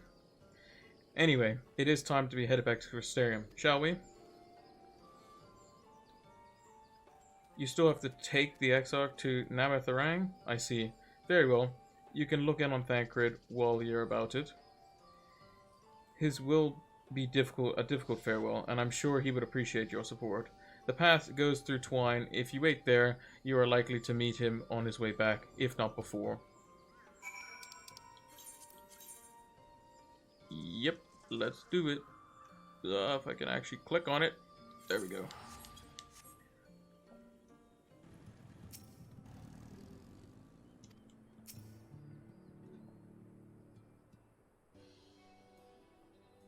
You too? What is this bloody names? What is my bloody names day? I see. Yes, Thancred was here, and Rin too. They said they wanted to go to Namatharang, so we gave them the use of the trolley. That's right. The old girl set up and running again. But we didn't just push her back together, mind you. No, with a little bit of help from Master Chai. We made her faster. And stronger. Oh yes, the future trolley's looking brighter than ever. Whisper it, but I reckon it might be time. Time to reach for the stars with a trolley to dwarf all trolleys. If you ask me, we'd be better off making them smaller. That way they can fit into the narrow shafts. But that's genius. Why didn't I think of that? Enough. You can danger him in your own time. In case you've forgotten, our priority is to have more working trolleys. Or isn't. That's why we turned to China's. By the way, not to make the one trolley we've got go faster. We needed help getting a few Talos back in working order, see? We were testing them out when your airship came down, and as a matter of fact, we seem to have a habit of crashing things. That's not good. We're back. Our thanks for the loan of the trolley. Pilot, what are you doing here? Don't tell me the others are waiting for us. That's a relief. At any rate, we've done what we came to do, which means I'm ready to leave, or as ready as I'll ever be. Not to pry, but what's going on? You off somewhere? You could say that.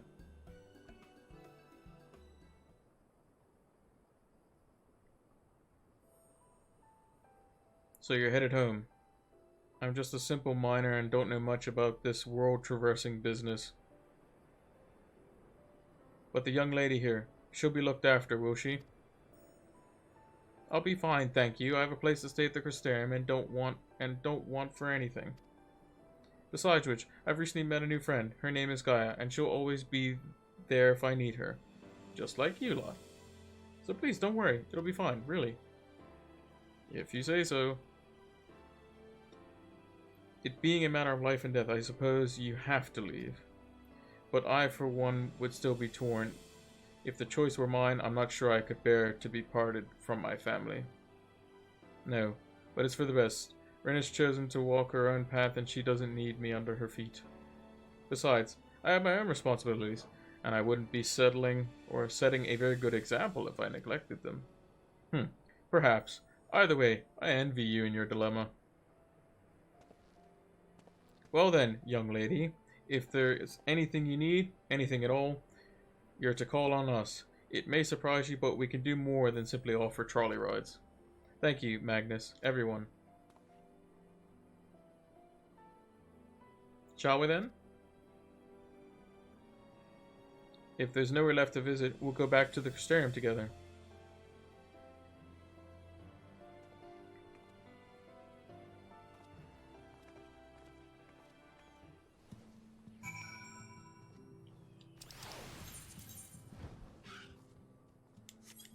I'll just use that. Oh, it's you. You're probably wondering why I'm not with the others. It's just, I always knew that everyone would leave one day, and I always hoped and prayed that everyone would find a way to send them home. But now that the time has come, I feel lost and lonely. I don't want our last moments together to be sad. I want to hold myself together just long enough to say things that I need to say, but I'm not sure I can even do that. I'll be there with you. I'll give you the support you need. Right. Thank you, Pilot. I feel braver with you around. Go on ahead, and I'll join the others. I'll be along after I've taken a few deep breaths.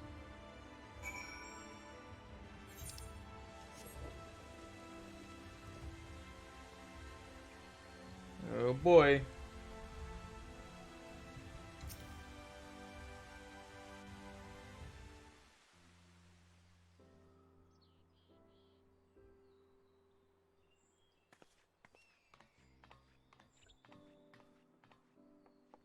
That's everyone then. We've all said what we needed to. Even as we speak, Backlug undertaketh their final inspection of our spirit vessels. When thine own preparations for the journey are complete, thou art to present thyself in the ocular.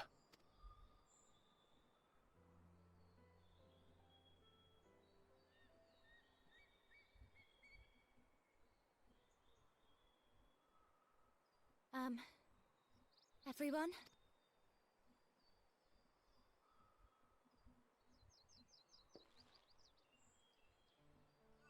I want to thank you all, on behalf of the First. You, and Minfilia, and the Exarch. Without each and every one of you guiding us, fighting for us, we wouldn't be standing here now. There wouldn't even be a here.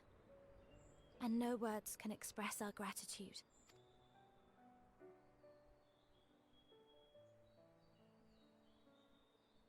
We still have a lot to do.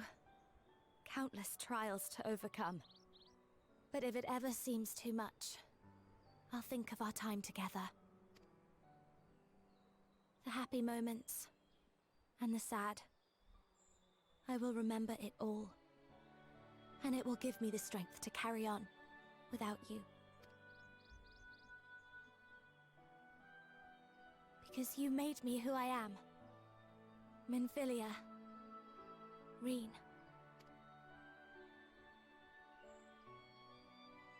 To honor these names and these memories, I will stand with all the people of this land and strive for a better tomorrow.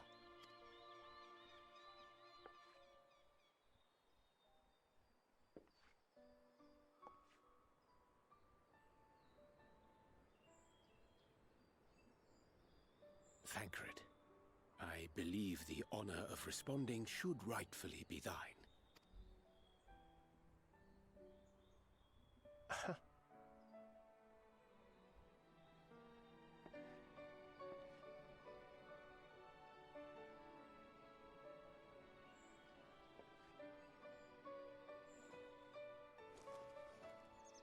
I know better than most how much you've grown, and I have every confidence you'll make your people proud.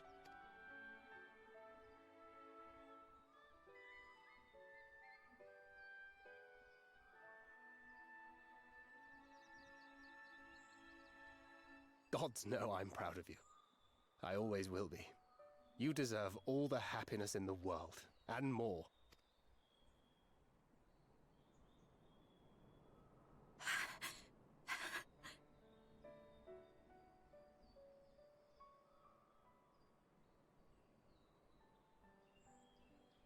Might we also say a few words? That's Lena and Co.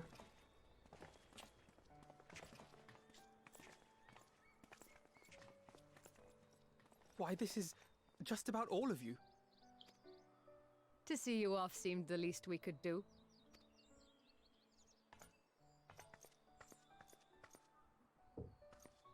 You risked your all for us, fought for a realm not your own. Before you came, we had never known the beauty of the night sky. Or the joy of your company.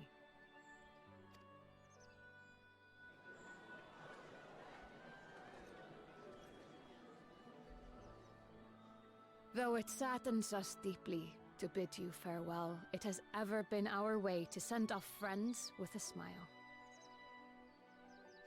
Wherever your road should lead, we shall pray for your safety. And following your brave example, we shall continue to fight for the Crystarium. With or without us, you've always taken good care of this city. I don't doubt for a moment you'll continue to do so. Aye. A more resilient people we have never known.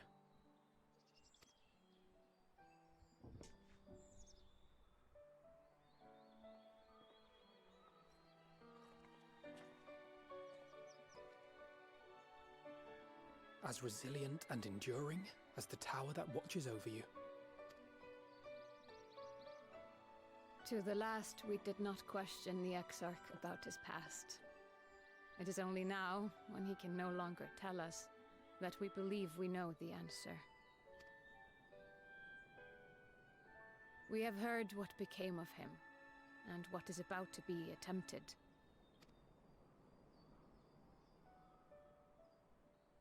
All will be well. Of this we are certain. Let's hope. How could it be otherwise, when every soul in the Crystarium is praying for it with all their heart? And so, when our Lord awakens, I bid you give him a message. Tell him he needn't worry about us. That he need no longer hide who he truly is. That he should live his own life to the fullest. And that if he should ever find himself reminiscing on the past with a smile, we shall be smiling with him. Damn. Will you tell him this? Of course.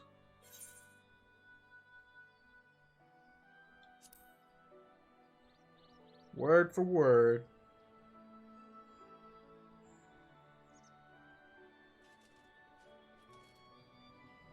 Thank you. Please look after him for us.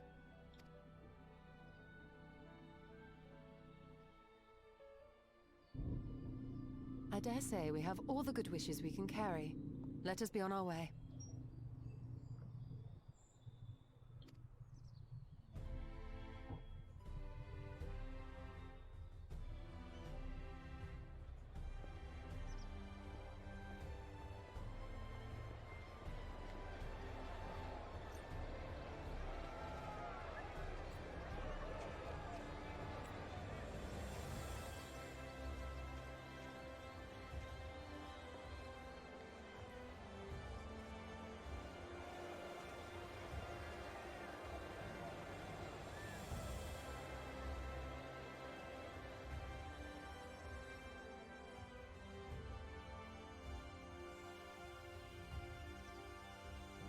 Reflections in crystal. Her heart laid bare. Rain appears to be at peace again. This looks to be the last quest, but we will see. Well, I suppose it's time. Are you ready, pilot? Alright, let's not keep the others waiting.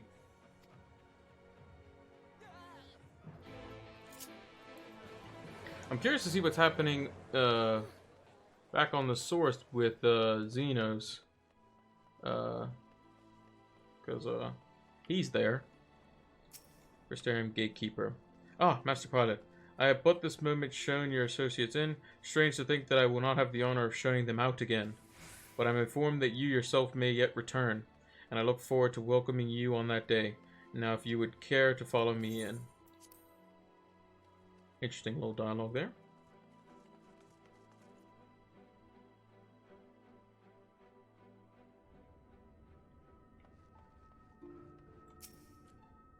Ah, there you are.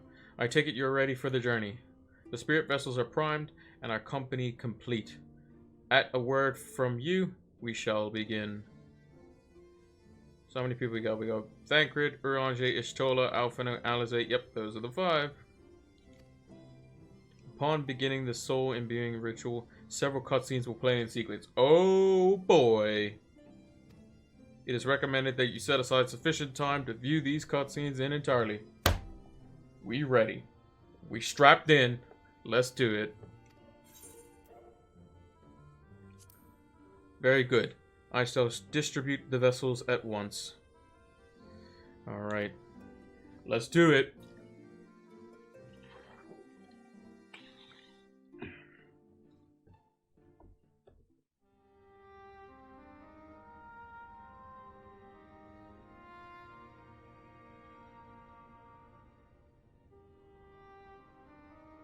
All right, then. Pray proceed as instructed, beginning with your memories.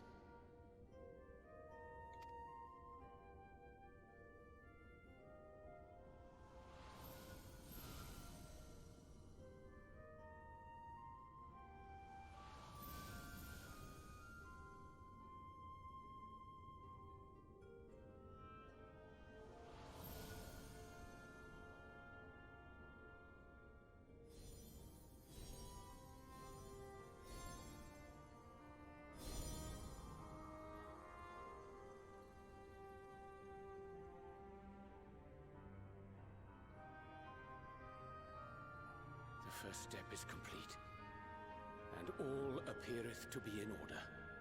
Good shit. Well, that just leaves our souls then.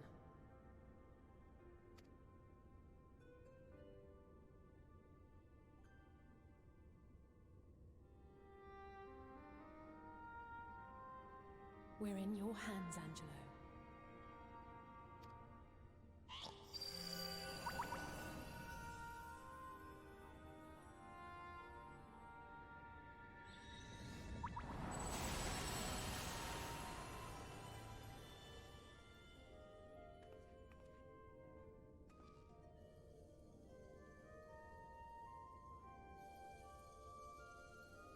Jeez, I didn't know that little flying thing could do that. It is done! The vessels have received both their memories and their souls! Alright. I hereby entrust them to your care. They belong to you now.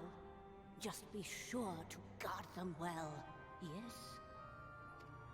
Nobody's getting them off me. This will work, won't it? Of course. Our theories have held thus far. But I make no promises about what is to come. Even the greatest mages in history knew better than to transport a soul across the rift. We, my dear, are in unknown territory. Prepare as we might, we cannot account for all possibilities. And it is in such circumstances that accidents are wont to occur. Yet miracles do happen, so let us pray and will our friends home. Sounds good to me. I won't stop praying until I know they're safe. Don't worry, I'll let you guys know. Warrior lightened that. All safely stowed away? I do hope so. All that remains then is to step into the mirror.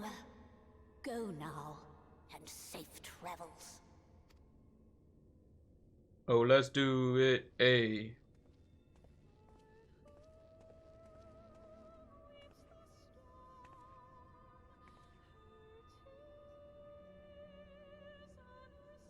Check y'all later. Going into the mirror.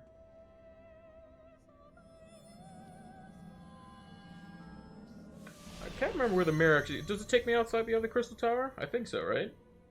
Must do. Can't remember.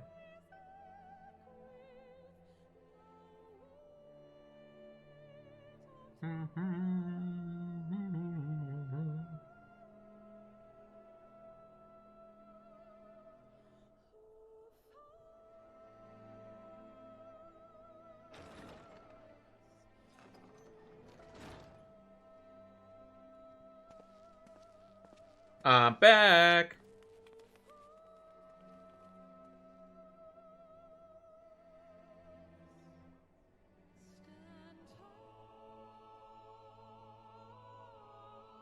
Where the people at?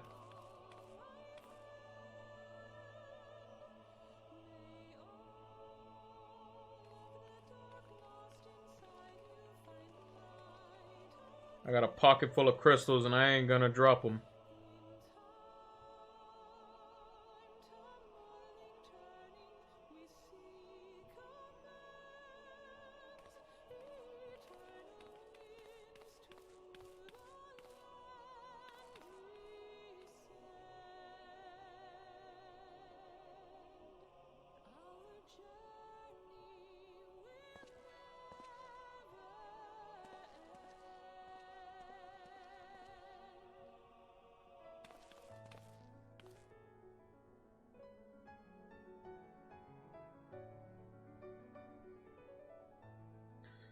Hope this works.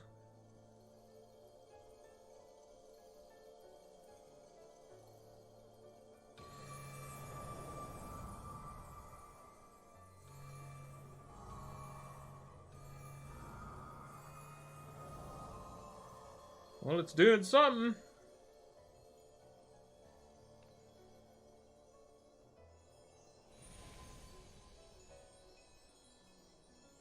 Jeez.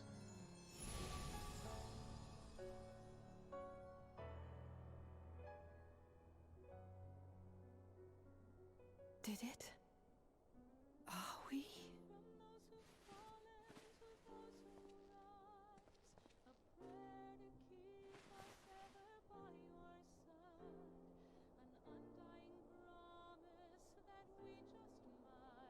We're home. It worked, boys. Oh, you're back. You're back. You're all back.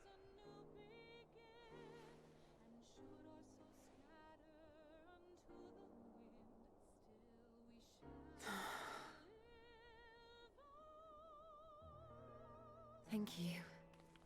My body feels like a sack of potatoes, but otherwise, I have never felt better.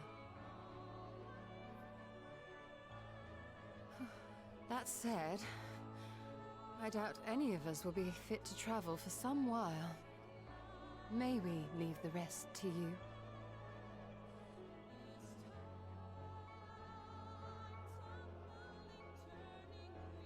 The vessel beareth our comrade's blood. With it in thy possession, the way will surely open before thee.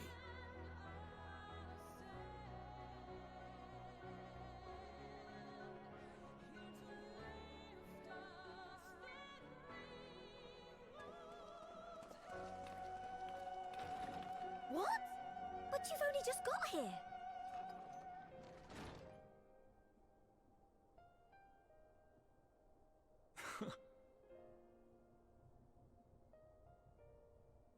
Tataru, might I trouble you to brew us all a pot of your special tea? Ah, and we may require an extra cup.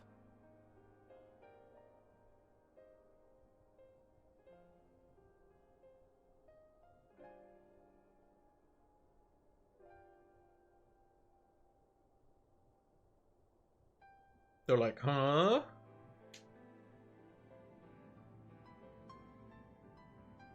Gotta run all the way Yours to is the a Crystal long Tower. road, my friend, and it stretches onto places beyond imagining.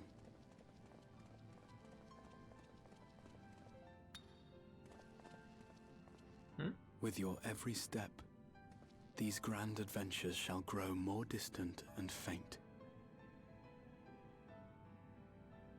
And there may come a day when you forget the faces and voices Where did that stone come of from? those you have met along the way. On that day, I bid you remember this.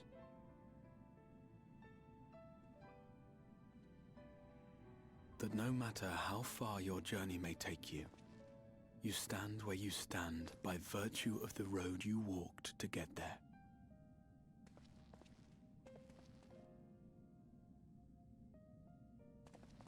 For in times of hardship, when you fear you cannot go on,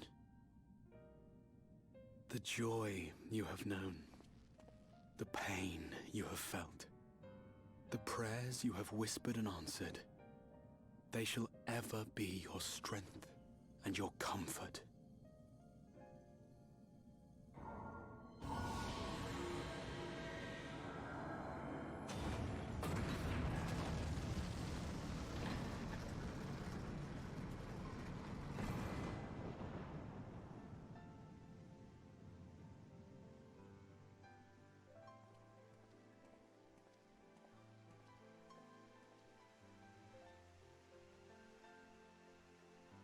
This, I hope. Oh.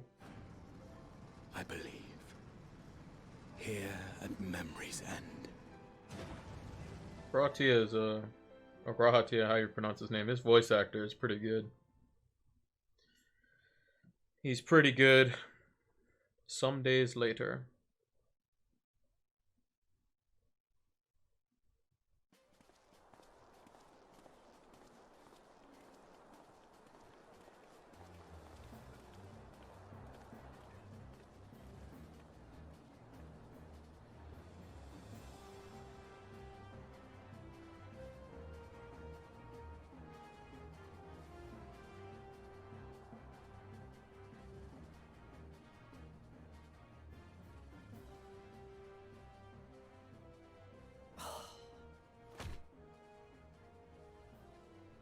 What is it, Alize?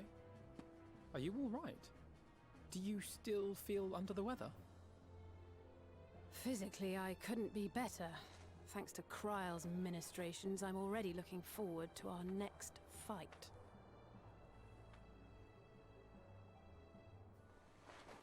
But seriously, don't you have anything to say about that?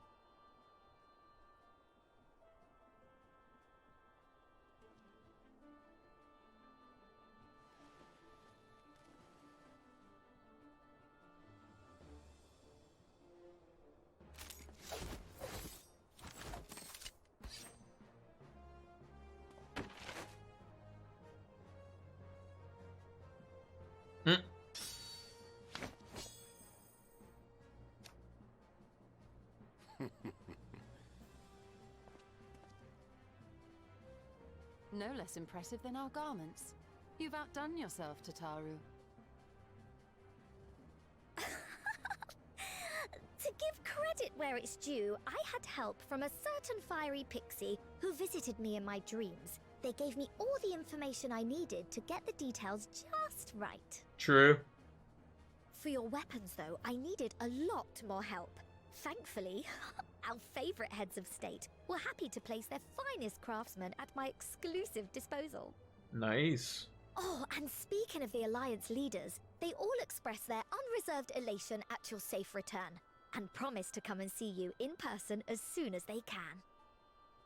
They really needn't have gone to such trouble. But we'll be keeping these gifts all the same. Do pass on our gratitude.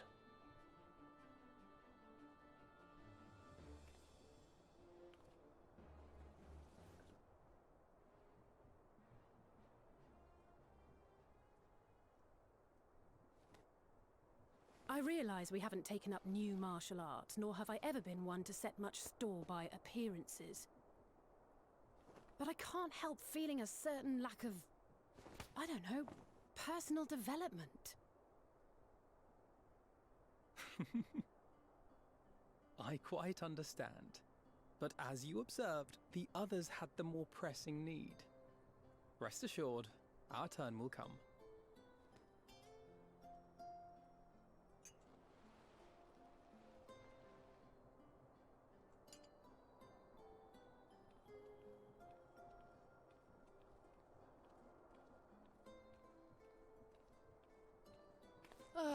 If I expend any more ether, I swear I will blink out of existence.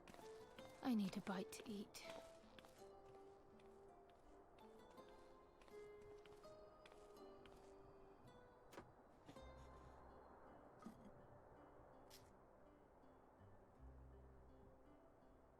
It's the bread. Tataru, a cup of tea, if you would be so kind. And something sweet.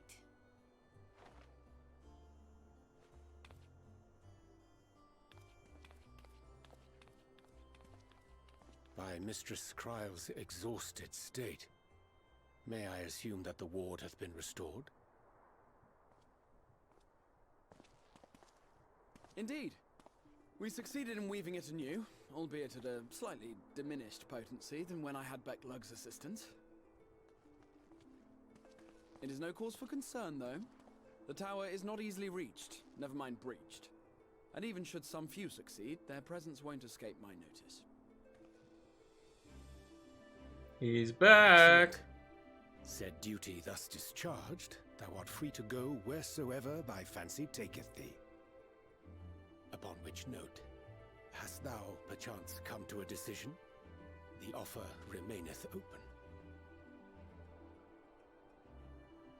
Well, if you're certain that's what you... I mean, if you think I...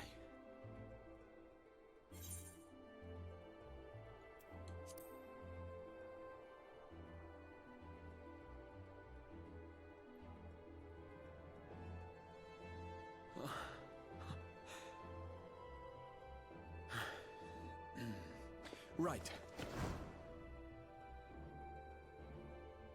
Oh jeez, he's a scion. Henceforth, I shall count myself a scion of the seventh dawn. Yo, let's go. Grahatia, at your service.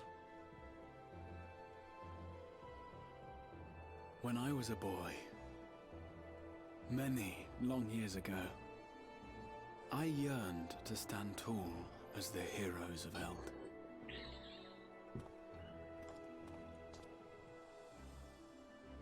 But, like a fool, seeking to pluck the stars from the heavens, my every attempt to reprise their deeds fell short.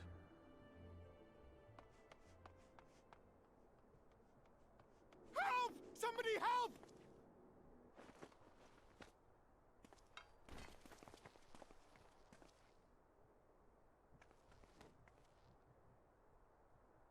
Hippogriffs! Hippogriffs on the rampage! A giant flock of them! Please, we need help! I could do with a little rampage myself.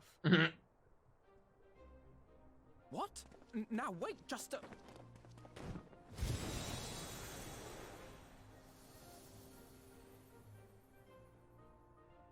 Here we go again.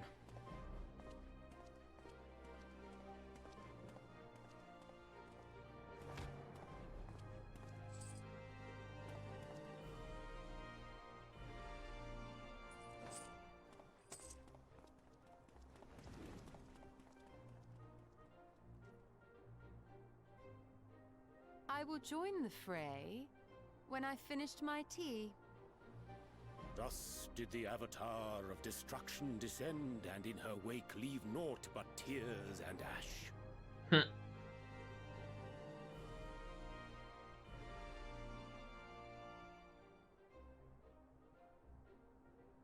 And then, one day, an all but forgotten dream from my youth stood before me, in the flesh.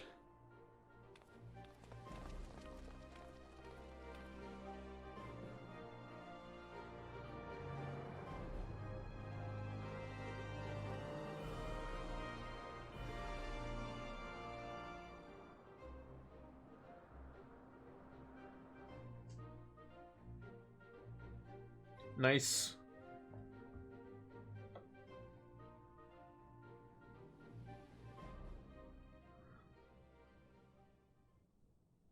So it was that a new adventure began. Yep.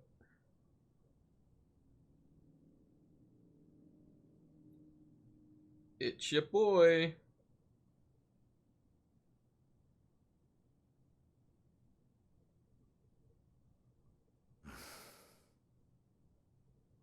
The memory of a dying world's end.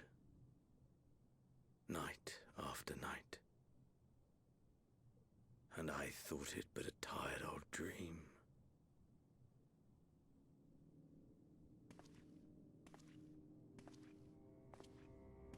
I say, I knew that securing the palace would provide your radiance with depressingly little sport, but that you should fall asleep out of boredom.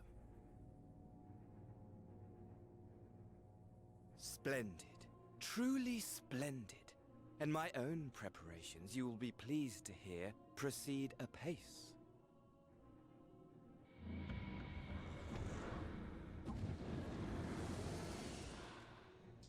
Oh, yes. They proceed very well indeed. Frighteningly so. And we owe it not least of all to this singularly useful body I chanced to find. With the populares now all but destroyed, It will be the simplest of tasks to discredit their groundless assertions that I met with a grisly end.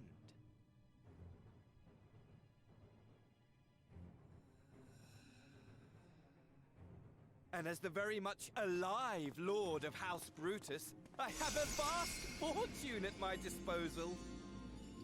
Ah, money, money, money, the great motivator. There is simply no better way to move men and expedite plans than with its alluring glint. Would you not agree?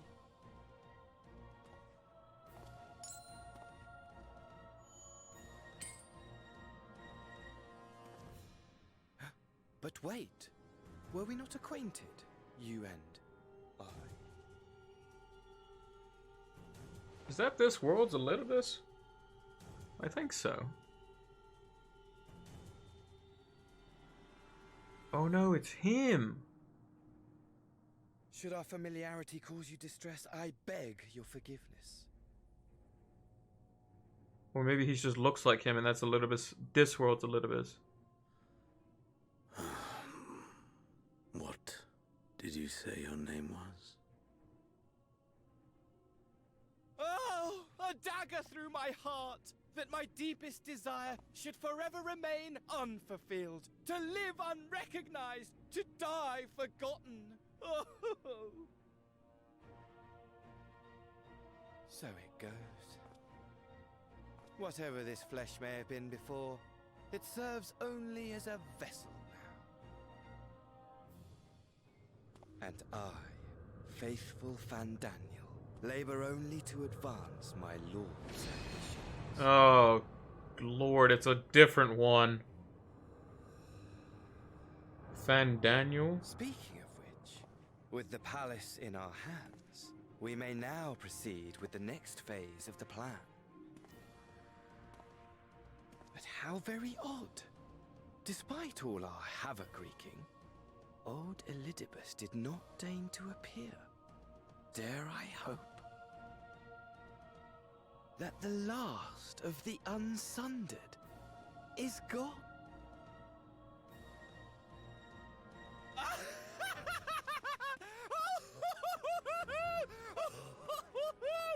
Imagine it! Bound no more by the shackles of mouldering memories of damnable duty, free at last to live for the moment!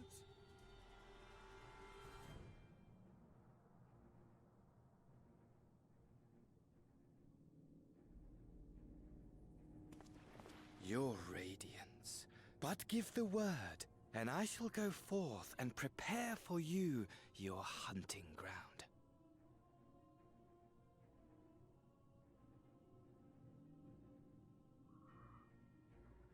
That which awaited was a fell beast. Ferocious, ravenous, remorseless. Do as you will.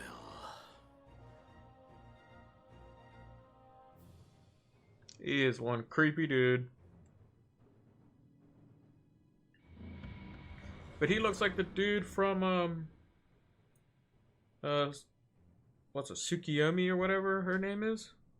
It has been too long, my friend. And insufferably dull in your absence. When you return to me, you will share everything. Every blow will be a story unto itself. Every triumph. Every kill. Rest assured, we shall have a fitting stage for our reunion.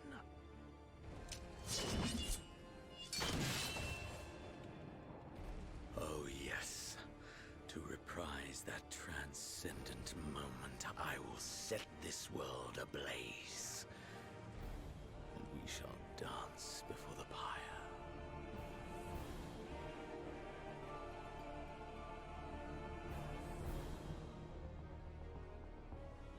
The beast shall kindle the flames of the apocalypse.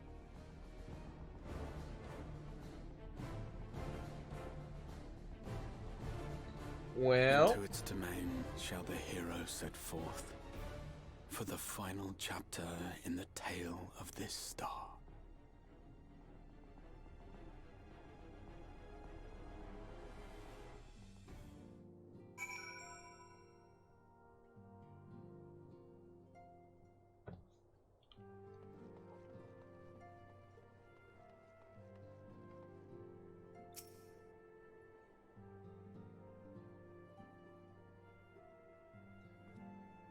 okay.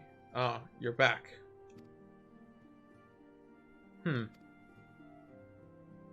Tell me, Pilot, do you think I was excessively familiar earlier in my tone and mannerism? I thought it'd be better than formal if we are to be comrades. But for now, I worry that it may have distracted from the gratitude and respect I harbor for everyone. Perhaps we might consider it a nod to my regrettably less than humble beginnings. Yes, that will do. Sigh. Being free to live as one pleasures is not without its challenges. In a way, it was easier when I had a mission that consumed my every waking moment. It provided me with a focus and a constant push in a singular direction. By the way, was casting spells always so draining? I had quite forgotten what it is like to do it without the tower. I've rarely felt so exhausted or hungry. Yet, if all I did was bend the bow, I would be limited use to you and your adventures, so I shall persevere. Whoever I might have been before, I am now a scion, and an inexperienced scion at that, a green initiate, eager to learn how to best contribute to the cause. That he might follow in the footsteps of his inspiration.